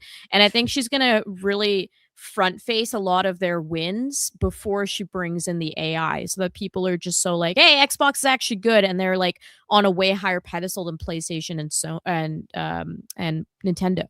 I think that's what she's gonna do. I imagine she invites you back to her place to Game Pass and chill, and she gives you this look. What do you do? That we see in enterprise. At the same time, I do not think AI will replace AAA games. I think it's entirely possible, though, that AI represents a new category of games and a new type of development and enables more people to create and participate. And we'll keep an eye on that, and we'll see how we best serve that. By the way, I wouldn't. Competitors... I would play the amazing deal that is Game Pass with over hundreds of exclusive games for a low subscription monthly cost. Get out of here, bitch. Used to be, or maybe still are, Sony and Nintendo, but I don't know now. Is it Roblox or Netflix or TikTok? Like, what? Who keeps you up at night? Honestly, I think our biggest competition is attention. Right now, the next generation's number one thing they want to do is play. So we've got that going for us. But the way that they consume is really different. They want it wherever they are. They want it in shorter bites. They want to be able to customize. They want an open ecosystem. They want a lot of different things than our core user base. And so what's great is we have the characters in the world and the technology to be the best in the world and serve who we're serving. And we're going to have to invent new things to serve the next generation. We talked about Fallout and, you know, your characters showing up in theme parks and movies. I waited in line for a really long time to go on a ride at Universal Studios. Like, it's, you know, is Xbox a gaming business with an entertainment side hustle, or are you an IP company? I think at the end of the day, gaming is entertainment. And so I look at us as the core, we have to create great games. People spend 70 billion hours a year with us, and that gives us the right and the permission to then have great shows, have these great, you know, theme parks, have these great attractions. I don't think you can do that in reverse. And so at the core, we will always think about how do we make great games. And then increasingly, as people want to experience those worlds and characters outside of that, that's great, as long as it's authentic to that. That's also good. She's saying before the theme parks, before anything else, we're going to focus on making the games themselves good. I think that's good to fixate on that more. Well said, Kay. Oh, well said. Well said. No. Oh, God, 3 minutes. Ball, one of the most influential gaming analysts in the industry. I've interviewed him many times. He is very critical. He's been very critical of Xbox's mistakes in particular. What are you hoping he tells you that others aren't? Look, we're a challenger right now, and so we have to be uncomfortable and understand hard truths, and I think he's going to help us do that. Here comes a new challenger. At the same time, he's one of the most creative people that I've met. I don't think that there is a linear path to success here. I think we need to take all of the learnings across entertainment, across gaming, across all of our collective histories. We have a lot of very tenured gaming leaders that are still on the leadership team, and we're going to need to find our way through it, and I think he's going to help us do that. You've been labeled as not a gamer, but I know you have a gamer tag. Do you game now? And like, how much time do you spend fiddling around with it? Yes, I'm not a gamer, but I do play games Fiddling around with it. because that is our core way that we reach our audience. And so, again, in my first 100 days, I've been trying to learn and listen and understand what makes this art form amazing. And what's interesting is there's a lot of people who are gamers that you never would have known until you start to pick up a controller. And so there's something about that. Like when she encountered the Call of Duty lobby, everybody's attempting to automate the economy. There's something wonderful to just be able to escape and have memories and connect to something that you deeply care about and that's deeply personal. And I think that's what games do. What do you think the future of exclusivity is? And, you know, for example, with Game Pass and, you know, the comparisons to Netflix, is it really going to get there? Like, where is all that going? I think it's a tough topic. Look, we're the #2 publisher in the world. And in order to be a great publisher, you must have your games reach large audiences to play. At the same time, we're increasingly becoming a platform. In order to be a platform, you must have exclusive content and services. And so we're looking at that very closely. I think that we have to be very thoughtful about each title on how we want to think about it and learn from similar cases in the industry. And that's what we're doing. What do the next 100 days look like? Well, I think the first 100 days are going to be hard to beat in terms of the excitement. But the next 100 days is, look, we've done so much to start to revive Xbox. We've shipped more in the last 100 days than we have in the last year. We've been able to reset Game Pass after an 8-month decline. It's now returned to growth and expanding revenue retention. And most importantly, we're starting to get get back to being closer to our players and our community. I think the next 100 days, we have to reset the business. We need to look at how we're investing, how we're prioritizing, change how we operate in order to return to growth, in order to be where the world plays. So it's 2030. You've had 4 years to run Xbox. What does success look like? What is true about Xbox that isn't true today? I'd love to see us be the #1 gaming and entertainment company. All right, let's do it. Let's do it. Thank you. Thank you. And there you have it. Well, that was a strong end there, and that was some of that was rough and droney, but overall good message, good wording in there. So hopefully Xbox can deliver. She's talked the talk. Let's see if she can walk the walk. We're going to see it in the next couple of years here if she has what it takes. D-Day came in for 2. I want to put her in a Symmetra cosplay. Your wish is my command. So I said I want to put her in a Symmetra cosplay. I did that while I was not listening to her. And then I also said, can you show me her bare feet in a Symmetra cosplay? Why? And then I said, By the way, ABF has rated the stream. Thank you so much, ABF. Thank you so much, ABF. Welcome to the Melee Madness podcast, where we show off Asha Sharma's feet to all of you. It's what the people want. They don't want to hear her speak. They want to see them feet, son. Thank you, Alec Baldwin's finger. Woo! It's okay. What do you think about the I don't want to look at this woman's feet. What the fuck am I looking at? No. After hearing Symmetra speak to Bloomberg, are you hopeful for the future of Xbox K?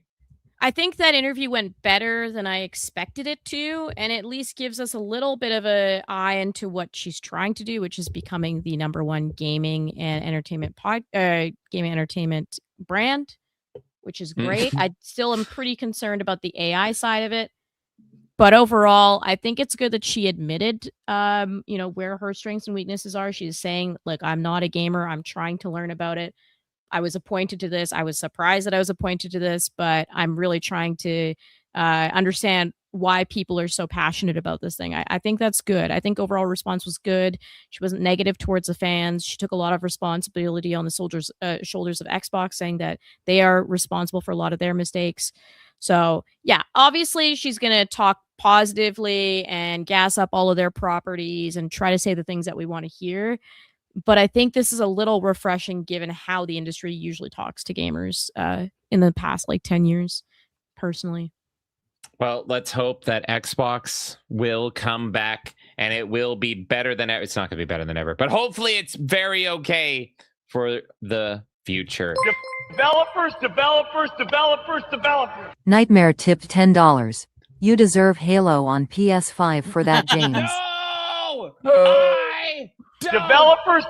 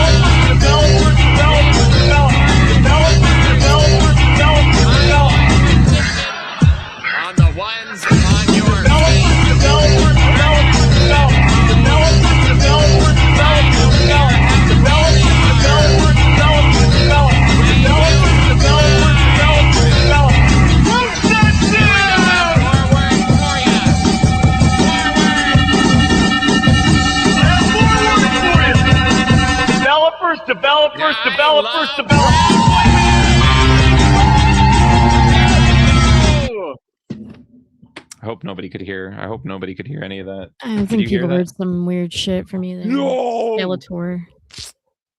No! Shit! Thank you, Knightmare.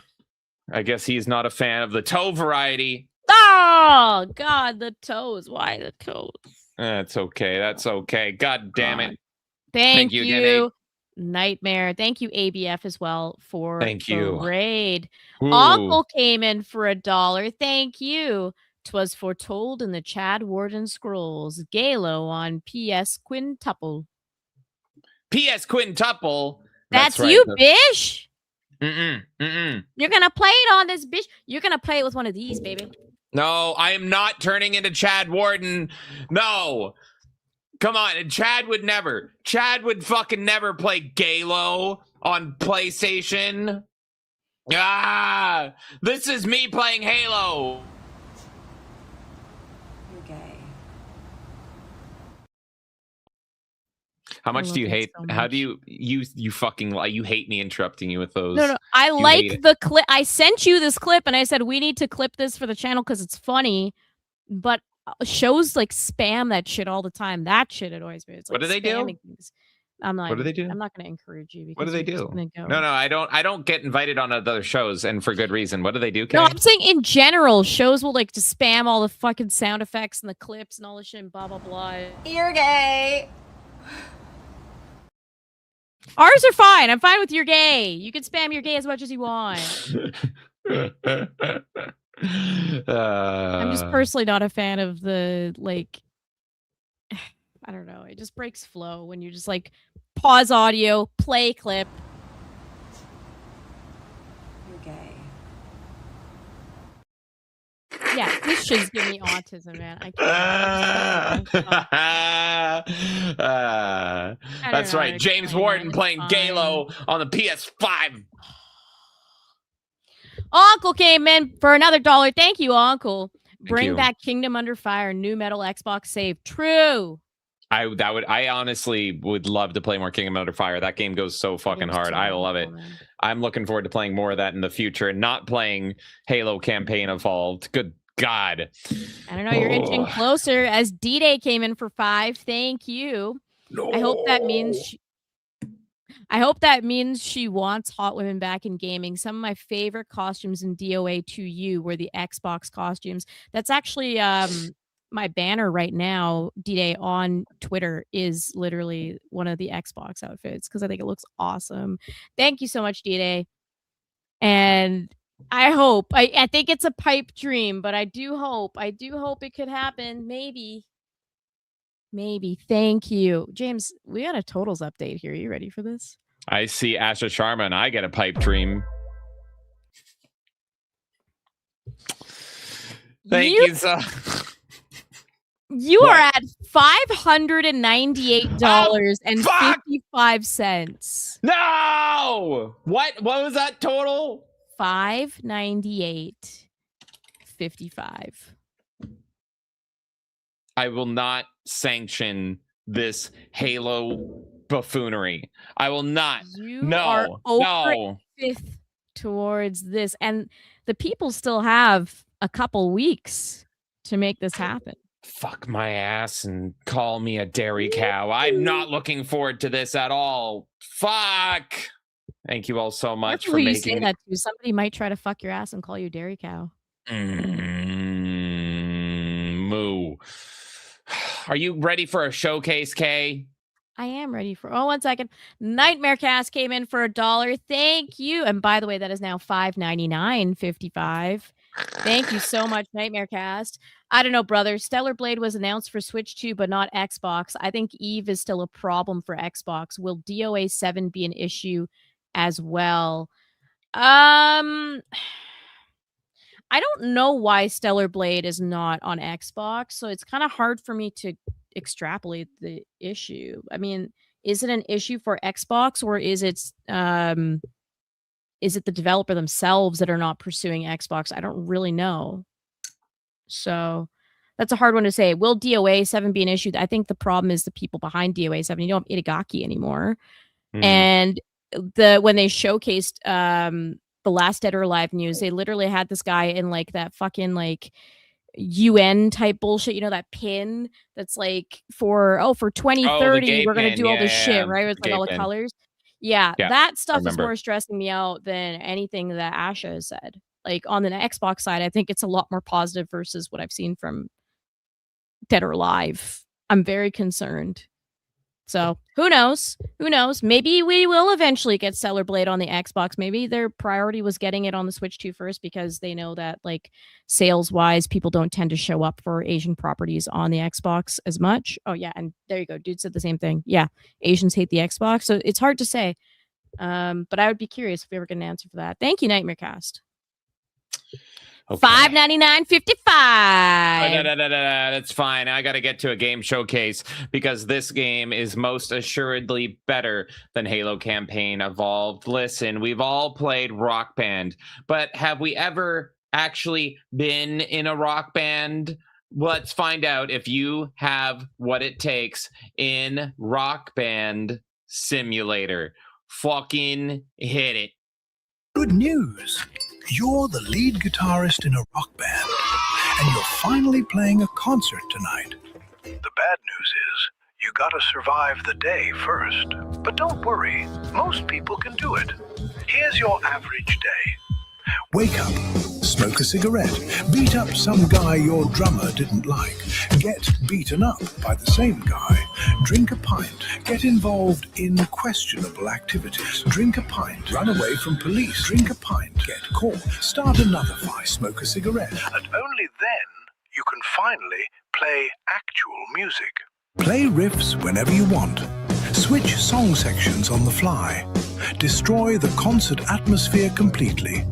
Or somehow become local legends. If this somehow sounds like your dream life, it is. The game is called Rockband Simulator. I want Available on Kickstarter now. Good news. So here's the only problem. This is by Contrast Media. You can follow them on Twitter. And they said Kickstarter live, link in the bio. And I'm like, I am so fucking sold. And I go over here and there's no link in the bio. They just have the one tweet. I found this game like over a week or two ago, so maybe they had a Kickstarter at some point. I don't know. Kickstarter's last fucking month, and this was posted June 3rd. Yeah, I don't know what the fuck they're doing with that. Maybe they forgot to post it. They have one post, no link, and I checked Kickstarter. It's also not there. So that game looks great, but if it happens, that is Rock Band Simulator, maybe by Contrast Media. All right. Well, Kay, you ready for the next news story? Let's go. Let's do it. Okay, let me pull this up. As you all know by now, I will take any opportunity to talk shit about Blizzard, as they deserve it. And this isn't the first time I've said it about the company I once loved, and I'm sure it won't be the last. But just as you think you couldn't possibly hate... What? Knightmare Cast came in for $1. It's now it's $600. And he just says 600. You interrupted my Blizzard hate monologue to get this. I made an executive decision, yes, just so that number is 600 now. Thank you, Knightmare Cast. Okay, James, go ahead. Yes, you hate Blizzard. We all do. You know what else you hate, Kay? You hate fucking ear rape.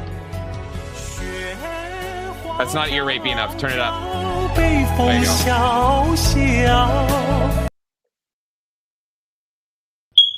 I don't hate ear rape at all. I don't know where you got that impression from. Okay, everyone else does. Massive fatty alert. I think ear rape is funny. I love rape. Where was I? Fuck, I lost my place. God damn it, Kay. Hate Halo. Derail you that badly. I interrupted like the first sentence. I had a fucking flow. But just as you couldn't possibly hate them, I think Blizzard, and more so what has been their flagship game for over 20 years, World of Warcraft relies on a passionate and dedicated community. They require loyal, die-hard fans, something they're pushing away time and time again for well over a decade. But now, not only is Blizzard pushing away their most loyal fans, they are outright banning them, as Blizzard has gone and banned a 50-year-old die-hard WoW player who has been playing the game since launch and been with them through every single expansion. Let's hear it from the man himself. This video, 20-plus year WoW veteran player banned.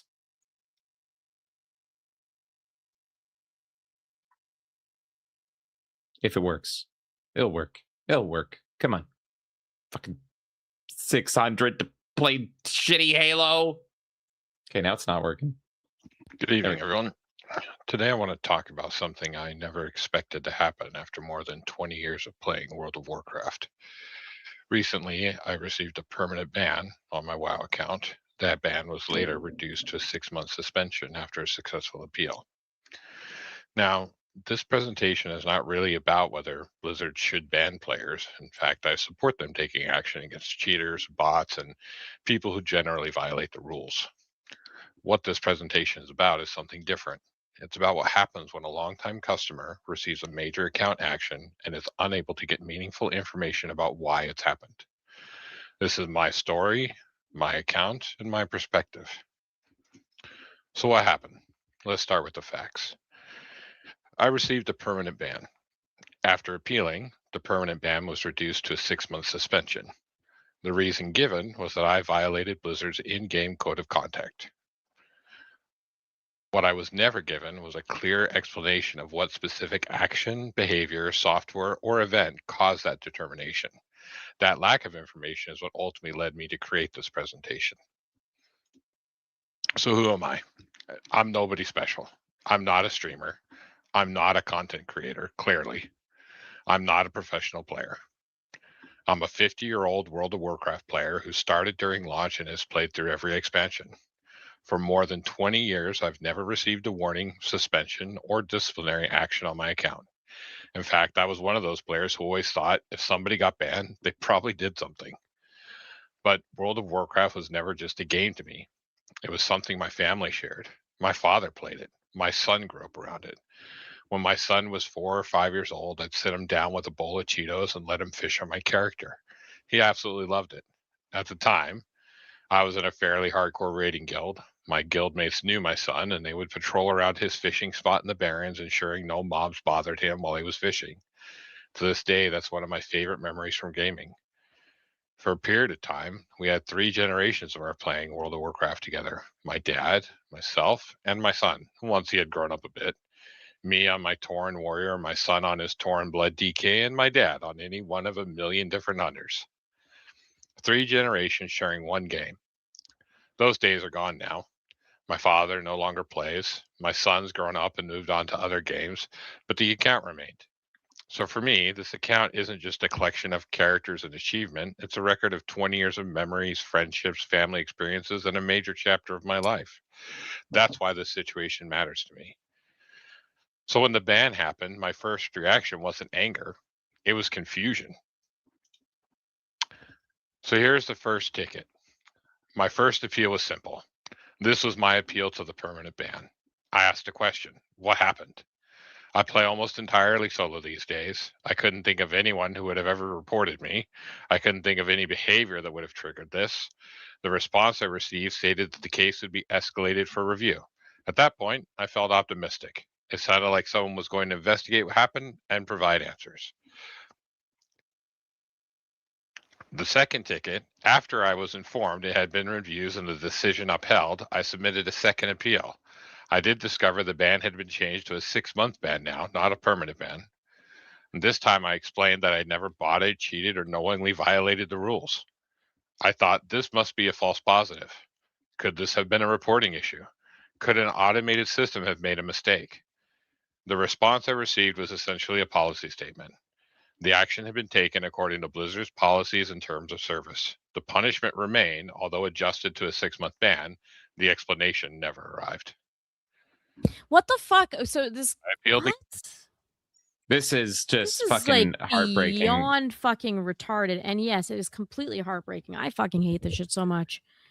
This is That this pisses me is off, exactly what man. I'm talking about when I say I get why people still play WoW, because like this game has been around for so long. He's played it for over 20 years, and like he has memories playing it with his father, playing it with his son as a child, like 20 years ago, all this stuff, and all these great, amazing memories. And it's just Blizzard is just taking that away from him, because he can still log into those characters, look at these characters, remember them, and so he's paying Blizzard monthly just to kind of keep a strong memory intact for him, and still just play solo. His guild is gone. He's just walking around soloing, and they're hitting him. And like he is saying, it's like, for what?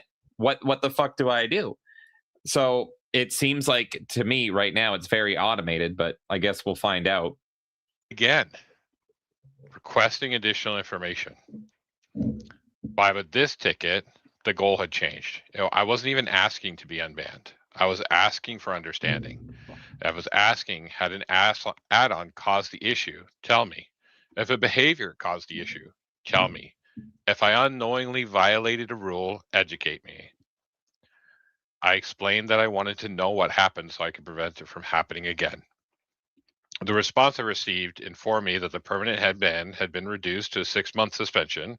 That was certainly better than a permanent ban, but it still didn't answer the question that started this entire process. What exactly happened? At this point, I tried a different approach. I submitted my add-on list. I thought perhaps there was an add-on causing the problem. Blizzard has done a massive revamp with their what add-ons are permitted to do what. So I thought maybe I was using something that Blizzard considered problematic. Maybe there was a conflict or a false positive. I wasn't looking for an argument. I was looking for guidance. Help me identify the problem so I can fix it. Unfortunately, this is where things became even more frustrating. The ticket where I submitted my add-on list no longer appears in my support history. I can see my other appeal tickets, and in 20 years, I have 3. I cannot see the 4th one. I don't know if this is a technical issue, a support workflow issue, or something else entirely. I simply know that the ticket is gone. Sounds like someone fucking deleted it on their side. That would be my guess, is that customer support on Blizzard's side just wiped it. This is insane. Oh my God. What makes this even stranger is that I still have the email acknowledging the ticket submission. The ticket clearly existed. The email exists. The ticket number exists. But when I follow the links into Blizzard's support system, I can no longer view the contents. At this point, I wasn't just missing answers, I was missing access to part of the conversation. But okay, so what? Why does any of this matter, right? This is what some people may be thinking. The reasons this matters is because customer support exists to help customers understand and resolve problems. If Blizzard is right, I want to know why they're right. If Blizzard is wrong, I want them to correct it. Those are both reasonable outcomes, but neither outcome is possible without information. Without information, there is no path to accountability.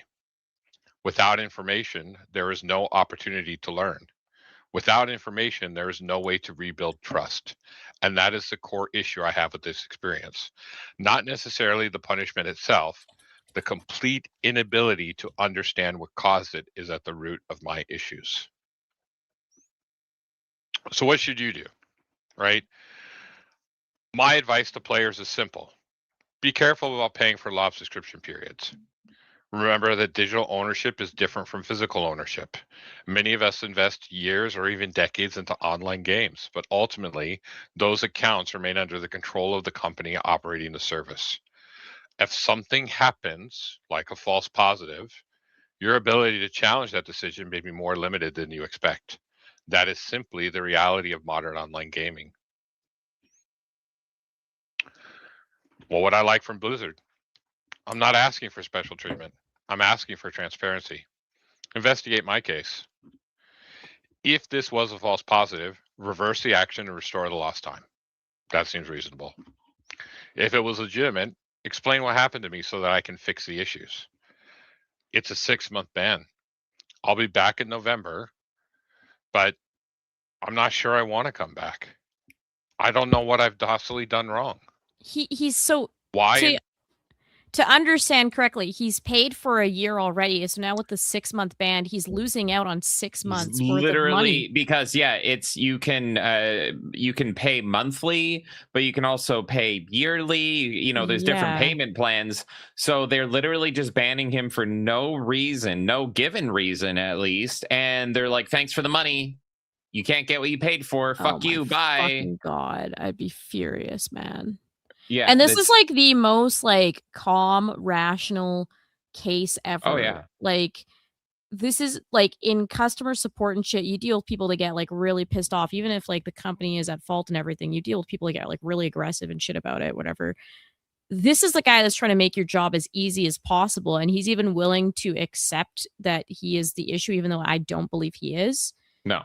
As long as you just tell him what the fuck he did wrong so that he can make sure he avoids it in the future, because this means something to him and he's already invested his money in it and everything.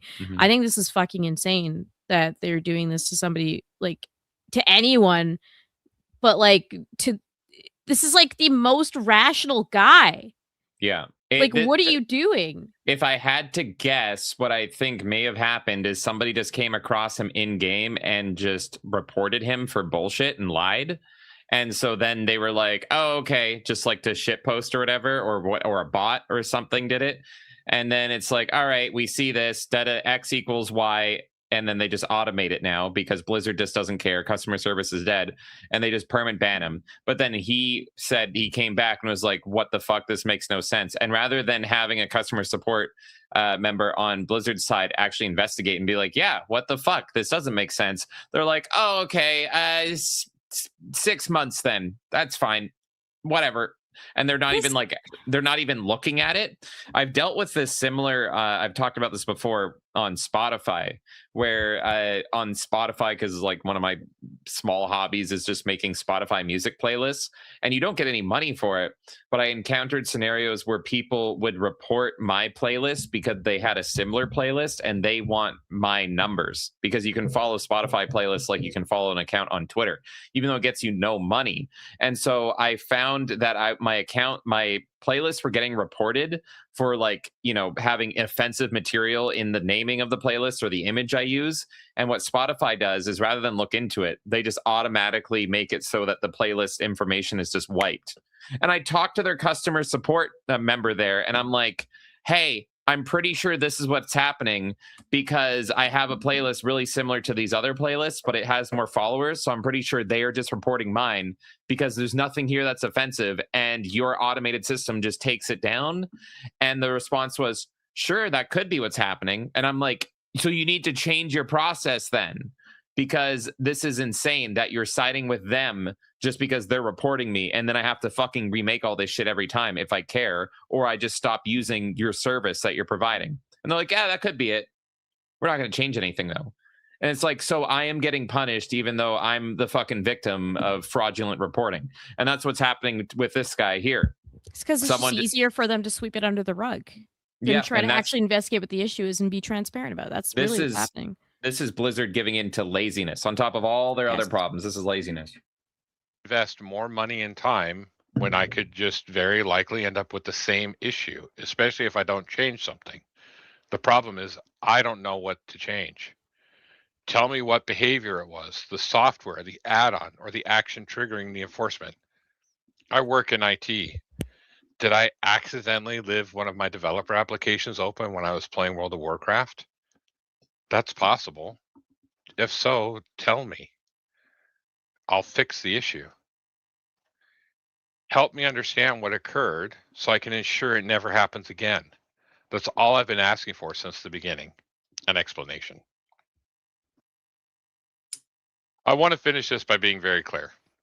I support Blizzard taking action against bots. I support automation. I support AI systems to help process large volumes of reports and complaints. Those tools are necessary. But automation should never completely replace meaningful customer support, because people make mistakes. Systems make mistakes. And when mistakes happen, customers need a way to understand what has occurred. After more than 20 years of playing World of Warcraft, after sharing this game with my father, my son, my friends, and my guildmates, that's all I've ever really wanted. Not special treatment, not favoritism, just answers. Thank you. Have a good day, night, depending on where you are. And remember, you do not own any of this. So protect yourselves. So that was the first video he did, and obviously it got a bunch of views and people being, just flooding in, talking about how terrible Blizzard is. And just 4 days ago, he issued an update. So let's see what this update is. Hey, everyone. Last week, I released a video discussing the suspension of my World of Warcraft account. The response to that video was much larger than I expected, and many people shared their own stories, offered advice, disagreed with my conclusions, or simply wished me well. Since publishing that video, I've continued attempting to obtain clarification regarding the suspension and have learned a few additional things. This video is intended as an update, not only for those who followed my story, but for anyone who may find themselves in a similar situation. So recently, I submitted another ticket. As a resident of Norway, I requested justification and evidence supporting the action taken against my account. I also requested information that would help me understand what Blizzard believes occurred. The response I received was essentially the same as previous responses. The investigation was reviewed, the suspension was upheld, no additional information will be provided, and the ticket was closed. At this point, I believe it is reasonable to conclude that Blizzard's customer support team will not provide any additional information regarding. I've seen this shit before, actually, from Steam as well. In my investigations, it shows that the suspension taken to your account was applied correctly. Due to our policies, I cannot explain further than this. I've seen Steam do this to like edgy games and like offensive games or whatever, where it's like, we're banning you, if they're like Hitler based or whatever, or they're too sexy, but they won't tell the person why their game is banned off the platform, and you're left to assume. And it's like, fuck you. If you have the balls to ban me, then you should have the balls to be able to say why you're banning me. So I fucking hate this. And I've seen this in so many different cases where it's like, yeah, no, that was correct. We're not going to tell you why we're doing it, but we can tell you that, yes, we did it intentionally. I've seen YouTube do this as well. They did it with us when we may have played a certain song during a video, and they're just like, we're not going to tell you what caused it, but it could, Oh, yeah, when we played that song, and then they didn't tell us in the reasoning, but they forced me to do some fucking shit so that we could get it wiped from our account. Yeah. And it's all like, hey, what are cases of misinformation? Why is it bad to talk about Hitler? Like, literally, it was making me answer questions like that. It's like, okay, obviously this is why. Just tell me up front. So, like, but how, with all these cases, how are you supposed to course correct? Which is this guy's autism, which I 100% agree with. How are you supposed to course correct to avoid this happening again if you won't tell me what it is that I did when I don't realize what I did? And I've seen these companies before being like, oh, you know what you did. No, I fucking don't. Yeah, I just want to burn money and give you my fucking money so I can get banned. Yeah, that makes sense. I clearly don't know what I did to get banned. Otherwise, I would avoid it, you fucking assholes. In my case. While that is disappointing, it does provide clarity on what options remain available. This slide contains the suspension notification email from after it was converted to a 6-month suspension, something I had admittedly difficulty finding prior to the first video because it actually came after the ban appeal. The important detail here is the notice states that other players reported me for cheating and unauthorized third-party programs. Examples provided included botting, account sharing, boosting, and hacking. The challenge is I still do not know what specific evidence led to this conclusion. I have never knowingly used any software intended to automate gameplay. I've never knowingly botted. I've never knowingly hacked the game. And despite numerous attempts, Blizzard has not provided any information that would allow me to identify what triggered the suspension. This remains the central issue, not the punishment itself. The inability to understand what allegedly occurred. So this guy is playing PvP, maybe on a PvP server, or just, doing the PvP or whatever. And people are like, hacking, you beat me, hacking, reporting. which like that's similar again to like what I said with Spotify, where it's like people are just mad that they're losing and they will just report you for hacking or botting, and Blizzard is siding with them instead of just realizing that it's like some people just get mad and butthurt and their way of retaliating is reporting. It happens all the fucking time, all the time. I was actually doing a WoW dungeon in Warmane, and some guy was like accidentally pulling mobs, and the fucking tank was like, report him. For what? Accidentally pulling mobs? Fucking do your job and kill the mobs then, you fucking asshole. It's like, what? It's just insane. So you see this all the time. They've pretty much given people a tool to empower them when they are upset to like take it the extra mile. Because what it used to be like when we would game is people would just yell and hurl slurs at each other and call you the worst thing imaginable and be like, I'm fucking your mom and shit like that to get under people's skin. But in the modern era, it's like now you just narc on people because you know that's the way that you can get them out of the fucking game if you hate them. Yeah. So I think that this has been way worse the way that they've changed gaming culture, not only because I prefer just yelling slurs and letting people get mad and whatever, but because they're now just empowering people to use these systems to remove people that they have some kind of issue with. Now, especially when you get into like competitive gaming, you want to take out somebody who does better than you at the game because of your own ego. You lost the game, you want to like it's just a never ending thing because it's like fucking Recess. You're just enabling Jannies. You're enabling that character from Recess. I know, Right? like I've said, it's every single enemy.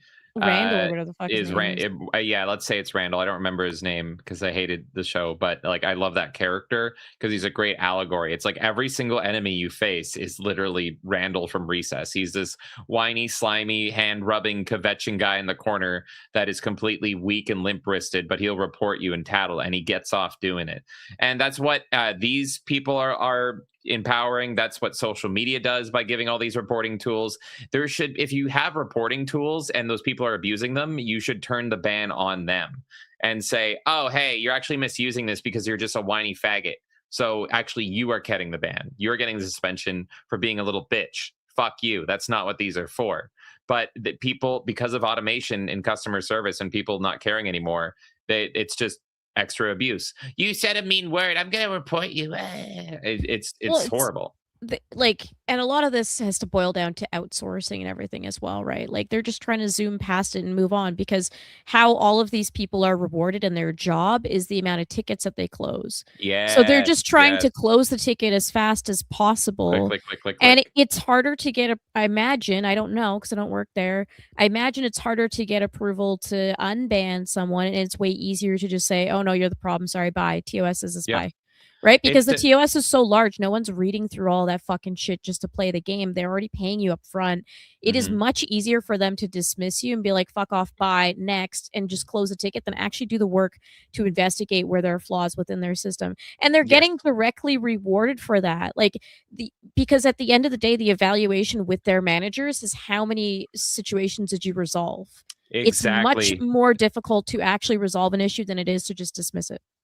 I've seen this be like a huge issue actually with police officers where they can't go and actually do the investigation work and find out who did what, and they just go for the low barrier things. Just just keep getting the speeding tickets, keep going for those, and don't actually solve like the crimes like rape and murder and all that stuff because that takes time and effort, and it's the same value as just going speeding ticket, just go. And I just get all my superior officer is going to see is like how many tickets I gave and not how many like actual crimes I've solved based on their value.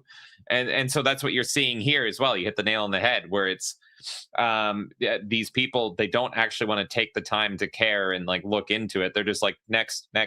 Oh, look at my numbers going up, I'm gonna get a bonus.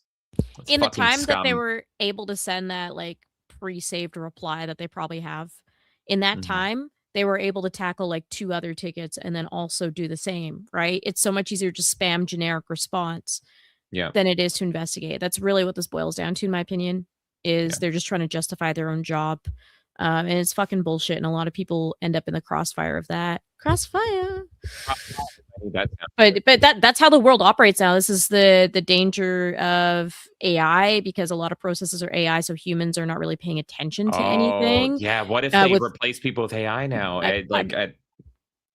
I mean, like, you're seeing it in a lot of pipelines, like if you're dealing with, I don't know, apps like Uber or something, where they triage everything. So they make it so it's even difficult to get to a human to begin with. They want the automated systems to filter out as much as possible before it even gets to a human interaction, because then there's less people on the payroll. And then when you get to the human, they are trying desperately to justify their job. So they just want to get it out quick and say, I closed 300 issues this year or this week or whatever. I don't know how their systems are, but that's the crux of this. And you don't, the thing is, it's not really solvable, because all of these corporations are just chasing money, and that's not going to change. The only thing that's really good is to continue to support smaller companies, because they're so close to the ground that they actually care about the individual opinion of somebody, because they know that that's very damaging reputationally because of how small the pool is for their customer base. But when you get to the level of Blizzard, people are shouting all the time about you, but there's also such a large amount of people that the positive stuff will always rise to the top anyways. And there's no reason to actually care about an individual who's been playing your game for 20 years, who's literally had generations playing the game, because they're still going to be profitable. So realistically, all of us are kind of shouting at the wind with it. Like, I think this situation is important to highlight, and I think they're fucking terrible. But at the end of the day, this is why things like Turtle WoW existed, because these companies do not care. And so the fans have to take it in their own hands to make something that people actually care about. But this is not solvable in the world that we're in, because these companies don't actually feel the damage of anything they're doing. It's just the individual that gets hurt. So let's talk about this a bit. I want to discuss what is meant by the word players, because there are a number of player types in WoW. Perhaps legitimate players reported me because they believed I was a bot while I was mining, fishing, cooking, or using the auction house. Perhaps malicious actors abused reporting systems. Perhaps automated systems identified something incorrectly during their review process. Or perhaps there's another explanation entirely. The truth is, I simply do not know. And because I do not know, I cannot correct whatever issue Blizzard believes exists. Nor do I believe that Blizzard has concrete evidence to support whatever these players claimed. I think it is simply a numbers game. X number of players reported me. I was given a permanent ban, which was later overturned to a 6-month suspension. But I can't know. I believe there are no more meaningful outcomes by creating additional support tickets. Customer support appears bound by internal policies and processes, and the answers are not coming from that direction. So that's the end of that. Or not. I am put into a position where the only recourse that will provide me a level of satisfaction that I have left nothing addressed, or that my voice was not heard, is to file a consumer complaint against Blizzard. Not that I expect that's going to overturn any judgment or force any additional investigation, but I do feel strongly that their customer support mechanism needs improvement. The purpose of this section is not to guarantee success. It is to explain the process available to consumers who wish to formally challenge a decision. Whether you live in the United States, Norway, or elsewhere, documentation matters. The first step is preserving evidence. Save everything. Emails, appeals, responses, account information, transaction history. Do not assume that these records will always remain accessible online. Download local copies and maintain your own records. If you decide to challenge a suspension or account action, begin by gathering evidence. I love Collect this guy and his suspension autism. notices, collect appeals, collect Blizzard responses, collect payment records, collect screenshots of your account history, build a complete record of events.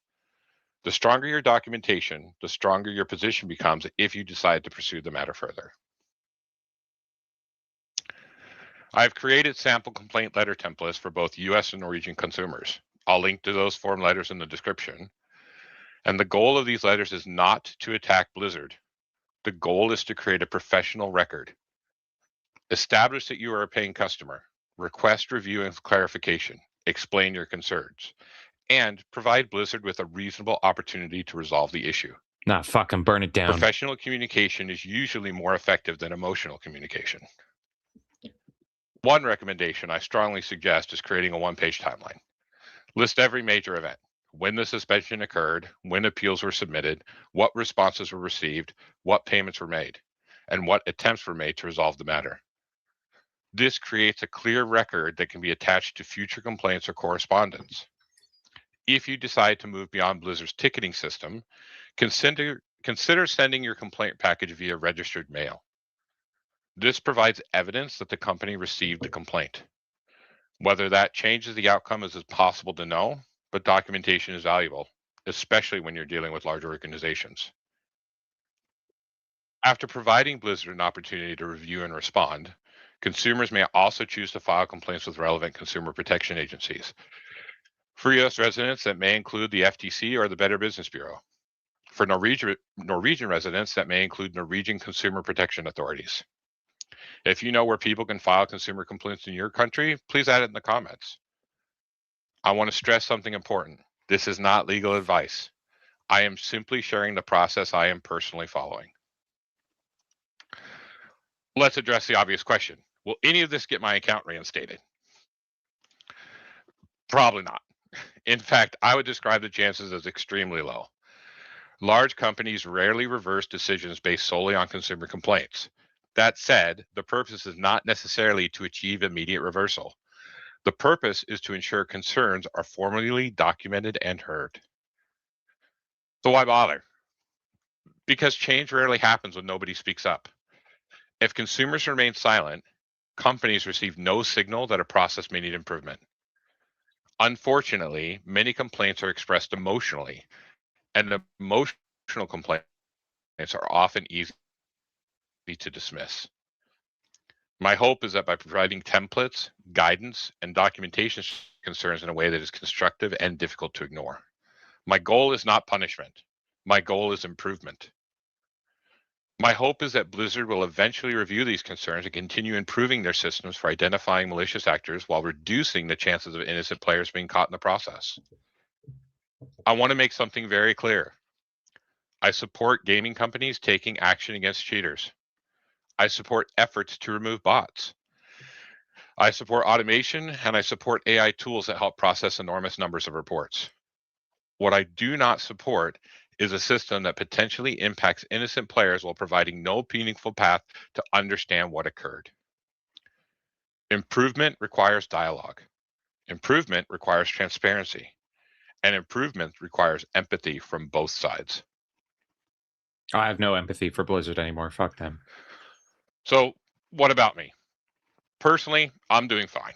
Sure, the situation is frustrating, but it's not life-changing. I still have my family, my hobbies. I have many games I enjoy playing. I remain hopeful Blizzard will eventually review these concerns and continue improving its processes. But I also recognize that I am one customer among millions. My influence is limited. The only real power I have is deciding where I spend my money. And for now, I have chosen not to support Blizzard financially. Based. Let's go. But yes, Let's by go. choosing not to purchase their products, I'm doing my part. As tiny and insignificant as that may be, being one of millions of their customers. I like what the about cat. the channel? I've been asked this a lot. That's a big question. And frankly, it's one I'm surprised I got asked about as often as I did. I've always considered trying my hand at this stuff, but never pulled the trigger. Then this incident occurred, and I thought, well, now's as good a time as any, so I gave it a go. I do not know what I'll do from here with the channel. I really just wanted to raise awareness and get some info out. I'd like to keep making more videos, but there's a lot of things to consider, like a channel identity, what types of things would I make, this sort of stuff. My son does a bit of streaming on Twitch, so maybe I talk to him and we combine efforts or share some of our antics. My wife's a phenomenal writer, so getting her involved in helping write stories might be fun as well. Or maybe I just share some insights, experience, and opinions from an older gamer. It's a lot to think about. I do know this. I've enjoyed the conversations. I've enjoyed hearing your stories, and I've enjoyed meeting people who care enough to have thoughtful discussions, even when we disagree. So we'll see where things go from here. Thank thank you for everyone for watching, for sharing your stories, and for being respectful throughout this journey. I'm sure the next video will be something specific surrounding what do I do with the channel. Perhaps that's a series of videos I could make, my own experience and journey, learning all the various components that goes into making videos, streaming on Twitch, these sorts of things, and sharing the resources that I use to learn. Who knows? There are many incredible games available today. My son and I still spend time gaming together. My father's now in his 80s and rarely plays games, but when he does, we still jump in and spend time with him. World of Warcraft gave me many wonderful memories. One of my favorite memories remains watching my son, when he was 4 or 5 years old, sitting with me with a bowl of Cheetos while he fished on my character. My guild thought it was hilarious. We'd go out to the barrens, and while we happily fished, my guildmates would literally form a protective circle around him, killing any mobs that wandered too close so he could keep fishing. At the time, none of us realized those little moments would become some of the memories I would cherish most. Fishing eventually turned into playing the game together. I watched him create his first character, then his second. Then he decided he wanted to play a DK. He decided he wanted to be a tank, just like his dad.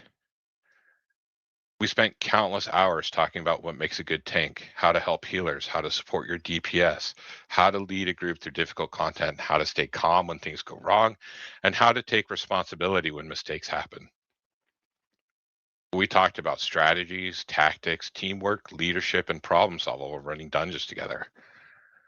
Then I watched him grow beyond World of Warcraft. I watched him move into other games. I watched him build his own communities. I watched him gather groups of friends and create the same kinds of experience that meant so much to me when I was younger. And every now and then, I got invited along and got to be part of those adventures too. These days, we're playing Hunt Showdown together, as well as other games together and on our own. And honestly, I love it. The funny thing is that he's really good. I'm spectacularly awful. But I'm learning. When he was a kid, I was the one teaching him. I was explaining mechanics, strategies, positioning, and how to play his role. Now the tables have turned. These days, he's usually the one leading. He's calling out enemy positions. He's explaining strategies. He's teaching me things I didn't know. And I'm more than happy to follow his lead. As a parent, that's a pretty amazing thing to witness. Looking back, I realized World of Warcraft was never really the important part. It was the vehicle. It was the thing that brought people together. It was the starting point for over 20 years of memories with my family and my son. And that's something Blizzard can never suspend. They can suspend an account, they can remove access to a game, but they can't take away the friendships, the experiences, the lessons, or the memories that came from it. Those belong to us. And they always will. This guy is incredible. I'm going to go subscribe to him. He has 711 subscribers. I'm number 712. This is I Am Zoud. Doesn't even have a profile picture right there. We have one final update from him, which I didn't even know about. It came out today. So we're going to watch that. This guy's just, yeah, awesome. I'm so happy that he's pretty much saying, yeah, no, fuck Blizzard. Fuck you. You don't want my money. I'm done. 20 years. Done. Bye. I'll go play games with my son for other games. Not your game. You fucked it. You screwed it. I kept my account even despite all the bullshit just because of the memories that spanned 3 generations. And you have the audacity to just get to this level where you don't even care about your most loyal people. Think about a WoW subscription costs in Canadian over $20 a month, and he is played for over 20 years. This game played every expansion. This game came out in 2004. It's 2026. How much? And every expansion costs another like $60-70. How much fucking money has this guy given Blizzard? And they can't even give him the time of day to be like, oh yeah, that is bullshit. Whoops. Sorry, they can't even do that. No, it was your ban. Your ban is legit. 50-year-old player that's played for fucking 20 years. We're going to uphold it. We're not going to tell you why, but we're going to take your money for 6 months for doing nothing after we've taken it for over 20 years. Like, just when you think you can't hate Blizzard enough, even the people that are still remaining there, which is why I'm so passionate and I'm so driven to say you don't have to give Blizzard your money. You can go play the alternatives. There's other private servers or there's other games. I fucking can't wait until Turtle WoW makes their own MMO. I can't fucking wait. Holy shit. I hope it delivers for people like this guy. Just insane. If we're averaging the number, let's just say it's $20 per month over 20 years, it's probably about $5,000 easily. That's just going on the subscription. James, if it's not too much trouble, can you post his YouTube channel like in the chats, or you can send it to me and I can do it? Absolutely. Just so people have an easy way to, because I think this guy deserves to be subscribed to. Yeah, I'll send it to you, Kay, and you can spread it out amongst the stars as we do. Let's get to the final update. I have no idea. I didn't even include this originally. I saw you guys in chat that are familiar saying he posted the final update today, and I'm like, oh shit, this is 8 hours ago, 2,000 views, final update on this man. Let's see what happened. Hi everyone, and welcome to what will probably be the final update regarding my World of Warcraft suspension. First, I want to say thank you. Thank you to everyone who watched the videos, shared them, commented, challenged my opinions, supported me, criticized me, and helped spread awareness of the situation. Thank you to the content creators who covered the story, whether you agreed with me completely, partially, or not at all.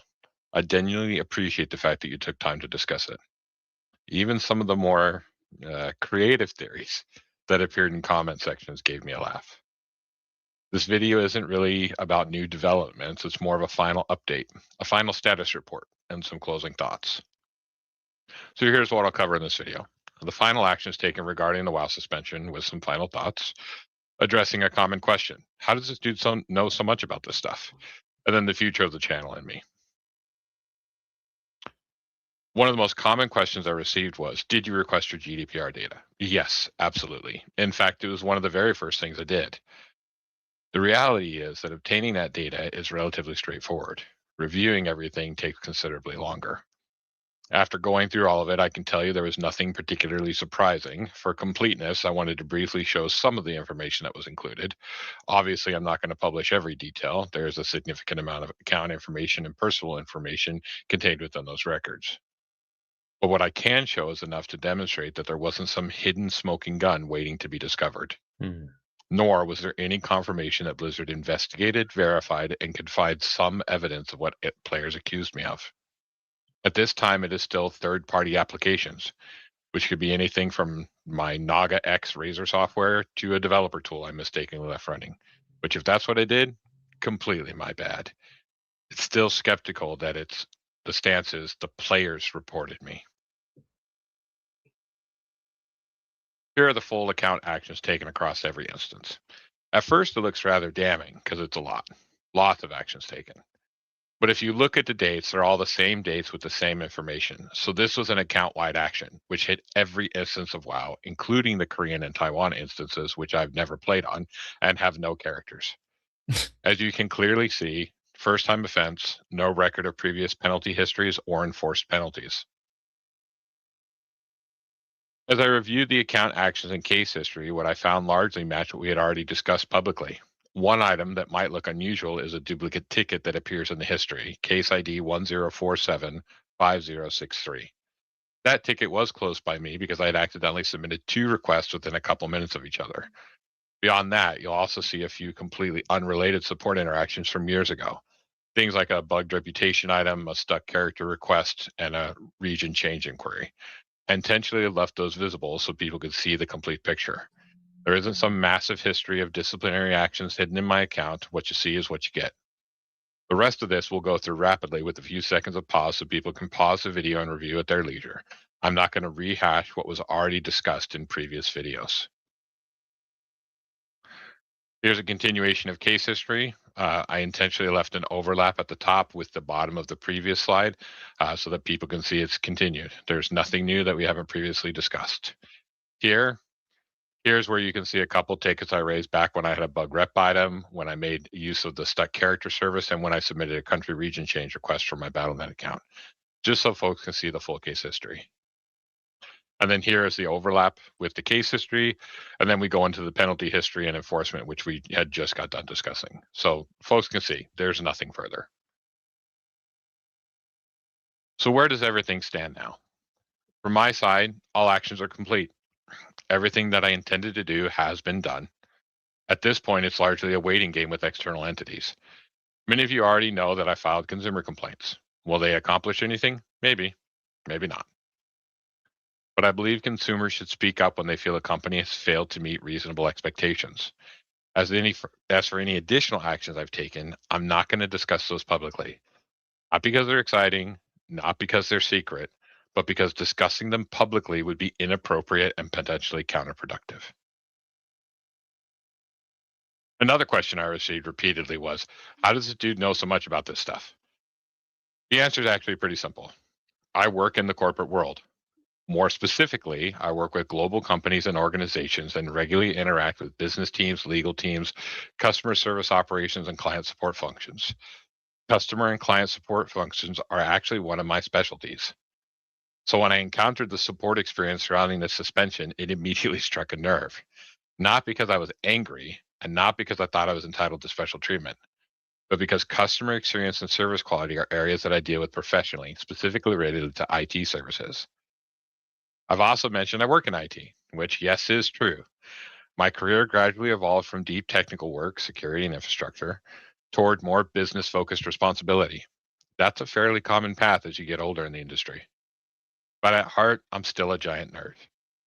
I spend my free time building things, learning new technologies, experimenting with systems, and generally playing around with technology because I enjoy it.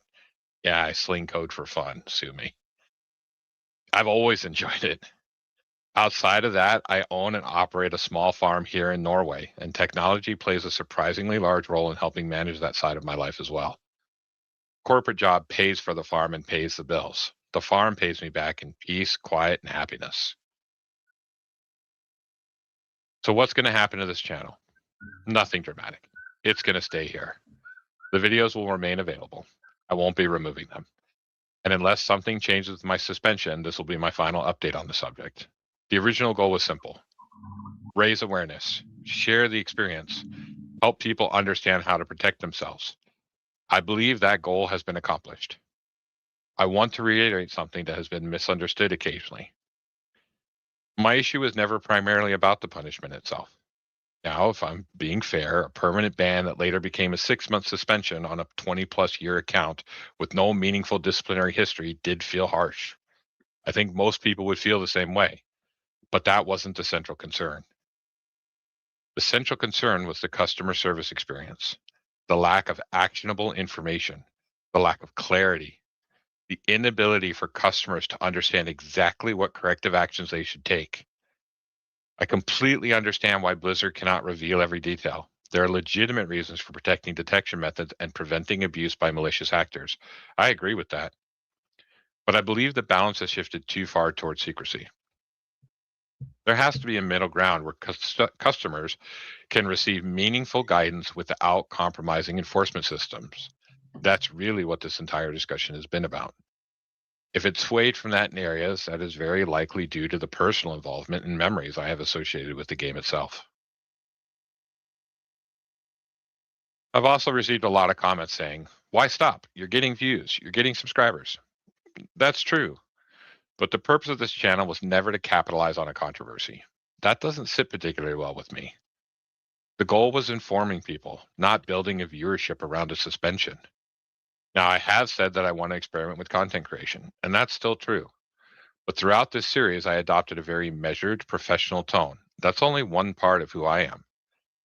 The version of me you've seen here is probably closer to the guy sitting in a conference room addressing C-level executives than the guy sitting in front of a gaming PC. If people are going to follow me into future content, I'd rather they meet something closer to the real me. Another common content was, I'm afraid this could happen to my account. I think that's a reasonable concern. But there's also an important reality that every MMO player eventually has to accept. We don't own these games. We don't own the accounts. We're granted access to them. One day your account might be suspended, and one day the game might be shut down. Goodbye, New World. We loved you for a time. One day, the company might move on. The only thing that truly belongs to the players is the community. That's the thing worth investing in. Don't let fear stop you from enjoying a game, because eventually every game ends. The important part is the people you meet along the way and the experiences you shared together. Keep the good ones close. Let the bad ones leave with the game. That's some solid life advice in general, I feel. So let's wrap this up. If you want to find me in the future, it won't be difficult. I'll make sure any future projects are easy to discover from here. Whatever content I create next will be much more casual. Less corporate presentation, more random guy talking about games, the industry, and the journey it's been on. I have a good career. I have a good life. I have absolutely no illusion that I'm going to become some massive full-time creator. And honestly, I don't think I'd want that. I just enjoy creating things. I enjoy conversations. I enjoy hearing different perspectives, and I enjoy sharing stories from a lifetime of gaming. I've been gaming since before the internet became mainstream. Let that sink in for a second. I've watched gaming culture evolve from something people mocked into one of the most influential forms of entertainment on the planet. When I was a kid playing Pac-Man on an Atari 2600, I could never have imagined where gaming would end up. The rise of online communities, the rise of streaming, the rise of YouTube, the friendships, the rivalries, the shared experiences. It's been an incredible journey. And for those gamers who are 45 and older watching this, I think we should spend a little more time telling younger gamers how proud we are of what they've built. Look how amazing it's all become. From playing Space Invaders to Nintendo Power Magazine and arcades to online gaming, EverQuest, World of Warcraft, New World, Guild Wars 1, 2, and now 3 is coming. I'm really excited about this. There are even halfway decent video game movies. That can't always have been called true. Seeing people cosplaying as your favorite video game characters, massive conventions, it's just so all breathtaking to behold when you sit back and really look at it. Would 10-year-old you ever think any of this would have been possible when you were racing home from school on your bikes, bursting through the door, throwing your backpacks on the ground, and coming to a sliding halt just to get in a few quick matches of pro wrestling in with your best friend? And yes, I was a Starman main. As fans and consumers, they took the culture we helped start and transformed it into something far larger than any of us could have imagined. And honestly, that's pretty amazing. Thank you all for watching. Take care of yourselves. Take care of each other. And I'll see you down the road. Damn, he played the first wrestling game that I ever played, and it was one of the first games I ever played in my life. God damn, and yeah, Starman was awesome. This guy's incredible, and I really hope I hope the best for him in his future. I'm very glad that he is saying fuck Blizzard and he's not supporting them anymore. And I hope he keeps being successful and keeps playing with his son in all the future games, and we're going to show that. I'm sure we'll showcase that and where to find him next once he gives the next update. But holy, just when you thought you couldn't hate Blizzard more, it's incredible. It's just every single person that we show on the podcast, on our channel, that is negatively impacted by Blizzard. You don't see anyone positively impacted anymore by Blizzard. It's just people emotional because Blizzard is taking away the things they love, whether it's Turtle WoW or even if you still give them money, they take it away. It's insane. It's absolutely insane how they operate. Do you have any thoughts, Kay, before I go to the next part of what Blizzard's taking away? Because there's more that Blizzard is doing. He mentioned that he didn't want to necessarily springboard his, YouTube career, whatever he wants to call it, off of this. I would say the internet moves on fast. So if you are listening to this at all, people can understand from watching those 3 videos that you're coming from a very honest and pure place. Don't worry about, getting right into it and creating the content that you want to create while people are paying attention, because ultimately you're going to get lost in an algorithm. People are going to talk about a different story tomorrow. They're not going to care. But I think the amount of good that your voice can do in explaining what gaming has been over your 40 plus years of experience with it is something that is going to be lost in time. It's important information to get on the internet, whether you approach it in a more casual sense or you continue to go in this direction. Regardless, I think those are important stories, and don't let your concerns about how people will interpret what you have to say discourage you from that, because at the end of the day, perception's reality, and people are going to think whatever they want to fucking think on the internet. But you know who you are. And I wouldn't worry too much about a random opinion that's going to, offhand be like, oh, fuck you. You're just trying to take advantage of a controversy or whatever that might be. The net positive of you sharing your experience with video games and people learning more about the history of video games through you is way more significant and impactful than the people who are going to hate you regardless of what you say or do. So, and that advice goes to really anyone out there, but I just mean it for him because of this case. Like, ignore, like, don't fixate on the negative. It's so much easier to fixate on the 5 negative comments that you get, but there's 20 positive comments that you get as well. And there's 50 silent people that don't even feel a need to chime in or raise their voice. They're lurking. They just see you in passing, whatever it might be, that appreciate what you're doing. So don't let these loud people that discourage you or your own doubts about how people will perceive that stop you from doing something like this. It's very easy for people to tear themselves down over this stuff and get in their own head and worry if somebody comments negatively about them, how they look, how they sound, their approach on anything. But that's just people trying to drag you down at the end of the day. I'm not saying all I don't think all negative comments should necessarily be ignored either, because there's some good feedback in that sometimes. But just, understand that you're staying true to yourself and this is what you want to do, and don't worry so much about what people are going to say about that. I think there's a lot of value to what you want to bring. So please make your videos. Well, Turtle Wow, this 50-year-old player, and that's not all, because I was alerted to this by Rodney. That was going to be the whole story, but then there's more, as Rodney let us know in our Discord in the MMO chat, because as of June 12th, Blizzard has filed a federal lawsuit against Project Ascension. If you don't know what Project Ascension is, it is another private server just like Turtle WoW, and is very much in the vein of TWoW, as it radically changes the game by having a version of WoW that is classless. Instead of having a class, like you pick a hunter or warlock, you just level up and you just take a randomized skill or spell and you add it to make this crazy wild hodgepodge character. I have mutual friends with the Ascension team that says they're a really good group of guys and very based. I have a buddy that was really trying to get me to go over to Ascension once Turtle WoW fell, and yeah, he says the team is incredible, super awesome, very based. So here we go. Let's hear about it. Another private server is getting the attack from Blizzard. Fucking terrible. I'll be back. You watch this. On the 12th of June, Blizzard filed a lawsuit against Project Ascension. And it's not a cease and desist. It's not a strongly worded letter.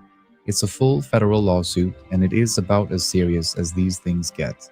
9 separate claims ranging from copyright infringement all the way up to racketeering against one of the largest private WoW servers around. I want to walk through what's actually in this filing, because it matters for the whole scene and it matters a lot for anyone who's been following the Epoch story. But before I do, one thing I need to say clearly, and I'm going to keep saying it throughout this video. Everything in this lawsuit is an allegation. It's Blizzard's side of the story, filed in a complaint. None of it has been proven in court. Nobody has been found liable of anything. So when I describe what the lawsuit says, I'm describing what Blizzard claims, not established fact. Keep that in your head the whole way through, because it's important and it's fair. Okay, let me start with what was actually filed. The case was filed in the Central District of California on the 12th of June in federal court. This isn't a single takedown notice aimed at one person. It's a sweeping complaint that goes after the whole operation behind the sound's not coming through. The sound from the video isn't coming from your computer. I can tell because it sounds like it's coming from a bit under. Oh, but you can hear it. I don't know why it sounds underwater, but at least you can hear it. I'm not going to read out the real names of the people being sued, because these are allegations and I don't think naming private individuals is my place. But there's one detail that matters for anyone who followed my last video. The complaint lists the aliases of the main defendant, and one of them is Dutch. According to the complaint, Blizzard alleges he's one of the two main people who own and operate Project Ascension. The lawsuit doesn't stop at those two. It names several other people Blizzard alleges are developers, designers, and community support staff for Ascension. It names two companies, described in the complaint as shell corporations allegedly used to move money around and avoid tax liability, and it leaves room for additional unnamed defendants, listed under Discord aliases, that Blizzard says it'll identify later. So what is Blizzard actually accusing them of? The core of it is what you'd expect. Blizzard alleges that Project Ascension is, in their words, an unauthorized copycat version of World of Warcraft. The complaint claims that to build Ascension, the defendants copied Blizzard's game client, stripped out the security measures that stopped the client from connecting to unofficial servers, and then distributed that modified client to the public.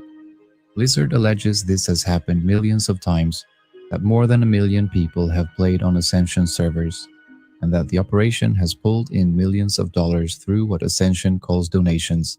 That part, honestly, is fairly standard as far as private server lawsuits go. Copyright infringement, circumventing protections, the DMCA claims. We've seen versions of that before, including in the Turtle WoW case. If that were the whole lawsuit, it would already be serious. But this is where it gets unusual, because Blizzard went further than I expected. 2 of the 9 claims are RICO claims. RICO is the Racketeer Influenced and Corrupt Organizations Act. It's legislation that was originally written to go after organized crime. And Blizzard is alleging that Project Ascension is effectively a criminal enterprise, that the people behind it have been running what the complaint calls a racketeering operation for at least 5 years. Are you That's serious? a genuinely aggressive legal move. Using RICO in a copyright case is not the norm, and I want to be careful here because RICO claims are notoriously hard to actually win. So the fact that Blizzard has alleged it tells you about their intent and their aggression. It doesn't tell you they'll succeed on it. Those are different things. There's one more allegation in here that's worth mentioning because it's so striking.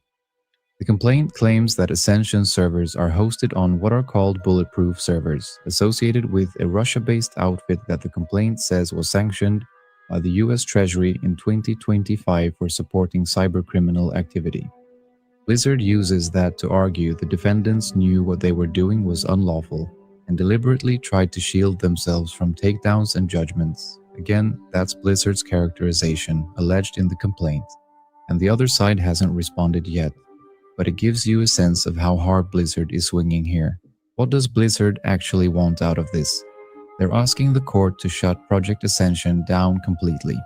Every server, every copy of the client.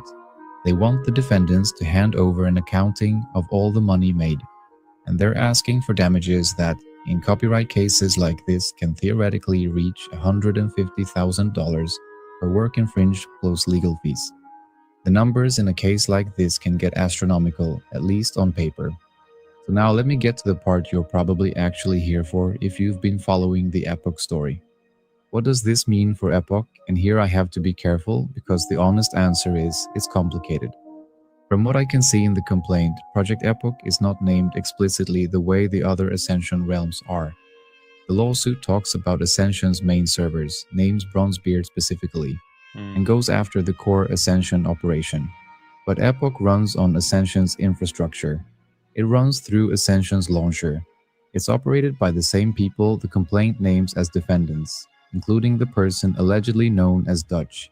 So even if Epoch isn't the headline target, it's hard to see how it walks away clean from this. If Blizzard succeeds in shutting Ascension down, or even if the named individuals get tied up in a federal lawsuit of this size, the infrastructure that Epoch sits on is the thing under threat. Epoch was already, by most community accounts, moving slowly and struggling. Now the entire operation it depends on is facing a federal racketeering suit. That's not a small cloud over the project, that's the whole sky. I want to be clear that I'm not celebrating any of this. It's easy, as someone who's been critical of how Ascension handled Epoch, to treat a lawsuit like this as some kind of vindication. I don't see it that way. There are real people named in this complaint, and they're entitled to a defense, and they haven't had their day in court yet. A lawsuit being filed is not the same as wrongdoing being proven. Whatever you think of Ascension's monetization or their handling of Epoch, the legal questions here are going to be decided by a court, not by community sentiment, and not by me. What I will say is that this is a major moment for the private server scene. Coming so soon after the Turtle WoW case concluded, it sends a pretty unmistakable signal that Blizzard is in an active enforcement phase. They are not ignoring the scene anymore. The biggest projects are now squarely in the legal crosshairs, and the RICO angle in particular suggests Blizzard wants to make examples, not just issue takedowns. If you've been around this scene long enough, you can feel the ground shifting. The era where large monetized private servers could operate in relative quiet seems to be ending. I'm going to keep following both of these threads, the lawsuit and the Reborn project, because they're now completely tangled together. If there's a response from Ascension, if the case develops, if Reborn reacts to any of this, I'll cover it. And if you saw my Reborn video and you're now watching this, I'd genuinely like to hear your read. Does this change how you feel about where Epoch goes from here? And for anyone who knows more about how RICO claims tend to play out than I do, I'd honestly welcome it in the comments. Because this is uncharted territory for the scene and I'd rather learn from you than pretend I have it all figured out. Thank you so much for watching. Until the next one, take care. So that is fucking insane. So it seems like Blizzard is doubling down from TWoW, and now they're accusing private servers of being like racketeering schemes. Just, it's incredible. And so it's like, oh, we got that one, so now we're gonna up the game. They just want to fucking purge everything. Of course they do, but they are so on the ropes now. Blizzard is so on the ropes. They know that everybody fucking hates them, that all you're getting is negative press from Blizzard, and heavily from how they handle Warcraft. So they're just like, shut down all the competition so that the only place to go is for us. It's only to be right here. You have to pay us money. By the way, also, if you pay us money, we might ban you for no reason. I'm going to look at a quick article that elaborates on this, where Blizzard sues to kill another World of Warcraft private server for large-scale, egregious, and ongoing infringement of its intellectual property. Ascension is in MMO's sights. Earlier this year, the private World of Warcraft server TWoW announced its world shutdown after Blizzard served a cease and desist and filed a copyright infringement suit. This is all stuff you know, but I'm going to go over here. The defendants have built an entire business on large-scale, egregious, and ongoing infringement of Blizzard's intellectual property, the complaint reads, noting that Ascension is among the largest private WoW servers available today with over 1 million players. If you're unfamiliar with the fan server, it's a modded classless free-to-play version of the game where you stitch together existing custom spells to fashion unique playstyles, build the character of your dreams, and it looks like there is a different project in development which adds new ideas, blah, blah, blah, blah, blah. Also similar to Turtle WoW, the server also allowed players to buy in-game items with donation points. The complaint alleges that this made the Project Ascension team millions of dollars. The complaint also says the game's private servers are hosted on bulletproof servers, which we heard in that video. While the team behind Turtle WoW initially urged Blizzard to consider an official licensing framework for fan servers, no public word has come from Project Ascension just yet. Fans of the server are not hopeful. Quote, "Welp, we're fucked," reads one thread from Reddit user. User Micro Ampere replied, "Thanks for the memories. I had a better time here than I had on any other private server currently out there. Shame to see all that creativity gone to nothing. Good luck, devs, but surely you know this was coming." So another one shut down, and now Blizzard is getting even more aggressive, and they're not shut down yet, for the record, but similar to Turtle WoW, it seems like it's a matter of time. Do they really want to enter a non-stop legal battle with Blizzard that's going to cost them hundreds of thousands of dollars for this, knowing that they're probably going to lose, just like TWoW lost? It seems like Blizzard is just flexing all their money on all these private servers. And finally, some of the longest running private servers seem to just be quitting ahead of time, and so Blizzard flexing their might and flexing their money seems to be doing the trick, because Dalaran, one of the longest running private servers ever, which started to pretty much capture in time Wrath of the Lich King and preserve it. This is a private server that I believe has been going on for over 14 years. And I saw a lot of comments saying this was the first ever experience someone had playing a private server because it captured in time Wrath of the Lich King. Dalaran decided to get ahead of it and just say, we're shutting down. Tonight, the voices of the city grow quiet in Dalaran. To every citizen of Dalaran, thank you with all of our hearts. We wanted to spend our lifetimes with you, but life got in the way sooner than any of us wanted. Even so, each of you will stay with us forever, one way or another. Our souls belong to Azeroth, but our hearts will always come home to the time we shared in Dalaran. We'll find pieces of you everywhere, in the smallest critter wandering a level 1 zone, and in the very last spell we ever cast against the Lich King on 25 HC. And we'll smile every single time for these wonderful years, almost 14 of them, spent keeping alive the world we'd always been searching for. The realm falls silent now, but it was never the servers that made this place magic. It was you, every single one of you. Thank you for the adventure. Travel well, citizens. The portal closes, but the light stays on in memory, with all of our love until the next lifetime. So there you have it. That is the update on Blizzard. And of course, we hate them even more than we thought possible. Not only are they going after more private servers, not only are they causing private servers that have been around for 14 years to shut down and just say, we're out of this. They're going after ones and saying that they're committing racketeering schemes. But even if you say, okay, Blizzard, you win. I will give you money. I will go to your fucking bullshit and I'll play your shitty version of your own product and I'll give you nearly $20 a month. Blizzard still might go, you're banned, sweetie, but thanks for the money. See you in 6 months. I don't understand a path where you can support Blizzard anymore. Because even if you try, they ban you. So once again, I reiterate, I will never go back to retail. I will play on the last private server available. Currently, Warmane, hit me up if you need instructions to join us over there. And if they ever get every single private server shut down, that just means I'm never playing World of Warcraft again.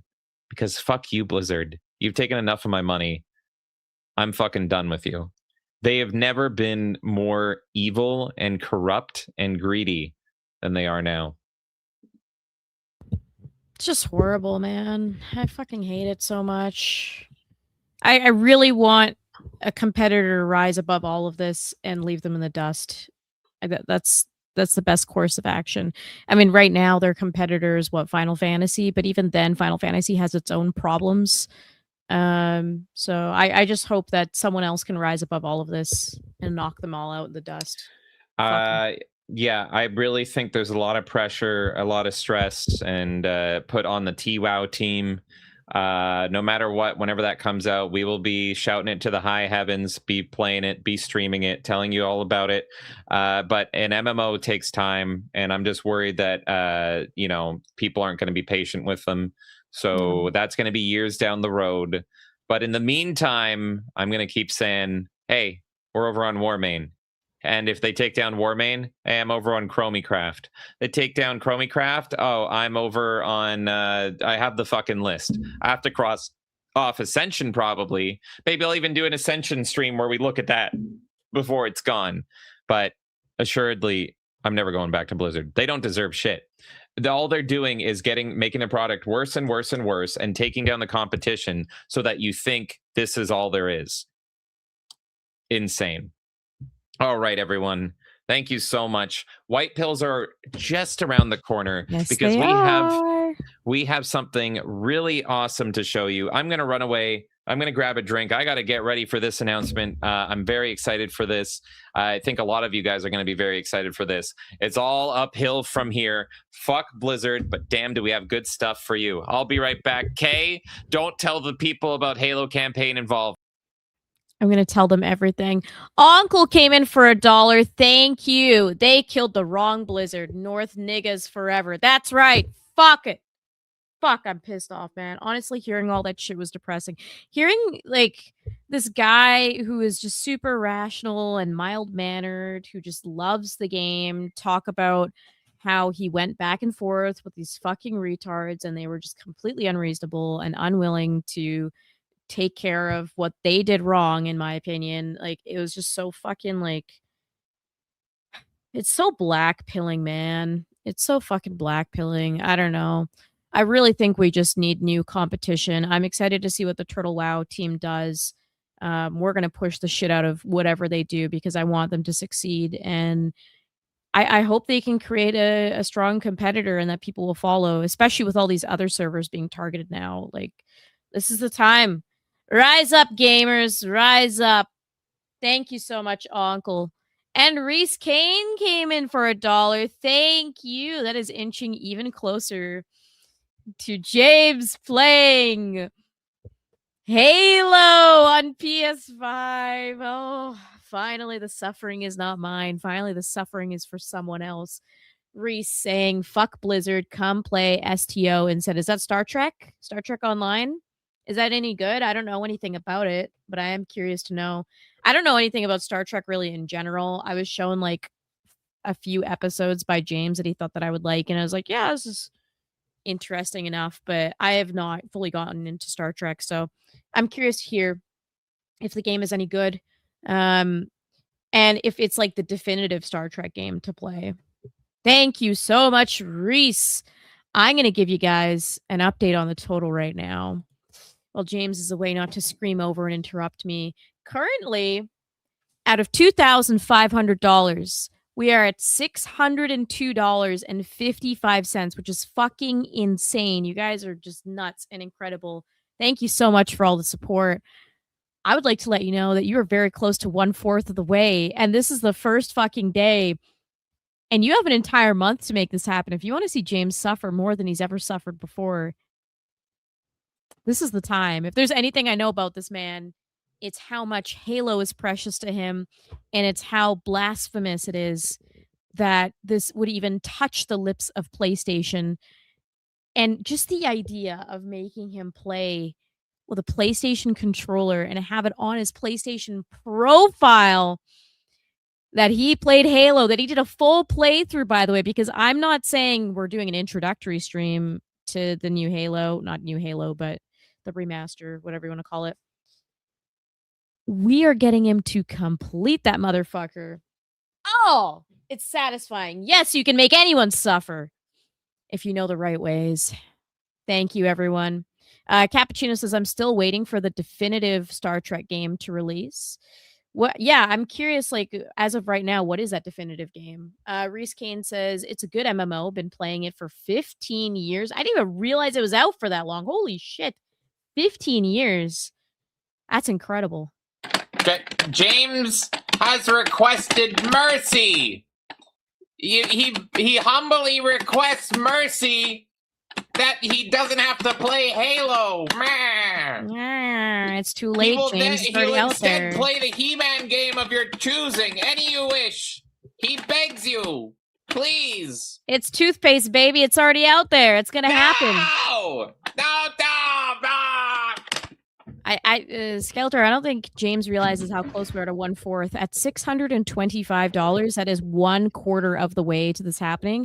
And right now we're at $603.55. So at $625, we are exactly 1/4 of the way to this happening on day one. 603.25. Insane. Oh my God. Knightmare Cast came in for $1. Thank you.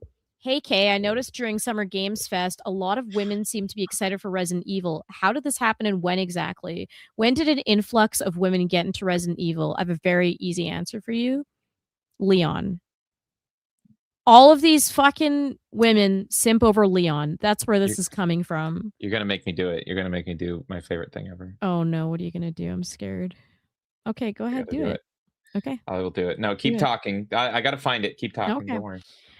That's my answer. Is one, women do like to be scared because it gives them a bit of a thrill, you know, but also it's literally them simping over Leon. I think that's where this is all coming from.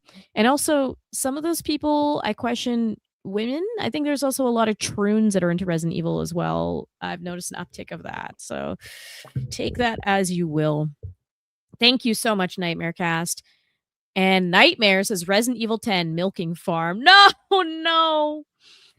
Cappuccino says, are there any He-Man games even? Isn't there one coming out that you were talking about? Yes, like more on that during Rapid Fire. Oh, okay. I thought this was something that was announced a long time ago. So, Kay, why do people like Resident Evil? Leon, I assume? Now, I'm hoping during tomorrow's member stream that it goes something like this. Europe, Asia, Africa. Chris Redfield, an agent of STARS, visited these and all other continents the world had to offer, and yet he still met only one man worthy of Claire. You want my sister? You can have her. I left everything you need together at my place. Now you just have to fuck her. These words called this man to Chris's house, promising dreams greater than he ever dared to imagine. This is the man known as the great Leon S. Kennedy. Come aboard and bring along all your Aryan sperm. Together we will become family once you marry her. Leon.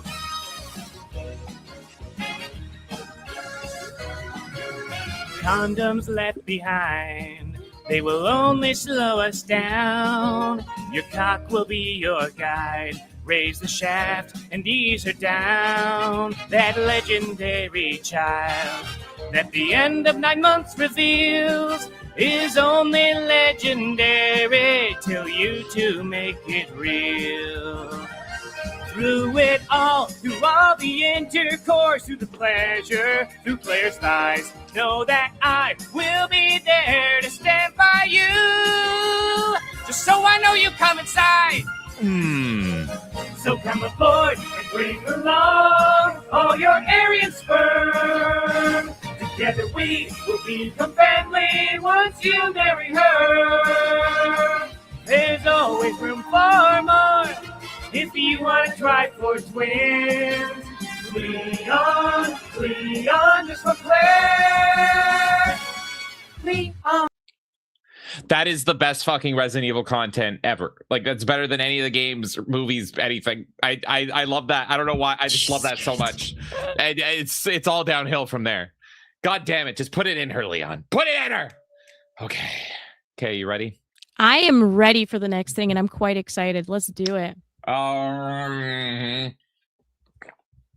Guys, you're going to want to pay attention to this, because this doesn't come from any man. It doesn't come from Leon Kennedy, unfortunately, but it comes from somebody awesome. It comes from our community's very own Knightmare. So full disclosure, Knightmare's in the community. We talk to Knightmare. We shitpost with Knightmare.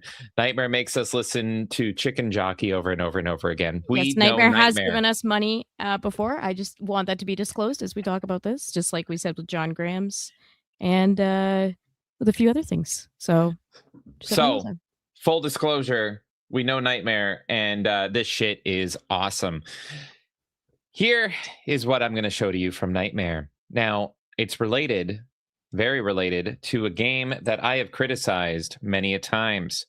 This is Batman Arkham Origins. What have I complained about this game? Well, a lot. But the number one thing I've complained about with this game is that the developers of the game made the excuse of not casting then alive the late great Kevin Conroy because they thought he was too old at the time for a prequel Batman game, which is insane. Well, what did Knightmare do? He effectively went back in time and he fixed that. Ladies and gentlemen, I present to you Knightmare's Batman Arkham Origins, the Kevin Conroy edition. Wake up! What happened?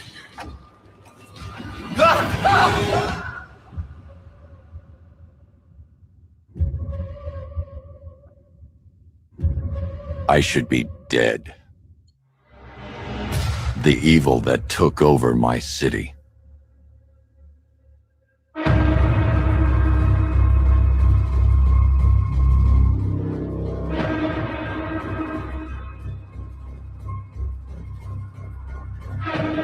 Took my parents' lives. Made one fatal mistake. It didn't take mine.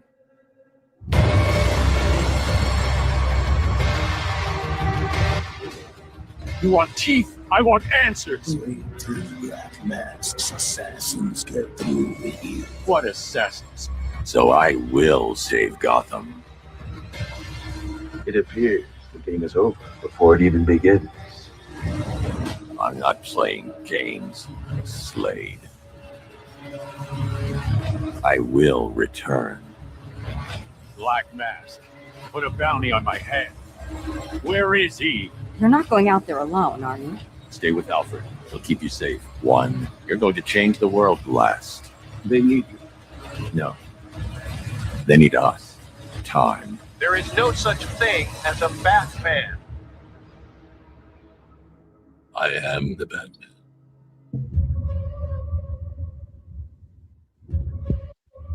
That was incredible. And kudos to the incredible trailer work, Knightmare. That's fucking cool, man. Absolutely. One last time, correcting one of the mistakes of one of the greatest gaming franchises ever. Silly kid statue then, and I'm sure your employer will enjoy the Damn it, Alfred. dollars it will garner on the black kitty. Oh, there is more. Hold on. I thought it was over. I thought that was a supercut, but wonderful at the end here. That is wonderful.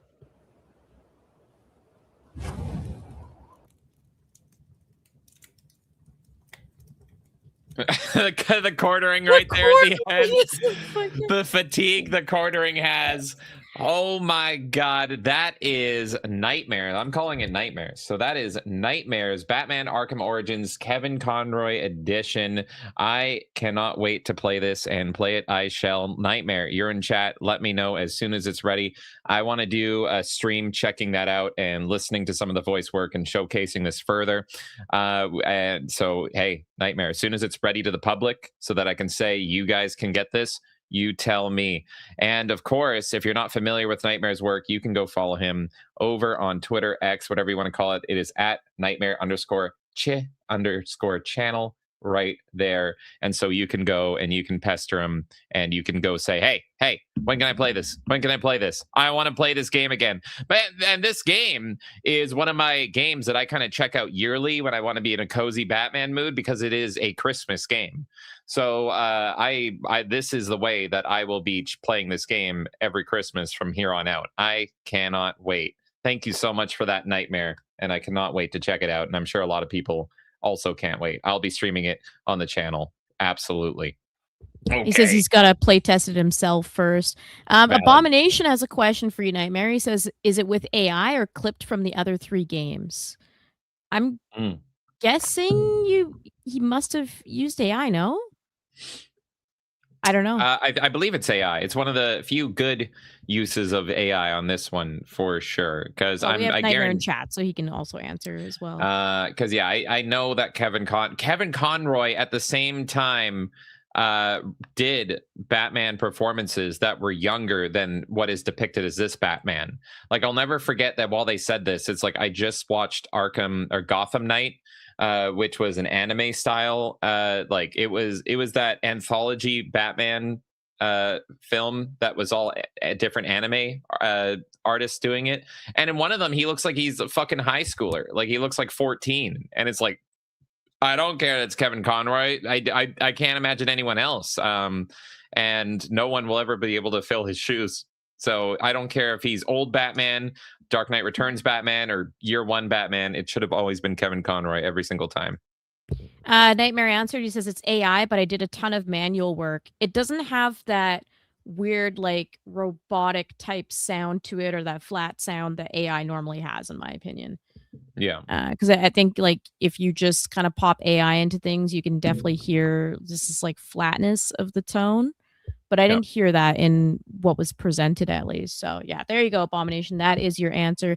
Once again, if you are interested in this, talk to Knightmare, somebody directly in our community who you can chat with if you are interested to see those lines in your version of the game. Fall 2026.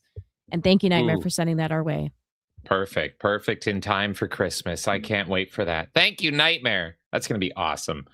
All right. Well, let's get to our final story. And it's stories because this is led by Kay, because we've had doom and gloom and misery So, especially after my last Blizzard update. So, why don't we inject some white pills? God damn it. Let's do it.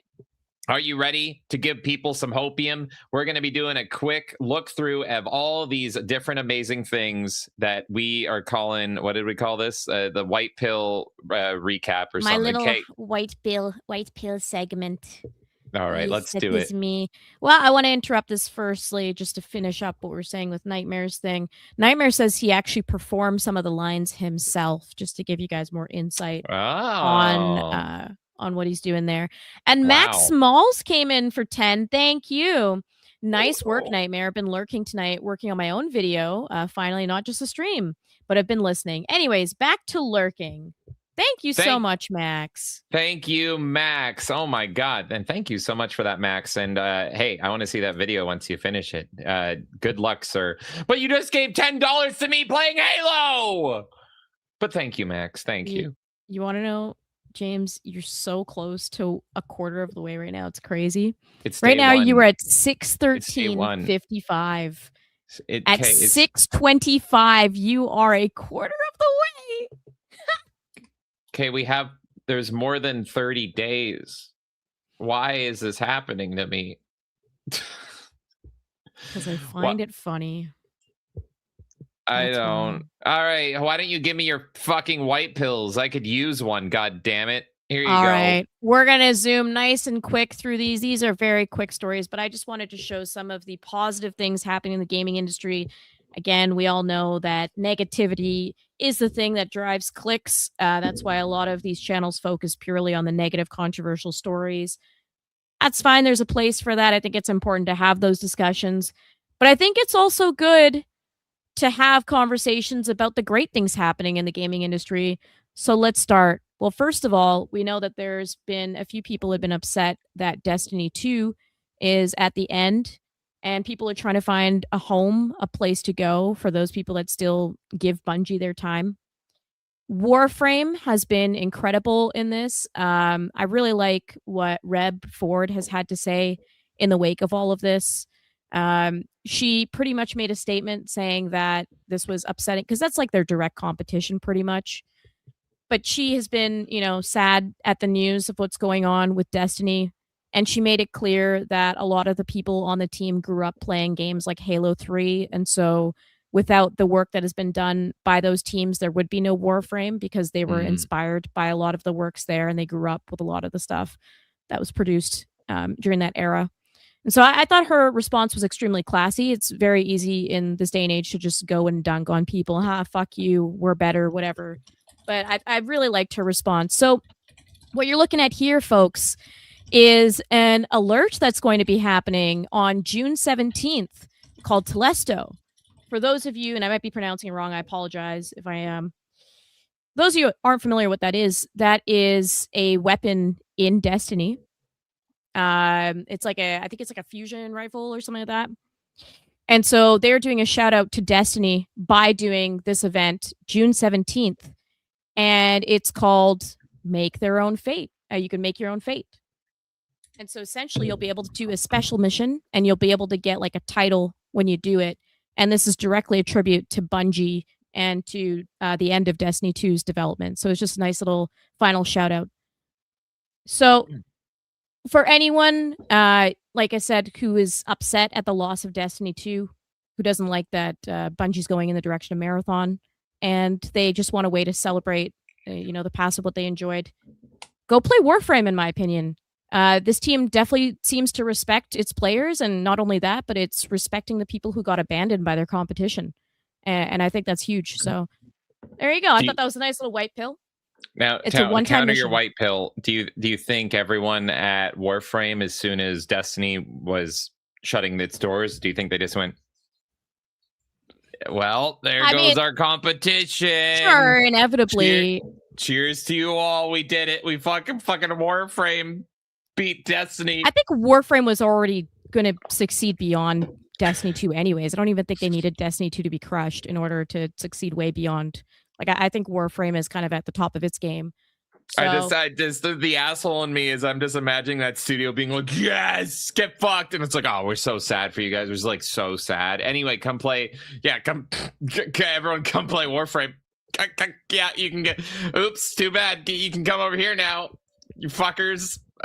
But that's me. I'm an asshole. But anyway, just maybe I'll counter all your white pills with something miserable. But I mean, you do whatever you want. I'm just saying, for those of you who feel abandoned by Bungie, you've got a home, you've got a place to go, and Telesto is infamous for just being a problem and chaotic and crazy. So I think that's kind of a funny nod to Destiny. And yeah, like I said, Warframe. Go. I mean, I don't think they're perfect either. They have some controversies as well with being gay and everything they've done to clean the pride shit. But a lot of people also, yeah, they do. They're fucking gay. But at the same time, I think overall, any trailers I've seen of Warframe, anyone I've talked to about Warframe, people seem to think very fondly of it. They really enjoy it. So if you want a game that you can enjoy that's also willing to put in the work and is also willing to honor the past things that built up their own product, I think this is the game to go to. I have a lot of respect for them for recognizing Bungie in this time. So maybe you could groom your own path in Warframe.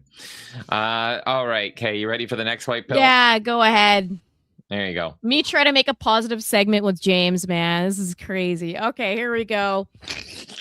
This is really exciting news to me. For those of you who don't know, Ponkel is, responsible for Vampire Survivors.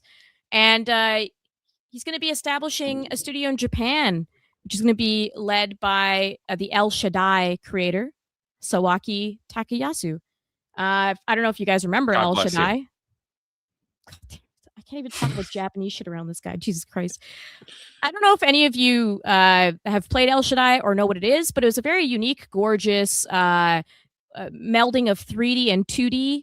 It's kind of like a 2D platformer and a 3D plane with a bit of action to it. And I always thought that game looked gorgeous and was awesome. But there's a little more history and interest to this, just like fun little gaming facts. For those of you who don't know what Ponkel is, like the actual name Ponkel, that actually comes from Okami. And Sawaki is responsible for work in Okami. Ponkel is like the woodland creatures, I guess you call them, like the leaf people in Okami, which is essentially similar to like the Koroks in Zelda. We're leaf people. And so this is just like a full circle cool thing. It's like pretty much Ponkel's name was inspired by this guy, and now they get to work together. And Ponkel has created Vampire Survivors, which is huge, and I don't think has surpassed Okami necessarily, but I think it's surpassed El Shaddai. I think people would know Vampire Survivors over El Shaddai. So I think it's cool that these two are working together. And what I love about this studio as well is that they're planting this in Japan. And the intent is specifically to operate as a relatively small development team, but to also bring in people that are really passionate about gaming. So they're not necessarily looking purely at experience in the industry. They're looking for people that are very passionate, that want to make games happen, that actually respect players, really just leaning into the art of video games. So I thought this was an incredible partnership. I think that they're going to create really awesome things together. And I'm just glad to see Ponkel continue to take steps in the gaming industry to make it better. I believe personally that Ponkel should be put in gaming history as an innovator. They might not be, because just with how gaming industry is and what they recognize.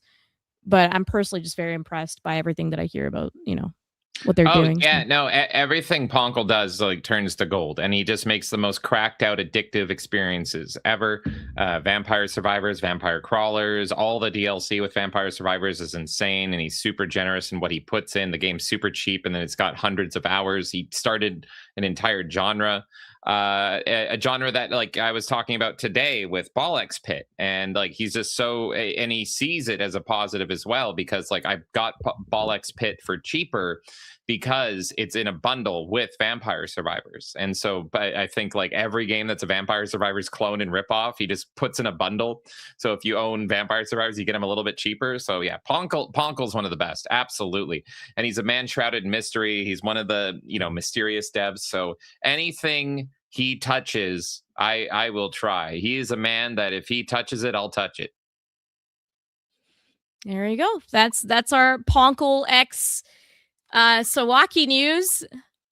Sawaki. Right. Now, Kay, this shit looks like it's straight out of the 2000s, and this gets me my nipples so hard. Tell me about the Dreamcast Junkyard. Oh my god. Okay, this is a website I randomly discovered in the past week that I was just enthralled in. I fucking love it. We're not going to go through the whole website today, but I just wanted you guys to know about it, the Dreamcast Junkyard. This is a website that's been around for 20 years, and it pretty much just is a fan website of everything Dreamcast, but it's still regularly being updated. And any projects that are kind of coming out, like people are doing a lot of stuff with the VMU. I've seen, attempts to port like GTA to the Dreamcast, stuff like that. They report on all this stuff here. So if you're somebody that likes to keep up with things that are being developed with the Dreamcast still to this day, this is a website that's been operating since 2005 over in the UK. And it's just huge fans of the Dreamcast talking about everything Dreamcast possible. So, like I said, we're not going to roll through everything today in the show, but I just wanted you guys to know about this website. If you're a Dreamcast fan like me, this is super fucking cool. And they go through and they rate Dreamcast games. They talk about all these fan projects coming out. They do have their own merch store as well, if you're into that. Just overall happy to see that somebody is keeping it alive and well. The love for the Dreamcast. We deserved better. We deserve better, Dreamcast bros. Yeah, no, this is super fucking cool. I kind of want this shirt because I never had a Sega console at all growing up. I jumped from like Nintendo to PC to PlayStation to Xbox, but I never had a Sega console ever. And the only one that I've played, like I've now played the Genesis, I've played Mega Drive, Master System. I get all the names mixed up for them. But I've dabbled in them all. But I am saying it like I'm 100% truthful on this, man. The Dreamcast, that would make me the Sega fanboy. There's something about the Dreamcast where it's just my kind of gaming, especially at that time, where it's just punchy, aggressive attitude and arcadey. And it's so I just fall in love with it and everything I'm trying. Because again, all those games I'd never played. I played Power Stone for the first time just of maybe last year for the first time, and I'm like, Power Stone, I see it, I get it. Every now and then I'll play a game that is considered like a classic, and I'm like, Power Stone, I'm like, fuck, it's so good. I get it. So man, I feel like I have such FOMO with the Dreamcast. I love the Dreamcast. So I love seeing this. Everything about the Dreamcast, the aesthetic, everything. And like the Dreamcast was a pioneer of so many things too, but it was ahead of its time, and sadly that's what failed it.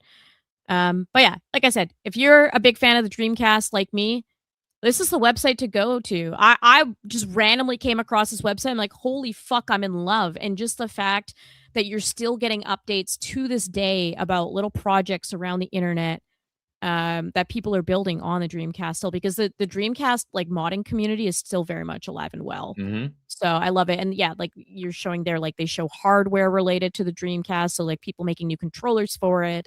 Anything Dreamcast you can find on this site. It's just super fucking cool. I could spend fucking like hours upon hours just digging through it.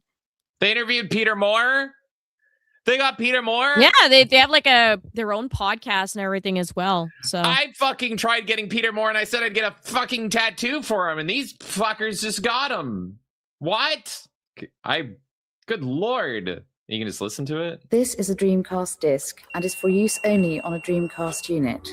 Playing this disc on a hi-fi or other audio equipment can cause serious damage to its... Yeah, this place is fucking great. I love it. I'm going to have to check this out. What this has made me want to do is I want to play so many Dreamcast games. I fucking hate JRPGs. I want to play Skies of Arcadia because it's the Dreamcast JRPG. So I got to check this out. Thank you for this, Kay. This is great. That is the Dreamcast junkyard.co.uk. All right, let's go to the next white pill. What the fuck am I looking at here, Kay? Do you guys know about a game called Sango Fighter? I don't know if you guys do, but Sango Fighter was popular. It was popular, I shouldn't say necessarily, but it was infamous for being a direct clone of Street Fighter 2. And so this was just like an Asian knockoff Street Fighter 2, essentially. Well, most people probably haven't heard of it because this was, I think, centralized to Korea, if I remember correctly. But they actually are getting recognized in a museum. Oh, so they are shit. getting Okay. full recognition, and you can see in the picture there. It's for the first time in an arcade cabinet as well, publicly. So I just think this is so fucking cool that they're finally recognizing this, and it's based on like Chinese Three Kingdoms shit, like every other Chinese thing, essentially. Yo. Oh, sorry. She said the word. So you were talking about Chinese things. Oh, fucking hell. Go on about Chinese things, Kay. Go on. Nothing bad will happen. Nothing. I mean, that's it. That's it pretty much. Anyways, so I just think this is awesome. And you can actually download this game for free anyways from their website. I just like that there's recognition happening to other little projects back in the day. Yeah. Like it's almost giving a rebirth of that feeling of playing those games back in the day. You can experience something new, Sango Fighter, if you missed it. And you can have a different Street Fighter experience, like experiencing a new game. I've literally never heard of it. And what country is it from again, Kay? It's based on Chinese stuff, but I know it from being like a Korean thing. So I don't know if it's Korean devs or Chinese devs. I couldn't tell you. But anyways, it was isolated to Asia.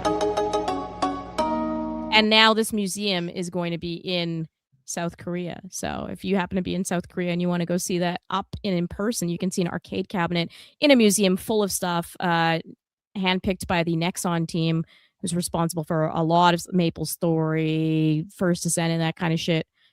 I just, again, I think this is cool to recognize and introduce new audiences to another game of that time. Wasn't Street Fighter, but hey, looks and feels and plays like it by the sounds of it. So.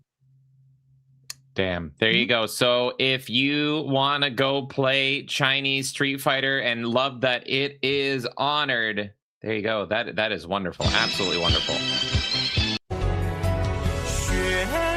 Oh, it goes so well with the gameplay.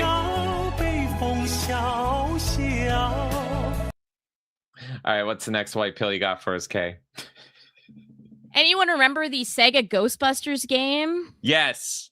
I love it. It's one of the first games I ever played, but I played the Atari 2600 version, which is fucking horrible, but it was one of my first gaming experiences ever.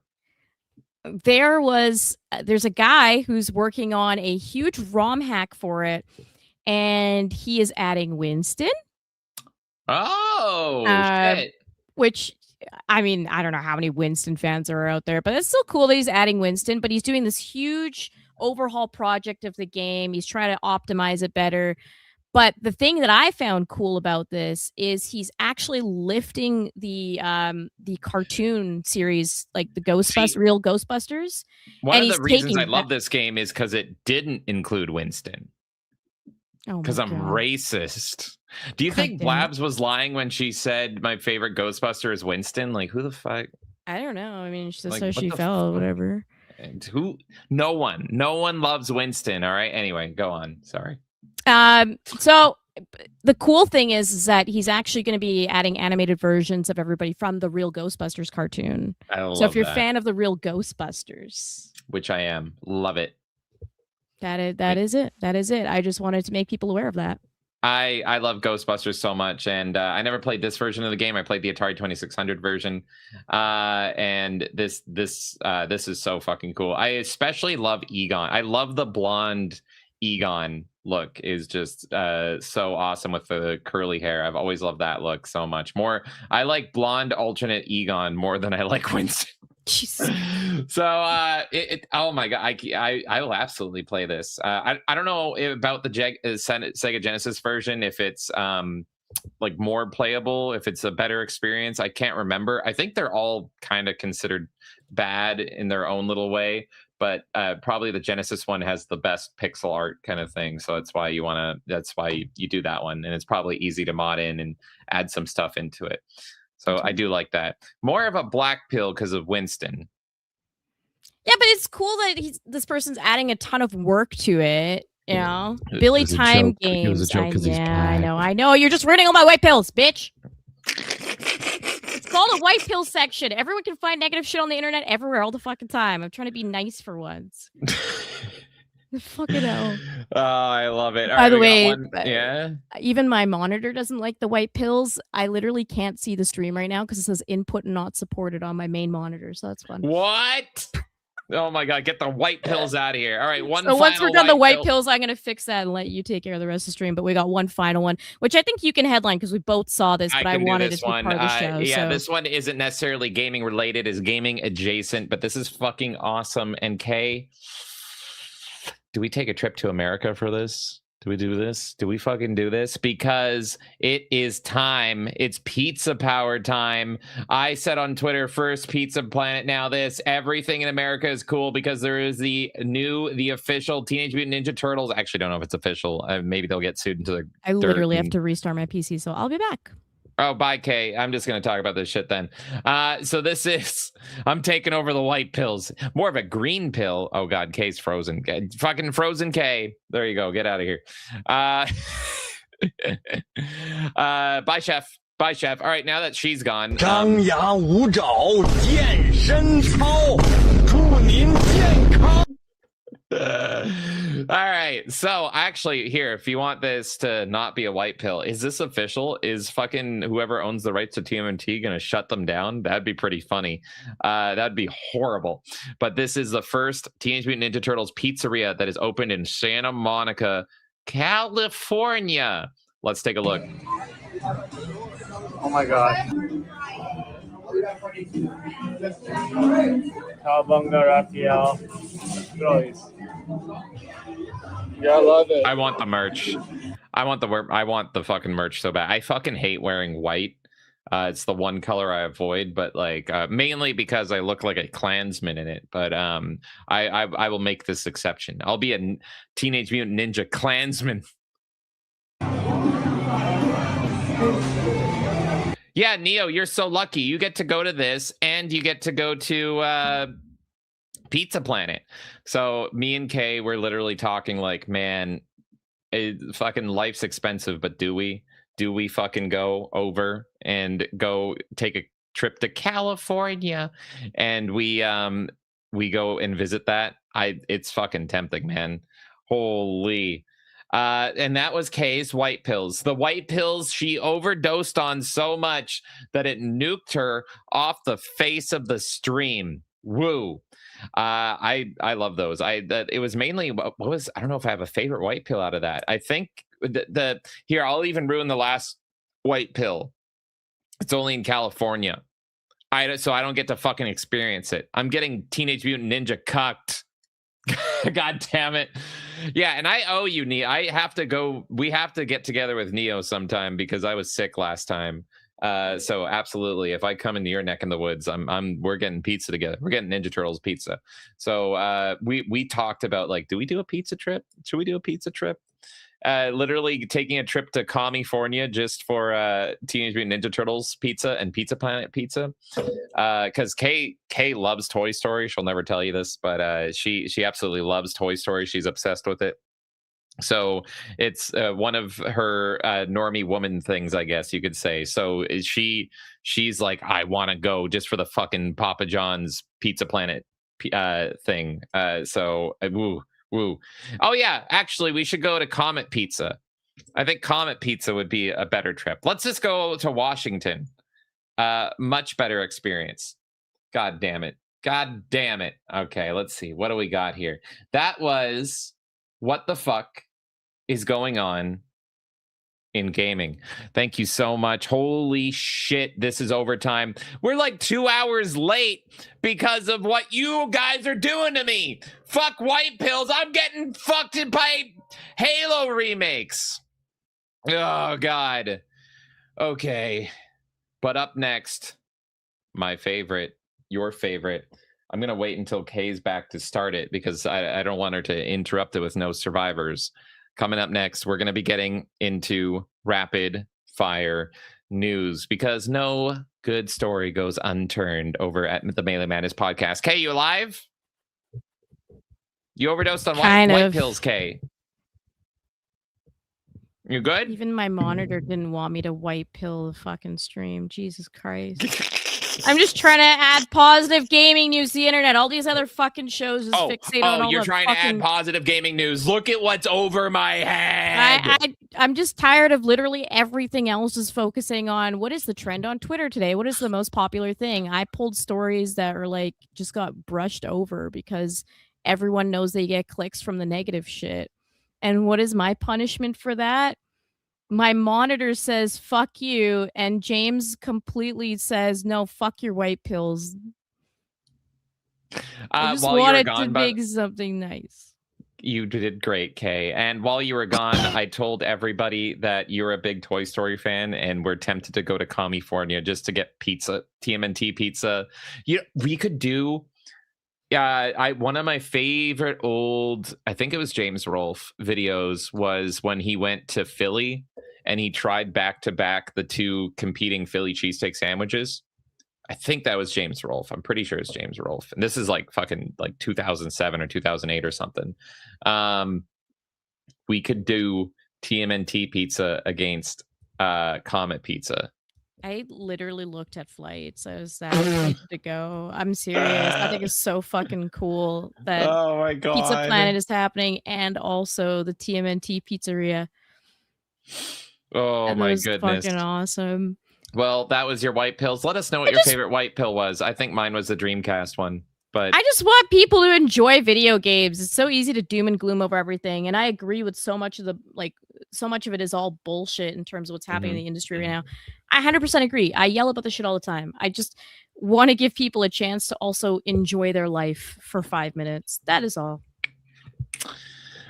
Well, talk about enjoyment. I'm about to make it a lot worse with rapid fire news. But first, Knightmare came in for one. Thanks for hosting that exclusive world premiere. Even though this means you're closer to playing Halo PS5. You're now at 6:14:55. 6:14. I take it back. I take all of it back. I'm not going to play Batman Arkham Origins. I'm just going to be playing fucking Halo. I'm just going to be playing Halo on PS5. That's it. I'm not going to play First Light anymore. No more Lego Batman. Fuck GTA this year. Fuck Halloween. Just, it's just Halo 5. Just Halo 5. PS5. Just Halo 5. Just Halo 5. Fuck it. All right, everyone. It's time for my favorite segment. Your favorite segment. Everyone in the world's favorite segment. It's time for rapid fire news. You ready for this, Kay? I am ready, and I'm going to disappear, actually. Goodbye. All right. Bye, Kay. Let's get to it. I'm fucking excited. My body is Reggie. Where's my fucking stories? There it is. There it is. All right, everyone. Let's hit the music. Where is it? Can you hear it? Had a mystery K show up. All right. I think that's a fine level of volume. Is that good? Very gay. Very gay. You're Craig now? I'm Craig now. I'm shirtless Craig. Try and Bizarro shirtless Craig. All right. Where the fuck is my thing? There it is. All right, everyone. Let's get into rapid fire news. Wait, that's not the right. Is it that one? That one. That's the one we do. That came back. You just there you go. That's all you have to do. That way I'm still in the background for audio, and now you're there. Yeah. You did it. I fixed Good job. it. There you go. Good Lord. You just have to share your screen. Oh my God. All right. Your music is extremely loud, by the way. Oh, is it? I would turn it down a little bit. All right, give me a second. How's that? It's good. You good, Kay? Yeah. I have news to get to. I'm a serious journalist, all right? Yeah, Fuck okay, me. have fun. Okay, there we go. Ladies and gentlemen, it's time for rapid fire news. Controversy swirls once again over Stellar Blade as online commenters debate on both sides if the new protagonist of the sequel, Evie, is too young, with some saying the game sexualizes children. Game developer ShiftUp has rushed in to quell the controversy by announcing the collector's edition for Stellar Blade 2 with the already sold out If There's Grass on the Field Play Ball edition. Was the exasperated sigh because the music was too quiet now, Kay? Yes. I fixed it. Are you going to get the Grass on the Field Play Ball edition? Why would you? Oh my god. God damn it. There's a new Masters of the Universe film in theaters, which has gamers wondering where the game from developer Bitmap Bureau is, which aims to capture the gameplay of an 80s beat-em-up for the original He-Man cartoon. Bitmap issued a statement claiming the game was ready for launch to coincide with the film. However, internal meetings forced them to delay the release as the game did not meet the modern He-Man quota for homoerotic penis jokes.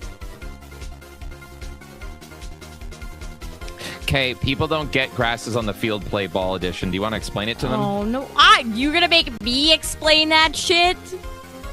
Did you get it? Yes, I got it. I definitely got it. Are you gonna play ball? New Xbox CEO Asha Sharma has been continuously winning over fans, especially with a move she pulled in very Oprah-like fashion, where everybody in attendance at Xbox Showcase walked away with a brand new limited edition Xbox right as it was announced. Sony rushed to compete with this move by holding their own event where they gave all attendees something that truly captures the essence of modern PlayStation: unattractive women I'd still sleep with.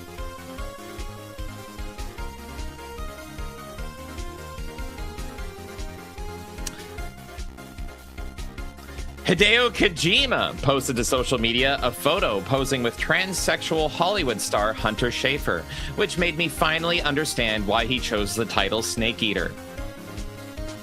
God damn it. An artist who worked on South of Midnight has spoken out, saying that Microsoft actively discourages developers from designing curvy female characters in games. For what reason would Microsoft prevent attractive video game women? Well, to me, this is all confirmation I needed to prove that it's not my fault I sucked that guy's dick behind a Denny's. Microsoft made me do it.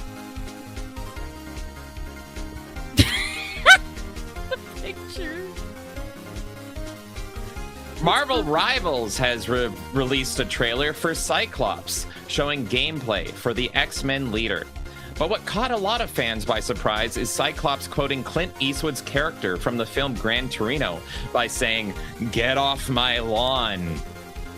NetEase has stated they are big fans of other films and won't shy away from other surprise references for future characters, including upcoming X-Men villain William Stryker, who quotes Adam Driver from the film Black Klansman by saying, "Yeah, you keep driving, you black spear-chucking piece of shit mutant." Kind of changed the line on that one.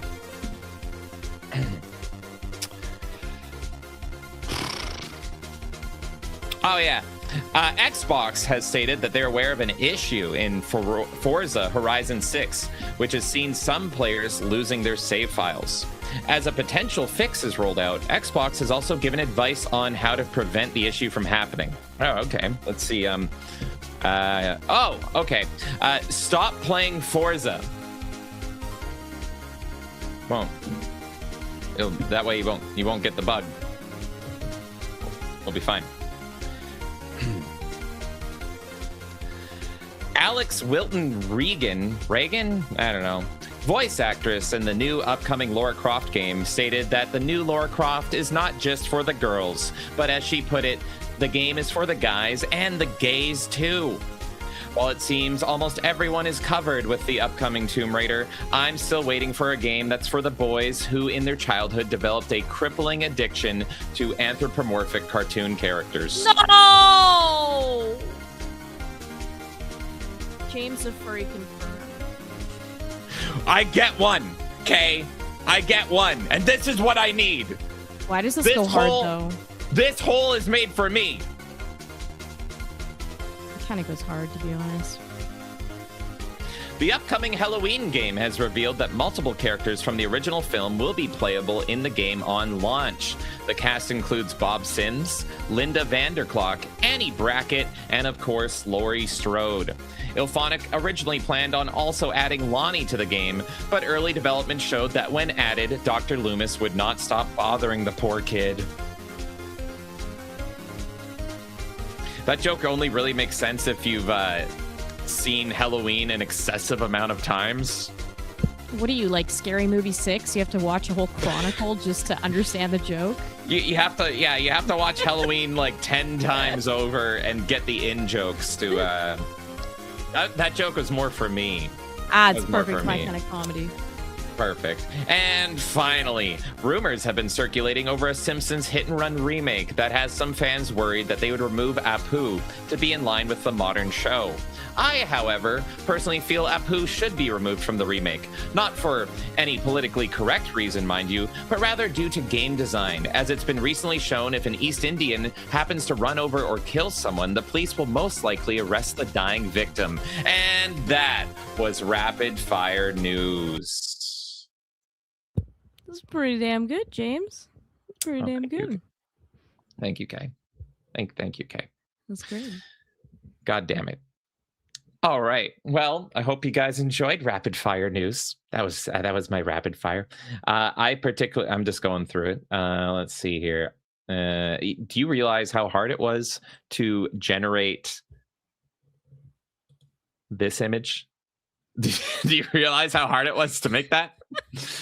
It was easy for her. They look better than they actually do in the fucking game. I also I did confirm Ellie's age, and I tried aging her up, and Grok wouldn't do that. So I was just like, all right, it was hard enough to get her on the lap. So it's like, fine, I'll take it. I'll absolutely take it. God damn it. But yeah, there we go. Okay. And yes, by the way, this does go fucking hard, and I will be saving this for future use later. You might have to put it in waifus for people. I think they'll want that. I wanted it. Okay. Well, it's time for our final segment. It's time for Anything Goes. Time for Anything Goes, Kay. And here's the thing. Our last Melee Madness podcast, it was all about the week of showcases. But wait, there's more, because Nintendo, a couple days after our Anything Goes, decided, oh, we're not done yet. We're going to do our own showcase. God damn them. So we're going to look through everything announced during the Nintendo Direct and give our thoughts on it. And maybe, just maybe, they will top Xbox as the kings of the week of showcases. Maybe. Right off the bat, I want to point this out here because I thought this was fucking hilarious. So during the Treehouse segment that actually came after the Direct, they all went and played, what's it called? Star Fox, the new Star Fox game. And Treehouse is completely fucking retarded, as we all know. But I love this part because this person says, why do Nintendo Treehouse people speak like no one has ever played a game before? Let's listen to what Treehouse says. Oh, boy. I will protect him with my life. Checkpoints. So we didn't talk about this, I don't think, but if you collect those checkpoints, say that you unfortunately lose all your health, you're able to kind of go back to that point in the level rather than starting from the very beginning. Who doesn't know this? This is crazy, bro. So I said, up next, we're going to tell you about the exciting new game feature we like to call pausing. Stay tuned for that one. Why does everyone that work at Nintendo and does these showcases and does the Nintendo Directs and everyone at Treehouse treat like their viewership like they're 3 years old? It's baffling, man. It's fucking hilarious. All right. Similar to our state of play, I'm just going to go and see everything that was announced. If anything's missing in this article, please tell me. But we started off with Rhythm Heaven Groove gets a new trailer. This game was announced before. I think this game kind of looks funky and fun, but it's like, I don't know. I was kind of excited to see that. It was like kind of a solid start. Rhythm Heaven hasn't gotten recognition in a long time. So I was like, that's actually cool. I was, it's just, you come for these announcements. This game's already announced, and they actually reused footage from the previous one. So I was just like, I know. It's a rhythm game where you press A, you're gonna like it or not. All right. Up next, it was Onimusha, which we already saw, the state of play. That's right. This starts the trend of this direct, where if you only watch Nintendo Direct, this direct may go hard. If you only play on the Switch 2, you may think this is the best direct ever. If you play games or look at games literally anywhere else on the internet, you might go, what the fuck? Fucking why? So any thoughts on Onimusha? I mean, we've already seen footage of it. I want to try the demo on PlayStation, but it's just like, if you already play anywhere else, it's just felt extremely pointless. Mm-hmm. Okay, well, we next got another Capcom title. We got Dragon Dogma 2, and that is also coming to the Switch 2. Do you care, Kay? No, I don't care, but there's actually news today that I think they're getting rid of microtransactions in this game. Oh, yeah, okay. That was like, I think I saw it during the show. It was like pretty recent news. So that's more interesting than them showing off Dragon's Dogma 2. I agree. And everybody's little favorite darling, I don't know if it's getting the Grass on the Field Play Ball edition, but Stellar Blade is getting a Switch version. Do you think it's going to run at 60? I don't think it's going to run at 60. No, I don't think the consoles really can handle 60. Stellar Blade, though, I think that's very smart that they're bringing it to the Switch 2. I thought this was actually like a pretty exciting announcement. I can't speak. Exciting excitement. It's Exciting been 6.5 excitement. hours. I know. Exciting announcement if you're just like purely a Nintendo owner. Like, I think this is really fucking cool for you. For me, it's like I can play this anywhere. I don't really give a shit. But so you're starting to see a trend here. What are your thoughts during this direct at this point, Kay? To me, again, if you are only on Nintendo systems, you're only in their ecosystem, this is a fun direct for you. You're finally getting a lot of the industry that you have not seen. If you're playing literally anywhere else, paying attention to literally anything else, none of it really fucking matters. I think this actually gets you the gyro controls as well for this. Oh, so you can play Stellar Blade worse. Exciting. Up next, something that would go so hard if it was announced here, Rayman Legends Retold is coming to the Switch, which we also saw during Xbox, was it? Yeah. Summer Games Fest? I'm trying to remember. It's all blurred. We saw it in the weekend. It's like, Nintendo, why are you so fucking behind everyone else? Like, you're fucking that important. Like, you should have just been in the weekend with everyone. Literally everything you're seeing at this direct is things we already know. And so nothing here is exciting. But if you listen to the commentary, they'll be like, in a world where you get to have no arms or legs, and you have a weird little lolly Viking girl that got her tits removed, you play as Rayman. Rayman Legends Retold. Then we had One Piece Grand Gourmet. This was an announcement. What the fuck is this? I saw One Piece fans popping off over this. For me, I'm just like, again, I don't really care. It's literally just a restaurant sim. Is it? How do I get the whole piece? God damn it, James. I want the whole thing. I don't want to buy episodic games. I want the whole thing. It just looks like a cheap mobile game to me. Like, it looks like Hazbin Hotel. Like, if it's super cheap, I'll play it. But it's just. Really? This is like one of your highlights of your show? If you like this anime or whatever, you might not even like this because it's a fucking cooking game. All right. Fuck me. Next. Pokemon Pokapia is getting underwater DLC to me, and this kind of spoils what I think of the whole fucking show. I think this was the highlight of the entire show. Really? Jeez. I am a whore for underwater stuff. And I think Pokapia is the one killer app that the Switch 2 has. Yes, I agree with that.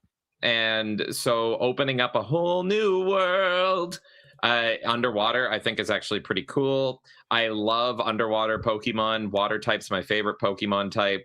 And I've always loved, especially in the original 150, like the water Pokemon and how they just kind of like have this really beautiful popping like aesthetic. and just their character design. I always feel like water Pokemon are the best designed Pokemon. Everything as my childhood was Pokemon anime more than anything. So I was always obsessed with Misty and all of her Pokemon. I always felt that was the most gorgeous part of the show. I'm not going to do a nostalgia critic thing where I talk about being attracted to Misty and then how I was a kid at the time, that blah, blah, blah, blah, like he did with Sailor Moon. But all of that stuff was peak. So I saw this, and I honestly just haven't had time to play Pokemon Pokepia because it is a time sink. So I've actually played very little of it, but I do think it's an incredible game. I think it's their killer app. I think naming it Expansion Pass is really outdated and stupid for them because it just sounds like naming it Expansion Pass makes it just sound like, give us your money, fuck you, bye. Yeah. So I disagree with the naming, but I think this was sadly the best part of the direct, and it's not even that great. It's just like everybody loves Pokepia. This was the game that snuck up on everyone. Yeah, it's I think this looks great, and maybe I will buy this DLC, and then being underwater is what will make me finally fucking go and get into Pokepia more. Chartard came in for 2. What'd y'all think of Orbitals? Is Orbitals that old school anime game? Yeah, I'm really excited for Orbitals. This has been a game that's been announced for a little while, but this is in one of my most anticipated games of the year. I think it's going to be quite good. I love the art style of it, and it's like in the vein of like Joseph Fares type games, but it's about space exploration together. I think it looks great. I'm really excited to play it with James. I'm going to force him to play Is the it lead like game. meant to be a Fares style game? Like it's intended for co-op? It's a co-op style game, yeah. So it's intended to be cute. Like me and you will play it together. Okay, nice. I'm okay. I don't even watch anime, but I love the look of 80s anime. Like I would be a fucking weeb if all anime looked like 80s anime. So I think it looks gorgeous. I think the gameplay looks really good. The thing is, I don't remember. We're going to keep going through this. I don't even remember if it was shown at this direct, but it's already announced. It's already announced. Is it multi-platform? I think that is multi-platform. Yeah. So it's multi-platform. It was shown in a showcase. It might not have been this showcase. I don't fucking know. Okay. I'm like losing track of them, but well, it was. Yeah, I'm excited for it. But if it was shown in this direct, I don't care because it's already an announced game. But I am excited for it. Oh, speaking of excitement, Kay, why don't you tell us? Because I don't give a fuck. So why don't you tell us how excited you are for Fire Emblem Fortune's Duck and Weave? Well, this is coming out this September, I believe, September 17th. And I just genuinely don't understand who this is for. I don't think this appeals to the Fire Emblem Three Houses fans. This definitely does not appeal to the old school fans. Who the fuck is this game for? And why the fuck are you making it? You just know that you make money off Fire Emblem. It's fucking parading a carcass around. And it's like all fucking black people. Like, why? It's just ridiculous. So I'm I think I might hate this game more than Three Houses. I don't know. I'm still gonna give it a chance, but I have a feeling I'm gonna. Oh, you are gonna give it a chance. Can we expect a launch stream, Kay? I give every Fire Emblem game a chance. I gave Three Houses a chance, right? But I think this looks fucking dog shit, man. I actually think I will say Three Houses is better than this. Nothing about this trailer is compelling whatsoever. Slosh came in for 2. Fire Emblem Fortune's Run. Oh, no. Is this going to have troons that try to fucking stab us? Not jerk us off, but that one. Not this one. That one. It might Slosh. So I was going to say, Kay, that based on what Slosh is saying, Fire Emblem, yeah, you should do a Fire Emblem Fortune's Run. And if you're forcing me to play this fucking cancer, how about that? Maybe that will be my revenge, but you already said you're going to play it. Well, so it's a Fire Emblem game. I always look at every Fire Emblem game. So it's going to happen. Not even the black ladies are going to make you boycott it. Speaking of black ladies, that was my take on it. Nintendo continues their tradition of making incredibly sexy black women. This may have made people a little... M16 Mojo tip $100. Here's a massive white pill. Revenge! Revenge! Revenge! No! Revenge! I almost dislocated my jaw. Oh, God. I'm falling apart here. Are you serious? M16 Mojo came in. Here's a massive white pill. You're dumping a white pill load on me right now like that? Are you serious? It's not. It's a... Oh... For the people at God home that damn might it. have missed the beginning of the stream, James pissed me off a bunch by spamming Felicia Day in my face for like the millionth Do it time. again. And I constantly suffer, constantly. And I try to be nice to this man. And I decided, you know what?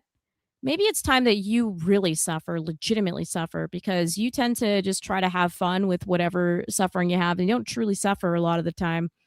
So I decided to propose that James, if we hit $2,500 by July 23rd, does a launch stream of the new Halo campaign Evolved on PlayStation 5. A full playthrough. I want him to play Halo with this motherfucker right here. This guy says we can't make him suffer. I know how to make you suffer, bitch. God damn it. All right, I'm getting... I'm going to be on your profile forever.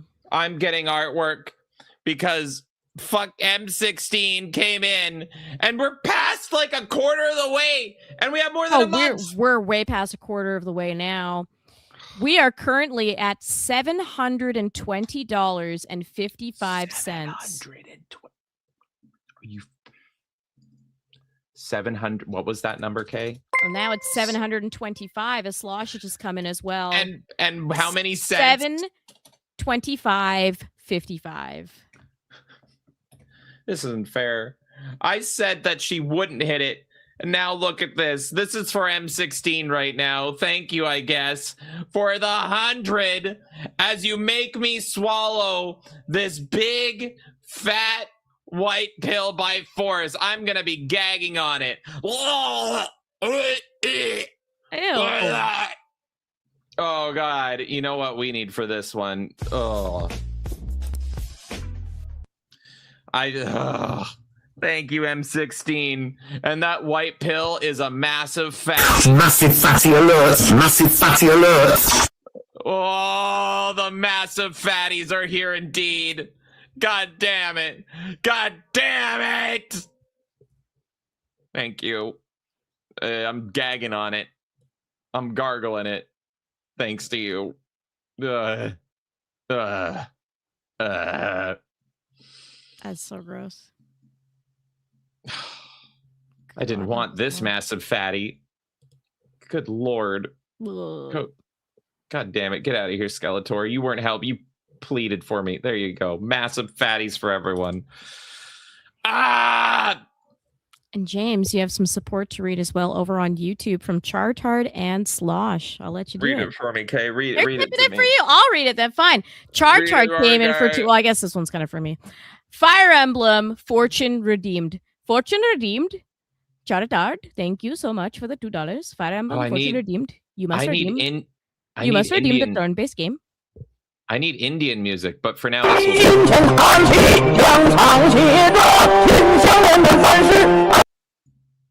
Close enough to that's close enough, right? The alerts and we're still getting ear raped. I literally turned down the alerts and we're still getting ear raped. You hear that one? Yes, I could hear all of it.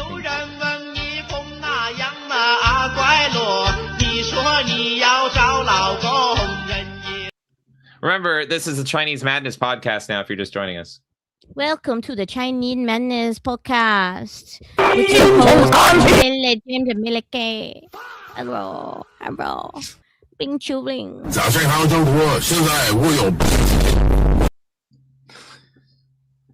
I love our show sometimes. It's the only way. I need these to cope. I need these to fucking cope. God damn it. Thank you, Charitard. And Slosh came in for 5. Thank you. This man is going to Minecraft himself live on July 25th. You know what's even worse, Slosh? I'm making him do the early access. If this gets hit, I am literally going to go on the PlayStation 5 and make sure that he has the earliest version possible of Halo Campaign Evolved. Stop it. And he is going to be playing on July 23rd, as that is the earliest date I know of so far. On PlayStation, bitch! You're going to have it on your profile, and you're going to be playing with this. Full playthrough, by the way, not just a introductory look at the game, blah, blah, blah, whatever shit. No. You were going to play the fucking game, bro. You're going to play the fucking game. Pick up the phone, Kay. Pick up the phone, Kay. Pick up the phone, Kay.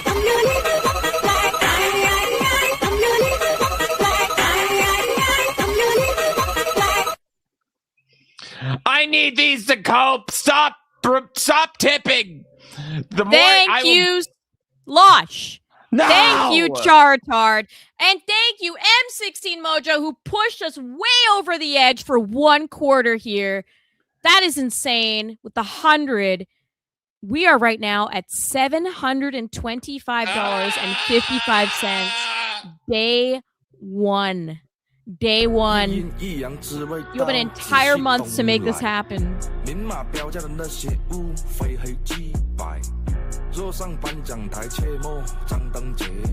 I too Canadian? I'm enjoying the Chinese music. This is not good. Yeah, I'm doing the sissy hypno, but for Chinese. God damn it, Kay. Slosh came in for 5. We are now at $730.55.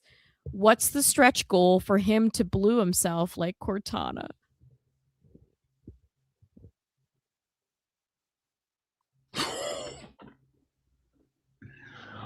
Why would you suggest that? Why would you suggest that? Don't answer that. Just yes. Oh my god. I'm leaving. Oh my god.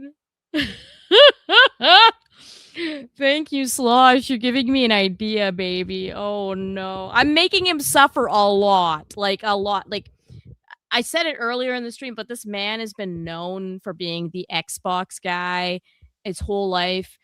James is always he's got a good spirit, and he's always able to make fun out of anything at the end of the day, even if we're trying to make him suffer. He does try to find his way to have fun with it in the chaos of it all. But he really often Stop. He does say to me often, aha, you suffer, but you can't make me suffer. And today I just lost it. I was like, fuck you. You fucking putting Felicia Day in my face constantly. No. I know how to make you suffer. I just try to be nice and not pull these cards on you. But I did. This is what I think about you, Kay. This is what I think about. Okay.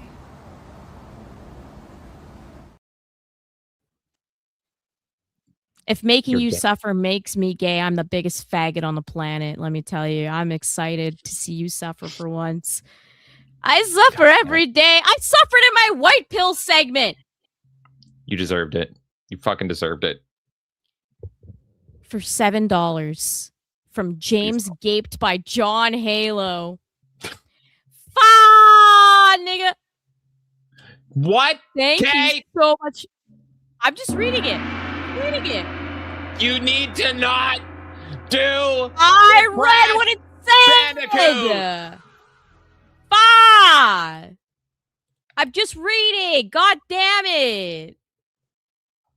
Jeez. James, you are now at 737.55 out of 2,500. 737.55. Yes. We have a month to fucking fund this, and I don't even want it funded. How are we like that close? The people want to see you suffer. God damn it.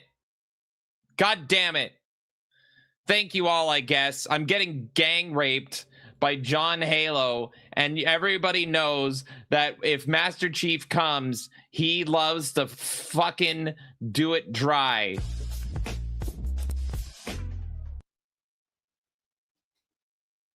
Kay didn't know what that sound effect meant at the start of the stream. Until today. Yeah, thanks for that. That's right. Cortana can gape me anytime, though. God Thank you, Slosh, and thank you, James Gaped by John Halo. I don't want to be gaped. Painting you blue does sound very tempting. You better not add that. Part of me. I'm not adding it yet. There's no stretch. There's no stretch goals. But You're my not even mind gonna is hit this. brewing. You're not even gonna My hit mind is this. brewing. You're not gonna hit this. So what's the point of stretch goals? I don't want to completely break his spirit quite yet. We still have a month to go until this happens, potentially. I want to give you some time to simmer. So anyway, we had fucking Ninja Gala 2. Do you have anything to say about Ninja Gala 2? I don't even know what the fuck this is. I don't know Ninjala either. 2? I don't know either. Tell us about Ninja Gala. I don't know. What the fuck is this? I don't remember. Anime. It's Naruto running. Oh, this it's looks the fucking. so gay. It's the bubble gun. It's Breath of the Wild. Who cares? Fucking. All right, gay, Liza P next. on Switch 2. Fuck it. What? Liza P Okay. Switch 2. Congratulations, Nintendo. Good. Devil May Cry 5 Switch 2. Only like what? Almost a decade behind. Congratulations once But again. the music's gonna go Nintendo. so hard. Ready? Yeah. So, wait, why isn't it not playing? Play There as you go. Nero, Dante, V, and This is Virgil, exciting for Nintendo each fans. armed with different battle styles as you best fight soundtrack. off hordes of So demons good. and epic bosses. Pull off stylish attacks, dodges, and combos.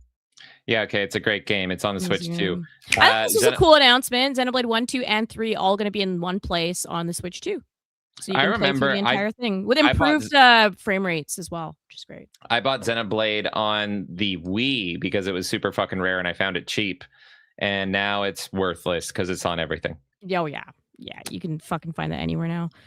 But this is cool. This is, I mean, a big win for Xenoblade fans, and it encourages me to want to play Xenoblade as well. So I'm in. They've made it look nicer, and they've improved the frame rate. So it's perfect. Xenoblade 1-2 Punch was Xenoblade Genesis announced. What the fuck's the difference? Isn't this a new Xenoblade game? That is a difference. Oh, a brand new Yeah, this is a Xenoblade new game. Xenoblade game. They all look the same to me. This was a great fucking announcement as well. People that love Xenoblade are like fucking jumping from rooftops in excitement. Don't kill yourselves, but you're excited. I realize jumping from rooftop sounds different than what I meant, but I'm actually excited and interested to play through all of Xenoblade, including the fact that there is a new one as well. So I think Have you this played is through any of probably them? the highlight of the show. Very little played through them, but I want to actually experience them. I kind of know the gist of it, but I haven't beat any Xenoblade. I bought the one on the Wii and I never fucking even put it in my Wii. Never. It's not your style of game at all. I'm shocked that you even bought it. I bought it because it was rare and I found it cheap. When it was like worth like $500, I got it for like $50. And I'm like, yep, this is going on the shelf. There was a while there where I was just collecting Wii games because EB Games would sell them at like what they should be valued. And I would just go into EB Games and I'm like, this game's worth hundreds of dollars. This game's worth $100, and I just bought them. And I never did anything with them. I just own a bunch of previously rare Wii games. Kirby's Epic Yarn was one of those games, and it's still the best game on the Wii. God Definitely damn not it! rare anymore. Nah, Nintendo Switch Sports, where it looks like this guy is jerking Oh off in the God. video. They spent Where- so much fucking time on this shit. This pissed me off, man. I don't see the video of the guy looking like he's jerking off DSP style. That was But- like midway through this video, isn't it? But I But think they went they, for like, like cut it out. several minutes. Yeah. They would not shut the fuck up about Nintendo Switch Sports, but boomers only care about Wii Sports 1. That's all they ever cared about. But boomers made they spent so much money on Wii Sports 1 that they're still like fucking talking about this shit. And I don't think boomers care about all the sequels. They just like Wii Sports 1. That's it. So anyway, there's that. And they spent how long telling us about thumb I'm wrestling? just here so I won't get fined. Can you not find me today? Because Slosh came in. If we don't get a James Blue himself stretch goal, then put this towards Supergirl Foreskin Movie Cup Fund instead. All right, is that fucking real? Because I will buy that. I will do that. Is that real? We probably will see Supergirl, even though I don't give a fuck about it. And I think it's going to be garbage. But is that Fleshlight Cup real? I thought it was a troll this whole time. Is it real? Real. I have no idea though. Oh my God. All right, Slosh. Well, maybe it will be I get blued with the Supergirl's cup. I will buy that cup and I will use it for all of its intents. Every single one. It's legit, says Slosh. What the fuck? Let's fucking go. Dude, somebody's using that in the fucking theater. Oh, What's with all the fuck. popcorn buckets and cups that are fuckable lately? What other one's fuckable? The horse one. I talked about it. There's a horse one that's for Odyssey, but it looks like a horse that's like, it's got like the penis curve to it. And I said it looks like it's Nigga, fuckable. what the fuck? Okay, for the love of fucking God, Crash Bandicoot. Fucking Crash fucking Bandicoot. Crash fucking Bandicoot. Shame on you and your people, Kay. The Harvester Chinese child, man. What the fuck is this shit? Oh, you're such a slur, Kay. Thank you so much, Slosh. I will buy that cup if I see it in the wild. It might be like a Canadian health hazard, though. But Hey, good James, lord. you're at 739.95. That's not fair. Every second the stream goes on, you are inching towards halfway. On 7:39. day one, 739.95.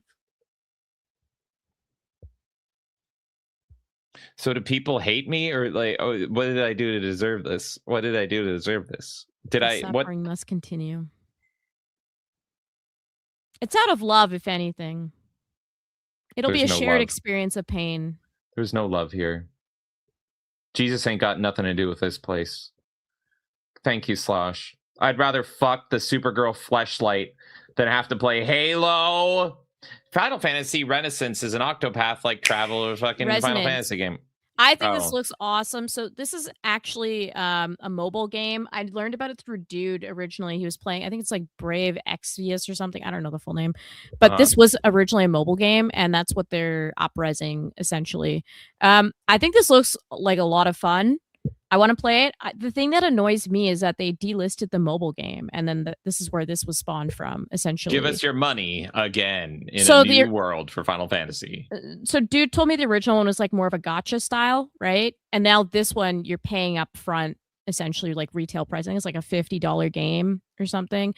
So that's kind of my issue with this. Yeah, they're doing a lot of work to it, and it looks good and it looks fun. And when I saw this in the announcements before even understanding the scope of it, it's like, oh, I want to play this game. But I just hate the idea of delisting shit. Don't delist the original version. Keep that alive. So in some ways, this is a preservation win because we're still able to experience this game that got delisted. But then it's also an L because they delisted the game originally. Why the fuck are you doing that? So this is going to be, I think, obviously a way better version based on everything they're doing here. They're kind of making it like an Octopath style sprite game. But it's just... I don't know how to feel about it entirely. I'm going to play it, and it looks great. Just don't delist your shit, bro. I'm scared to know what you're doing right now. Let's just move on. I'm doing something anyway. The game looks incredible, though. I'm excited. I'm not. I don't care. But Dragon Quest Monsters. This is Dragon Quest. Is this Dragon Quest? This is Dragon Quest. I don't know. What? No other thoughts on this?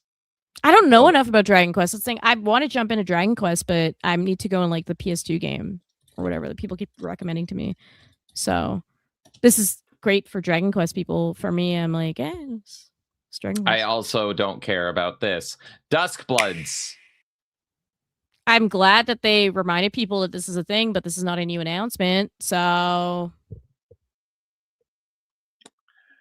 what has come from this so far? Yes, the Xenoblade game. Yes. Speaking, but, like, how much time did it take? Speaking of Kay.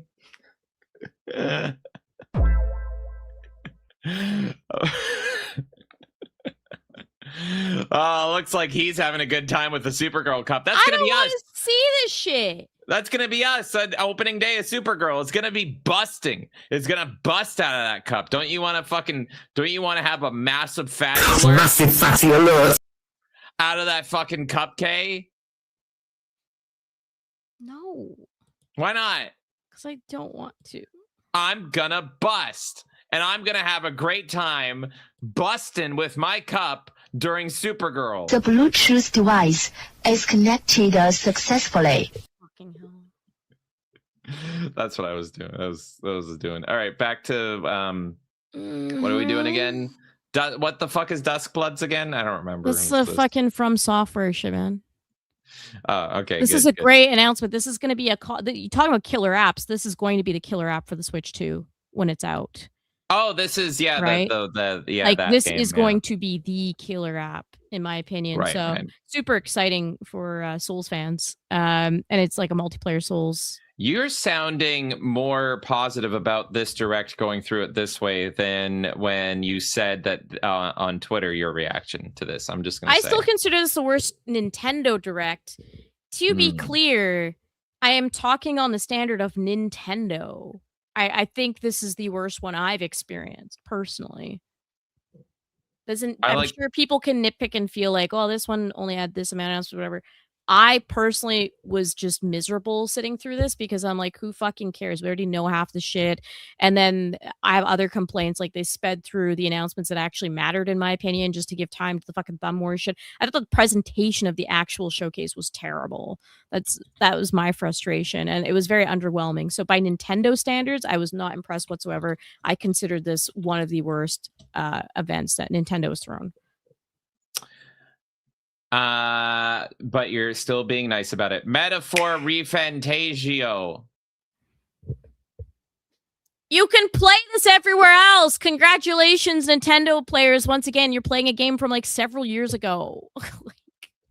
Okay. I think we might have to buy every seat to go see Supergirl. Oh boy.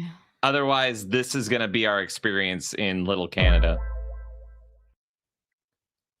I don't even. Why are they all green? Why? What is wrong with them? No. We're gonna get covered in hot, sticky 7-Up.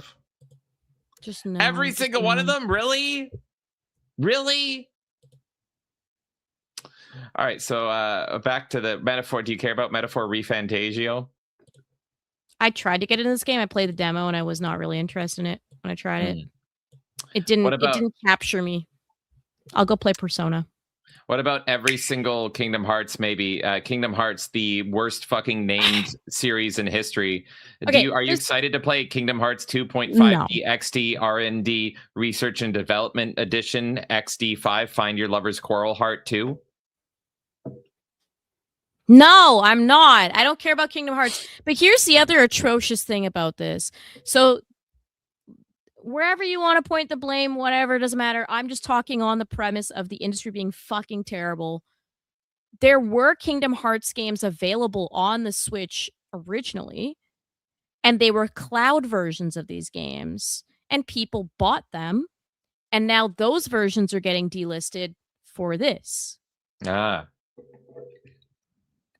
Which so is once all, again, in so many ways, just like, why did you even put a cloud version on there? And then, like, I don't know what the access is like because it's a cloud-based game. Like, can these people that bought the game they should either get this for free or at least get a discount to upgrade it.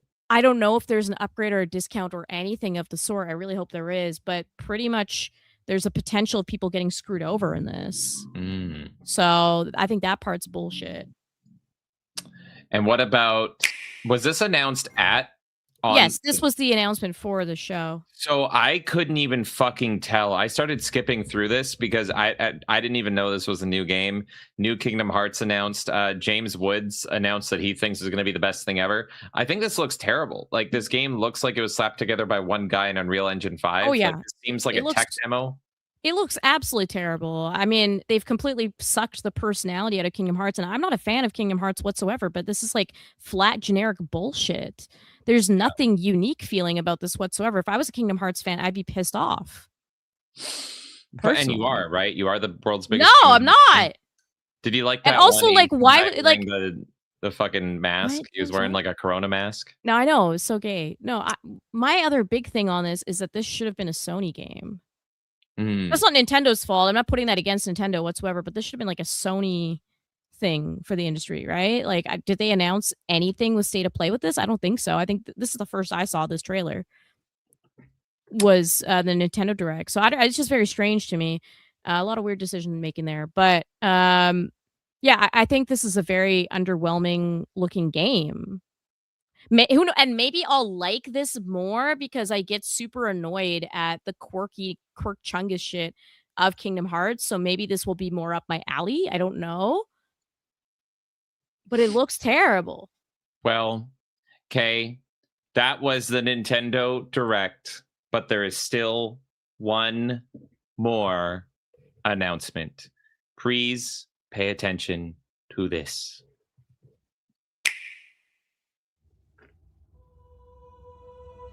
Long ago, there was a land called Hyrule, created by beings of supreme divinity. At the very edge of this kingdom, there lay a small forest. Within it, an ancient solitary tree quietly watched over the inhabitants of the forest.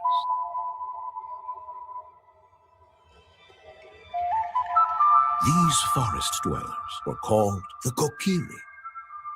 Each had a fairy companion, and they lived out their innocent lives in these woods. However, there was one particular boy, James Woods, who did not have a fairy.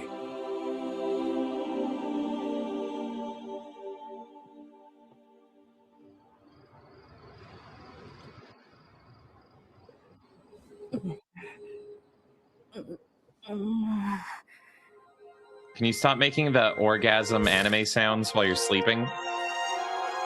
I'm getting mad at this trailer again.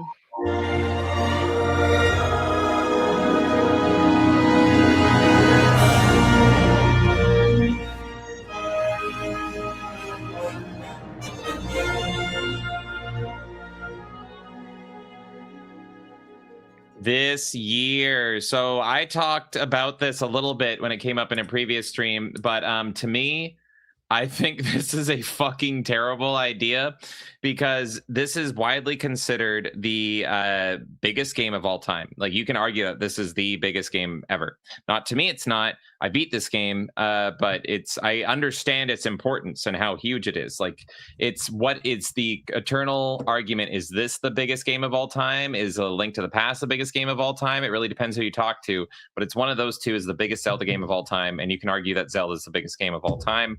So with that, fucking remaking this is insane, because what I've noticed with Nintendo Zelda remakes is they don't change the gameplay. They just change the visuals. So I think a lot of people are going to be like, oh, it's the same game. It plays the same. It's got the same kind of janky controls-ish. And I might get crucified for that, but I just find Ocarina of Time, I beat it on the 3DS, but it's got a little bit janky controls, just a little bit. And I do think it's a good game, but it's just like, and so they will either not change that, and then people who love this game will be like, oh, okay, it's the same game just with new visuals that actually may detract from the experience because they're going to make it hyper visualized, or they're going to change everything, and then people that love the game are going to hate it. They could even go as far as to make it a Breath of the Wild style. I don't think they're going to do that. I just don't. There's such a slim chance of this making people happy. Similar to how I feel with this. I don't think it's going to be as bad as this. I think it's going to be serviceable, maybe, but I think very few people are actually going to like this, is my concern. I feel like if you're going to remake a Zelda, I've always said remake Zelda 2 and keep it a side scroller, because that's like the most unique Zelda, and I think that'd be so cool to just have that game and its game design still a side scroller, but with new visuals. That would go fucking hard, and that would be so wild and out of left field. But Ocarina of Time, the Zelda everybody knows and loves and has played, it's like you're setting such a fucking high bar, and I don't have faith that they're going to deliver. What do you think, Kay? Every time I think about this trailer, I get very angry, and I felt it again watching it again. I have a lot of problems with this. First of all, this should have been like the biggest announcement or one of in video game history. This should have been so fucking exciting. And I'm sitting here not excited remotely, just rolling my eyes at the fact that they're doing it and just exhausted by it. I think the presentation of this is terrible. I think that they should have done something more interesting, like showing the start screen with Epona and Link going through Hyrule Field, popped the music, popped the title. They should have right before that shown like a montage of Zelda throughout the years. I think there's so many different ways you could have made this more exciting, and they went with the laziest fucking option possible, and they just show the fucking intro where he's like sleeping. That part already annoyed the fuck out of me because it just felt like there was no care or time put into this announcement whatsoever. But the other thing that like royally pisses me off about this, and I've only seen one other person mention it, just from everything I've seen. Why does he have the Triforce already? He shouldn't have it. He gets it midway through Ocarina of Time when he pulls this Master Sword out of the pedestal of time. That's when he gets it. He doesn't have it at this point yet. You've taken the first frame of the game and you've literally given him the Triforce already. So are you doing some weird time travel-ish bullshit beyond what happens in this series? Like, is this what is this remake? What is this remake? Is this them not understanding something very basic about one of their biggest properties ever and one of the biggest games of all time, that he wouldn't have the Triforce of Courage? Yeah, it might feel like autism, but it's just ridiculous to me. It's fucking ridiculous. So, Kay, and the art looks ugly as sin. I think it looks fucking gross, man. Are you planning on playing the Ocarina of Time remake? I'm undecided. I will very likely end up seeing what the fuck they do with it because I really love Ocarina of Time. I really do. I really love that game. And I think for that reason, I will probably take a look at it just to know. But nothing in that trailer impressed me whatsoever. It's completely just preying on the fact that people are so nostalgic for this game. I think this game is probably, if you did a list of like the most nostalgic games ever, I think this would be very high up in it. And I just felt like they were so lazy with how they announced it, and that's the thing that's making me furious about it. And they know that no matter what, people will defend this game. No matter what, there will be people that show up. Oh yeah, it's going to be a battleground game for sure. It just makes me furious. It makes me fucking furious that even like within the seconds that they show, there was no care or attention to detail whatsoever. So I don't know like what they're doing, if it's like alt universe shit, like beyond the whole like going from Ocarina to Majora's Mask. What the fuck is going on there? I don't know, but he should not have the Triforce yet. That's like the most basic thing ever. And I think he looks ugly as fucking sin. I think this looks disgusting. I'm not interested. I'm gonna maybe take a look at it because I care about this game a lot, but it just makes me furious. I don't know. I keep getting mad about it every time I think about it. Well, done it in a million ways. Well, okay, there you have it. That was the Nintendo Direct. No. What are your thoughts? Does it beat Xbox? First of all, no, because so we didn't look at the sizzle reel, which is fine because that page probably didn't list it. Oh, it didn't. This was a big thing that pissed me off about the Direct in total, and why I say it was one of the worst presented Nintendo Directs. There was huge announcements in that sizzle reel that just within seconds just went by, like huge. I'm talking like some of the biggest announcements for JRPGs ever in that, and they just fucking zoomed past it and pissed me off. First of all, Atelier is getting another game, and that was in that sizzle, which deserves to have its own shout out. They should have its own fucking trailer. But one of the announcements I've been waiting for fucking like over a decade, if not more at this point, happened, which is a Tales of Eternia remaster, which anyone that's a Tales of fan was fucking losing their shit in excitement. And that to me was like the game of the show for me. This is a game that came out in like the early 2000s. And this was like one of the top 3 Tales of remasters that anyone was begging for that's a Tales of fan. And they just zoom past it like it's nothing. And this is why that's why I'm so fucking furious with this Nintendo Direct. I think it's like only like shy of being better than State of Play, but otherwise it's worse than every other showcase, solely on the way that they presented everything and how they had no respect for some of these games. It's fucking crazy. I don't know. I'm just furious at this direct. Again, I was furious when I watched it. I'm furious again. It's similar to how I felt with Summer Games Fest. This was very underwhelming because it was games announced, but none of them appealing to me. And I just feel like everything shown was like, this is great if you only play on Nintendo Switch and you've been waiting for these games. We're living in the era now where all the developers that released games on PS4, all the developers that released games on Xbone that weren't able to put their games on Nintendo, which was such a high power, high end selling system in terms of sales, not in terms of power, and they just couldn't put their games on it. Now we're just in this era where everyone's dumping their old games on it, and so if you only play on Nintendo, you're like, you're eating good. This is great. But if you play games literally anywhere else, it's so underwhelming, and then all the games that are shown don't appeal to me. And I've already given you my thoughts on Ocarina of Time. I feel like there's so many better games they could have done. I would have been more excited just for them to port Twilight Princess over or something. So it's just very underwhelming, lukewarm. I don't think it's the worst Nintendo Direct ever, because I vaguely remember there being a Nintendo Direct where we watched it and it was like, this was years ago. I think it might have been before Melee games existed. And it was just like, that could have been an email. Nothing happened. Why did you do a Nintendo Direct? And everyone, literally, like everyone on the internet left that scratching their heads like, did a Direct even just happen? So I think I think it was a little bit better than Sony and a little bit under Summer Games Fest, but I didn't like any of those three. So I think, again, Day of the Dev with Tim Schafer I thought was better, because the games shown were way more engaging and more appealing to me, despite the cringe. I feel like PC Game Show is better despite the cringe. This is definitely bottom of the barrel. For me, Xbox still wins. Slosh came in for 5 as One someone sec before annoyed. that. Okay. Oh, okay. No, go ahead, Well, Kay. we had support before that. I just want to read an order.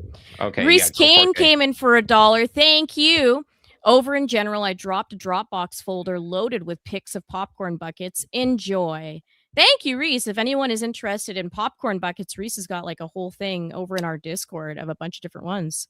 Thank you Send so it much. to Mally. She'll mark out, and then I will just rate them based on how likely someone is to fuck them. My obsession with popcorn buckets is how likely is someone going to stick their dick in it.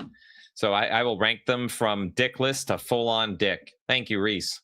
And Slosh came in for 5. Thank you. As someone annoyed with every Resident Evil remake change, I get it, Kay. Lol. Yeah. Speaking of Resident Evil and changes,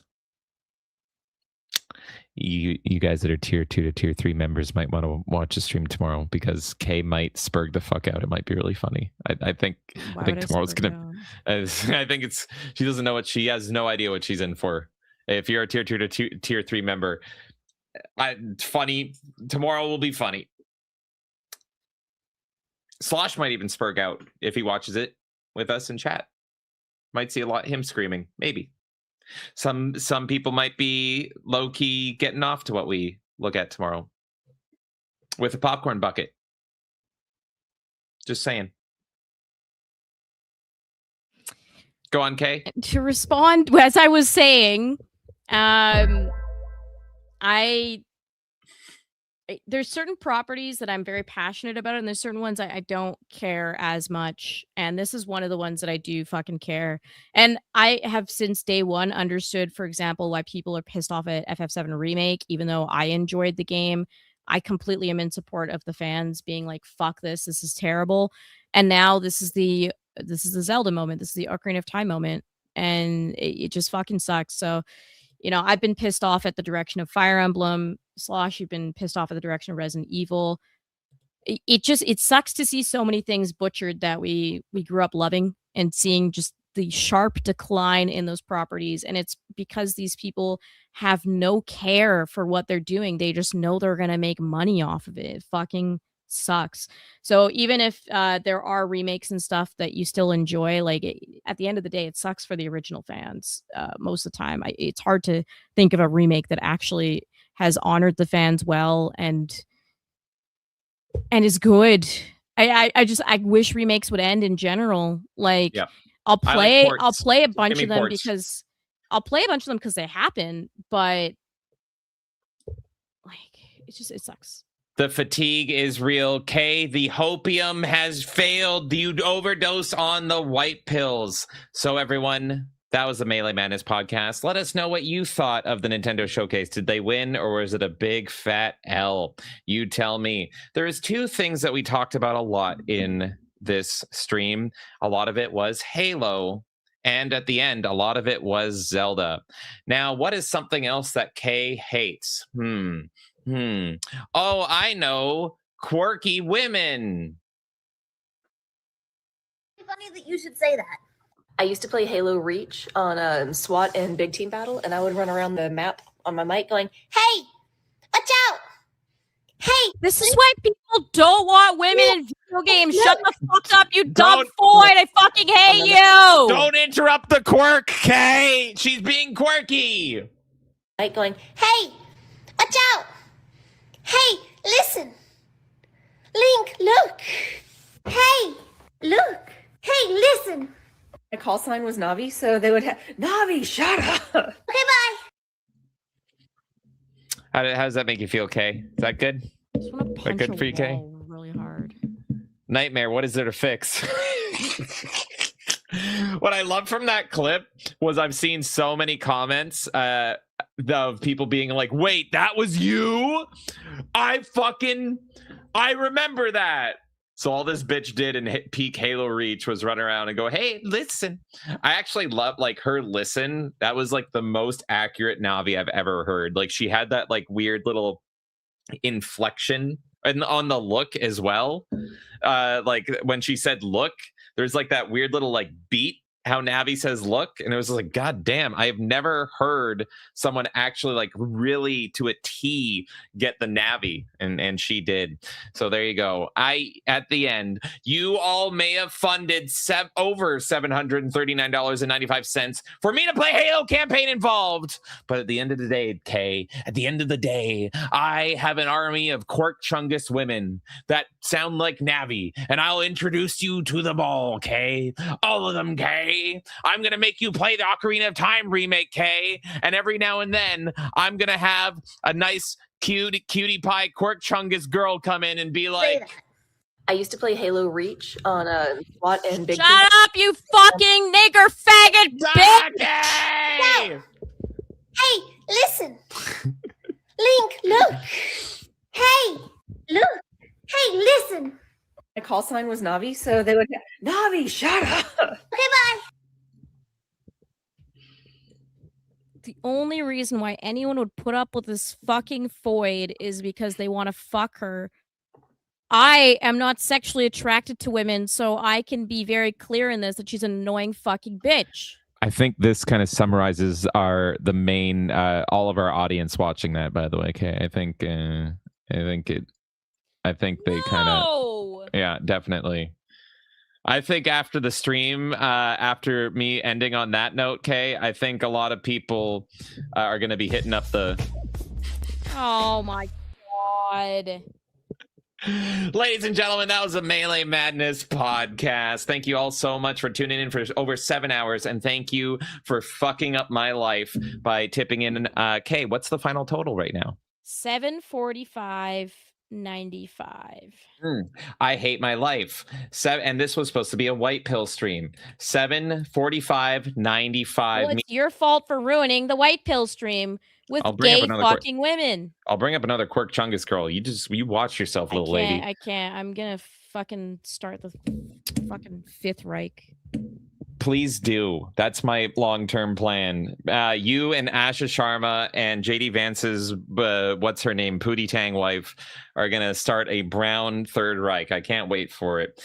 What do we got coming on up next? Here's what we got coming on up next. Tomorrow night for Tier 2 to Tier 3 members, we are going to be watching a movie with you all starting at 7 p.m. PST.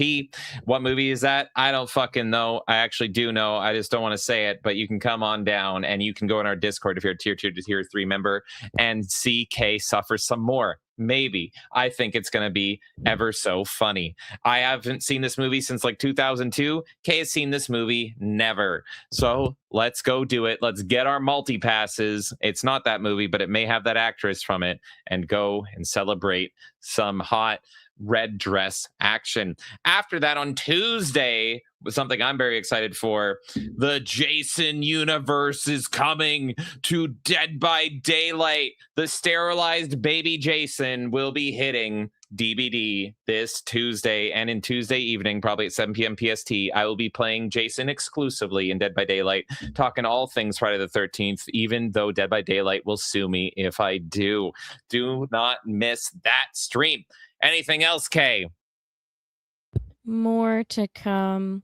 And potentially in 1 month, July 23rd, if we hit $2,500, we will make James play his beloved Halo on this motherfucker right here. Forever burned into your PlayStation profile. God damn it. All right. Well, that does it. Kay, I'm going to have you read all the support tonight that added me to this fuckery. Thank you all so much. We got to say thank you to you guys. That was a Melee Madness podcast. Take it away, Kay. And I will say I made a new outro for the podcast. So once we're done thanking all of you, you might want to stick around. You might want to. It's a new outro. Careful about talking about Sticky after I just showed Cutie Navigator. What the fuck, bro? Jesus Christ. Yeah. All right. Boy. First of all, I want to thank the things that don't show up after a certain amount of time. Thank you, ABF, for the raid over on YouTube. Thank you. Thank you, Uncle, for that devil sticker. And thank you, Marmalin, for the 5 gifted memberships over on Rumble. And that's going to make it so more people can come hang out with us tomorrow night as Tier 2 members. So thank you so much, Marmalin. All right. I'm going to read off my little document here that I have because I recorded every tip today so that I could know exactly how much came in to make James suffer. So let's go from that. First, want to thank Chaos for the 5. Thank you so much, Chaos. Knightmare for the 240. Don't want to get fined. Thank you. War Wizard, thank you for the 2. Hassan, thank you for the 2. War Wizard, thank you for the 2. War Wizard, thank you for the 2. And War Wizard, thank you for the 2. Uncle, thank you for the 20 sexy birthday boy. It is birthday boy Uncle. Go wish Uncle a happy birthday. Tag him over in Discord. Send him Vorks. He loves the Vorks. He loves Vorks. He does. And thank you once again, Uncle, for the 20 sex. War Wizard, thank you. War Wizard, thank you. And as I announced, we might make James suffer big time for real. And right away, who came in? Insidious Bliss for the $100. Right away, he was like, no, we need to make this happen. Bliss, thank you so much for the 100. Rodney came in for 20 right after that. Thank you so much, Rodney. Knightmare for the 1, thank you. D-Day for the 10, thank you. And get this, for $100, M16 Mojo. Excited for the potential future. Thank you so much, Mojo, for the 100. You fucking crazy man. Thank you. Thank you, Knightmare. Thank you, Chaos, for the 20. Thank you, Knightmare, for the 10. Thank you, War Wizard, for the 20. Thank you, Sergey, for the 1. Chaos, thank you for the 10. War Wizard, thank you. No. Slosh just came in. Total. We're adding no. Because Slosh came in right there and said, Blue Skidoo, James can too. These motherfuckers really want me blue. Why do they want me blue, Kay? God damn it! I will get to that very soon. I'll add to that total. Thank you so much. Knightmare, thank you. Uncle, thank you. Chaos, thank you for the 10. Sad Lad Chat, thank you for the 1. Aramis, thank you. Aramis, thank you. Aramis, thank you. Aramis, thank you. And for the 50, Aramis, thank you so much for making James dance in celebration for his future to come. Thank you. Thank you, Aramis. Nightmare Cast, thank you. Fluffy Pro, thank you. And a happy belated birthday to you, sir. I hope you had a great one. Reese Kane, thank you. Nightmare Cast, thank you. M16 Mojo, thank you for the 10. D-Day, thank you for the 2. Patience, thank you for the 240. Don't want to get fined. Uncle, thank you for the 26. Patience, thank you for the 240. Nomad 6 lead, thank you so much for the 5. Nightmare, thank you. Cappuccino came in with the thank you so much. Crispy Oats, thank you for the 5. And Crispy Oats tried to bail you out at one point, James, but I said, no, any tip counts. God damn it. All tip counts. You can't deduct, baby. It's all in. It's all in. So, sorry, Crispy Oats, but it counts. D-Day, thank you for the 5. Aramis, thank you. War Wizard, thank you. Nightmare Cast, thank you. What the fuck is that? Is By that the way, my future? James, M16 Mojo made a beautiful photo of you in Discord. I think you would really enjoy. Oh, I'm excited. Nightmare Cast, thank you. Uncle, thank you. D-Day, thank you. Nightmare, fuck you. Thank you for the 1488. Motherfucker, playing that jingle in my ears. God damn it. Thank you, Nightmare. And great job, by the way, on your Batman stuff. That was really fucking cool. And thanks for giving us the world premiere. Crispy Oat, thank you. Would you fuck me? I'd fuck me. Fluffy Pro, thank you. Nightmare, thank you. D-Day, thank you. Kelbo, you're lucky it's your birthday for the 1488, motherfucker. Thank you. War Wizard, thank you. Nightmare Cast, thank you. War Wizard, thank you. Reese Kane, thank you. Nightmare Cast, thank you. D-Day, thank you. Reese Kane, thank you. Nightmare Cast, thank you. D-Day, thank you. Nightmare, thank you. Uncle, thank you. War Wizard, thank you. Uncle, thank you. Nightmare Cast, thank you. M16 Mojo, thank you. And great art, by the way. Nightmare, once again with the 1488. God damn it. Thank you. Nomad, thank you. War Wizard, thank you. Uncle, thank you. Rodney, thank you. D-Day, thank you. This is 3 pages long, by the way. You guys are fucking insane. D-Day, thank you. Not Rumble. Uncle on Rumble. Thank you for Rumble, hosting us. thank you for... No, I'm not even going to thank them. Nightmare, thank you. Nightmare Cast, thank you. Nightmare Cast, thank you again. Uncle, thank you. Reese Kane, thank you. Nightmare Cast, thank you. Max for the 10. Thank you so much. Nightmare, thank you. Chartard, thank you. I'm excited for Orbitals, man. I think it's going to be good. Slush, thank you. And thanks for telling us about the flesh fucking cup. That's fucking weird. Chartard, thank you.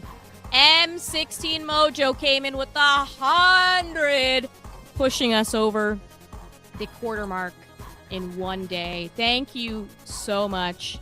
Slosh, thank you for the 5. James Gaped by John Halo.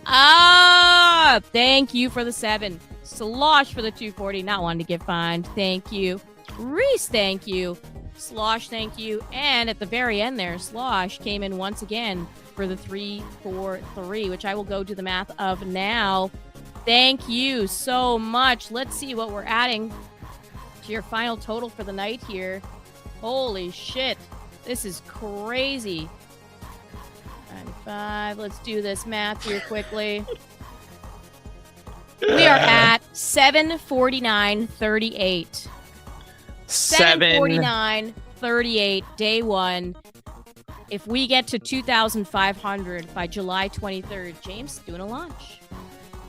God damn it. 7 of Halo. 749.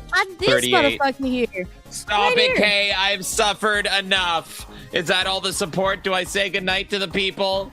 That is it. All right, everyone. That was the Melee Madness podcast, and I hope you have a good night. Better than me, because I am ever so close to playing Halo Campaign Evolved July 23rd. God damn it. Let's see who is here. Abomination, have a good night. Reese, have a good night. Nintendo, Abomination. Reese, Abomination, M16. Tomby, Max, Adam, Tomby, Supersonic, everyone on Rumble, I hope you have a good night. Over on YouTube, Knightmare, I hope you have a good night. Tomby, Max, Neo, D-Day, Max, Robo, Pope, D-Day, Knightmare, Nerdy, Slosh, Robo, Hassan, Robo, Pope, Weird World, Robo, D-Day, Knightmare, Pope, Weird World, Knightmare, Nerdy, Hassan, Max, Robo, Slosh, King Alucard, Knightmare, D-Day, Hassan, Robo, Knightmare, Slosh, Max, Robo, Pope, Nerdy Neo, D-Day, Hassan, Robo, Maximal, Slosh, Robo, Pope, Knightmare, Michael, Max, Knightmare. Oh my god, I may have skipped some. I'm gonna say Uncle just cuz. Michael as well. Max, Robo, Knightmare, Max, Knightmare, Polaris Ironworks, D-Day, Slosh, Max, and QWERTY, and Max. I hope you guys have a good night. That was the Melee Madness podcast at 7.5 hours. We'll see you members, all tier 2 to tier 3 members that are in our Discord for a movie night tomorrow at 7 p.m. PST. Everyone else, I will see you live for Dead by Daylight for the debut of Jason from the Jason universe this Tuesday night at 7 p.m. PST. Until then, so long, goodbye, good night, farewell, and fuck Halo Campaign Evolved. Goodbye, everybody. Bye, Kay.